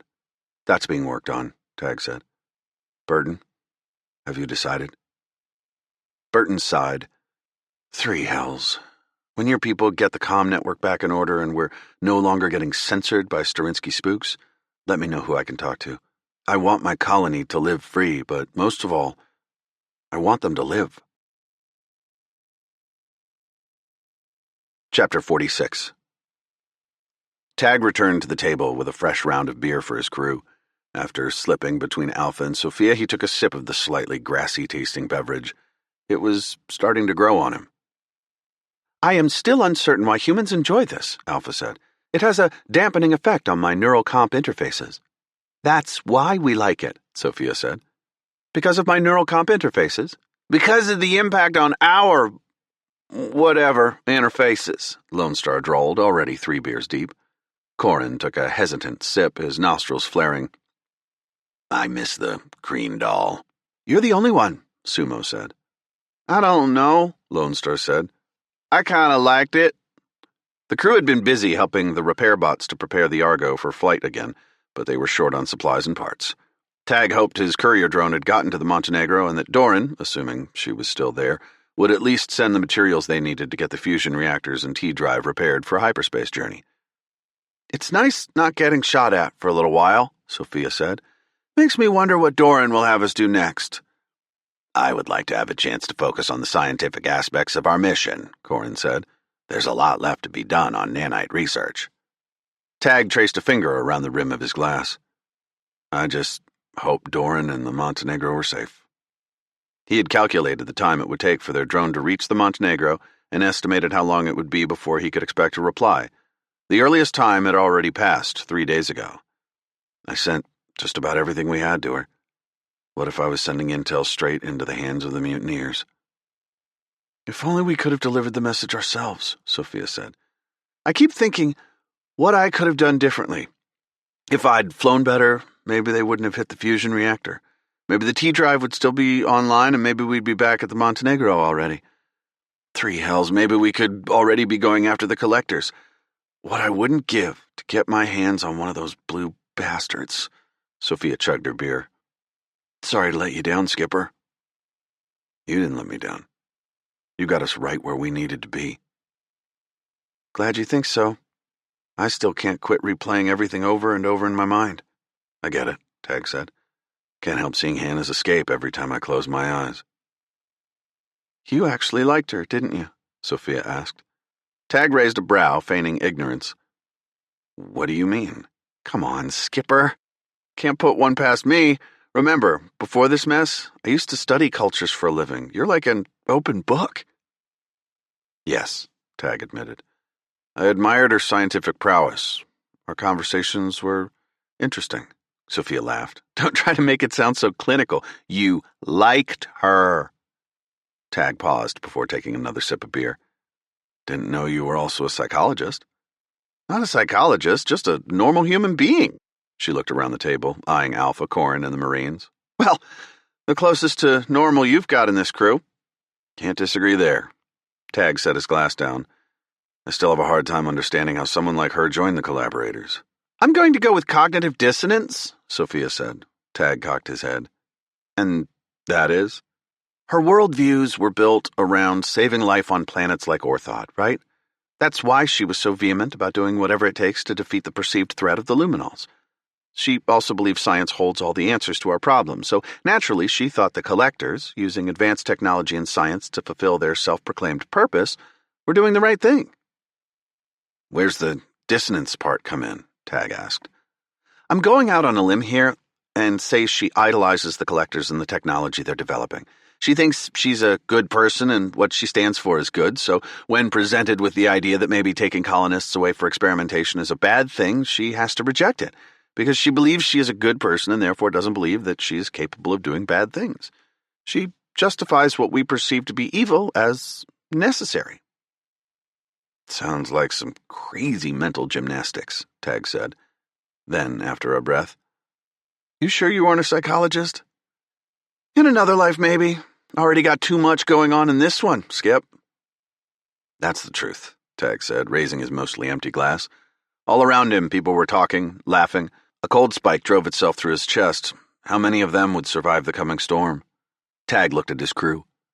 Behind the carefree expressions they wore was the same darkness that haunted him. As jovial as they seemed now, he knew not one of them would hesitate when they were asked to risk their lives again on the next mission. And maybe next time they wouldn't all make it back. Nevertheless, they'd keep fighting to save as many people as they could. People who would never know their names or understand how much they'd sacrificed. Skip, you good? Sophia asked, staring at his hand. He looked down, realizing his fingers were chalk white. His grip threatened to crack the glass. I will be. Chapter 47. The repair bots were working overtime on the Argo, which meant the passages of the ship were filled at all hours with the noisy racket of plasma cutters and welders and the scuttle of mechanical legs. The crew had agreed it might be more comfortable to stay in town while the ship underwent repairs. As a bonus, it meant a shorter commute back to their beds at the end of the night. Tag found he didn't need the noisy bots to keep him awake. Every chirp of the insects and bird-like creatures on Orthod slammed against his eardrums like a bullhorn. He stared up at the ceiling, counting the rivets in the support beams. Snores echoed from another room. Sounded like the Marines had found peace at the bottom of a beer bottle. He hadn't been so lucky. Giving up on sleep, he slipped from his bed. He padded as quietly as he could to the door, opening it slowly to prevent it from creaking. He walked outside. A cool breeze blew over him, carrying with it the salty taste of Orthod's oceans.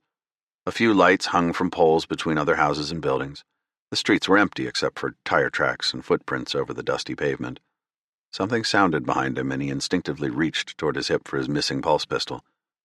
Just me, Skip, Sophia said, closing the door gently behind her. Nice night out. For a moment, they both stared up at the night sky. The stars stared back, silent. I was going for a walk, Tag said. Want to join me? Sophia shrugged. I could stretch my legs. They walked out of the town's gates and over the steam vent-strewn landscape. It took almost an hour to get to the spot he had in mind, but it was worth it. Just like the first time Tag had been here, it was almost impossible to see where the sky ended and the horizon began. All these trees, the water, Sophia said, motioning at the landscape. It's beautiful out here. But I'm guessing you didn't just stumble on this place on your own. No, Tag said. A friend showed me. Thought so, Sophia said. A flock of large insect-like creatures fluttered past. Their wings glowed with dots like starlight as they disappeared between the stalks of tall, waving plants. You don't think the emoji will help us against the collectors, do you? Sophia asked. He shrugged. You're the xenoanthropologist. They're isolationists, she said. But maybe not by choice. It seemed more like they got their asses handed to them out there among the stars, so they retreated back here. I mean, judging by those drillfish things they had, they've got some cool toys. Might be useful against the collectors. We need every ally we can scrounge up about now. We certainly do, Skipper. I'll talk to Burton and Cho again, see if they can't establish more formal relationships with the Imuji. Maybe Doran can get a real SRE diplomat down here to work with them. Yeah. Sophia stared dreamily up at the stars, her hands splayed behind her head as she lay against the grassy hill.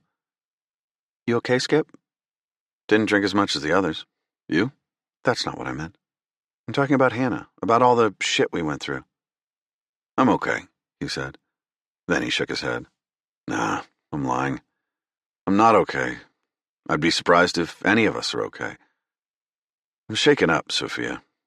Betrayed by Hannah, watched an innocent colonist die at her hands, another batch of them sent off to the collectors. I'm definitely not okay. Thought so, Sophia said. Used your amateur psychologist skills on me?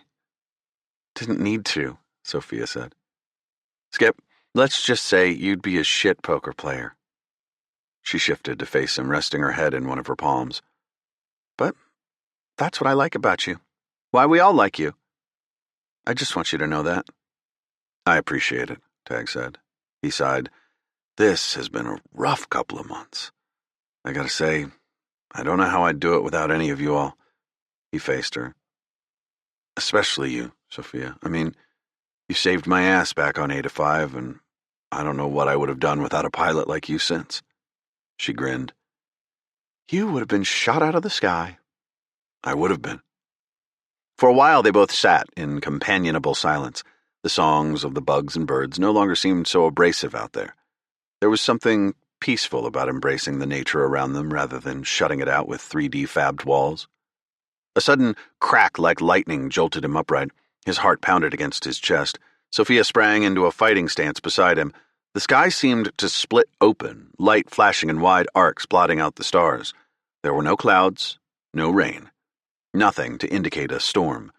It wasn't lightning, but the electrical discharge of a ship coming out of hyperspace. Judging by the amount of light, it was a massive craft. Gods, no, Sophia said. Tag reached for his wrist terminal, ready to signal the alarm. The Argo could still fly, still fight. Maybe. Think it's in good enough shape to fly? Tag asked Sophia. I can fly a garbage can if you ask me to, Sophia said. Her eyes set straight ahead, the seriousness he saw in her when they were skirting past enemy fire. With the shape the Argo's in, Tag said, that might be exactly what I'm asking you to do. More flashes of light exploded overhead, cracking over the sky. Tag counted at least a dozen before he began to lose track. A heavy weight dragged his stomach down. He hadn't expected the collectors to arrive so soon to exact vengeance on this relatively insignificant planet. When his wrist terminal buzzed, he didn't see the blue face of any collector or the cold expression of a drone mech. Instead, Admiral Doran appeared. She was smiling. I'm happy to see you all alive, Doran said. And we you, Tag said. Once again they found themselves in the conference room aboard the Montenegro with its artwork of antiquated wooden naval ships. But this time, it wasn't just Tag and his crew. Another familiar mechanic sat across from him. And Bracken, too, Tag said. He couldn't help but smile. I can only assume you're here to deliver good news? We are. Bracken held out a grav-wave comm device like the one Lindront had given Tag. She let out a sigh as she pushed it over the table. I regret to say that even mechanic technology has its issues, especially with a prototype device. We're assuming the device Lindront sent you failed since you never returned her hails. Tag took out his device and placed the slate on the table. So, she's still Grand Elector? She is, Bracken said. The military came to their senses after a marathon of a hearing. 2 days of questioning, poring over all the data we had and everything you gave us before your abrupt departure. All formal charges against you and your crew were dropped. Without being able to galvanize around you as an enemy, it didn't take too long for Lindront to get our people back in line, which is what brought me here. Doran nodded. We've formalized an alliance between the ME and the SRE. That's great news, Tag said. Just to be clear, the SRE no longer wants us for any alleged crimes either, right? You're about as free and clear as you can be, Doran said, smiling. Her smile soon faded. Bracken and her crew have been helping sift through the ship logs, decrypting all public and private comm channels. They've helped me track down a ring of post-human collaborators on the ship, and all those individuals are now in custody. We've started investigating the crew members and the rest of the strike group. It's going to be a long process, but I'm confident we will cleanse ourselves of all the traitors. Thankfully, there weren't many of them here. Tag sensed a hidden but there. Is it accurate to say that's not the case with the rest of the SRE? At this point, any civilian or government official with ties to Sterinsky is suspect, she said. That's not to say the entire Sterinsky workforce and all their contractors are working for the collectors, but I'm afraid the roots drive deep underground. I informed High Command about the attempted assassination plot. They agreed that the post-humans pose a great danger. They were disappointed to hear that Captain Weber's mission failed, but pleased to know that you've been carrying on with his directive. Understood, Tag said. I take it the information we gathered on Orthod is useful. Very. I'll be sending scouts to other remote colonies as soon as possible. We'll brief them based on your experiences. That being said, you and your crew are still the resident experts of navigating collector-influenced space. Bracken informed me that her people have been unable to revive any of the drone mechs or the humans you recovered from the Glory of Dawn. She said almost 2/3 of the mechanic population are caught in what seems to be irreversible stasis. If the collectors come down hard on us, we'll need every last man and woman, human and mechanic, to fight for our freedom. We need these people back, so I have another mission for you. No rest for the weary, Sophia said. Not when war is imminent, I'm afraid, Doran said. Although my texts tell me the Argo's repairs are 4 days away from completion. Is that enough shore leave for you? I'll take it, Sophia said. As much as Tag wanted to decompress with his crew, he knew every spare minute would be needed to prepare for whatever came next. What exactly does this mission entail? Frankly, Doran said, you have already pulled off what most SRE strategists would consider impossible. Time and time again you have proven yourselves a capable lot. That's why you and your crew will lead this mission. Commander Tag Brewer, you will now be responsible for a strike group specialized for the directives I've set out. I'm confident you're our best bet in this fight. Yes, Admiral, Tag said, saluting her.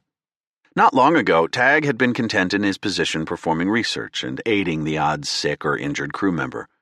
Now he was leading a strike group into enemy territory. Once, Tag would have protested that he wasn't ready to lead, that someone else should bear the mantle of responsibility. But he didn't protest now. Not when the fate of humanity was at stake. He would rise to the occasion. He would give it everything he had. 3 words echoed through his mind. Be the dragon.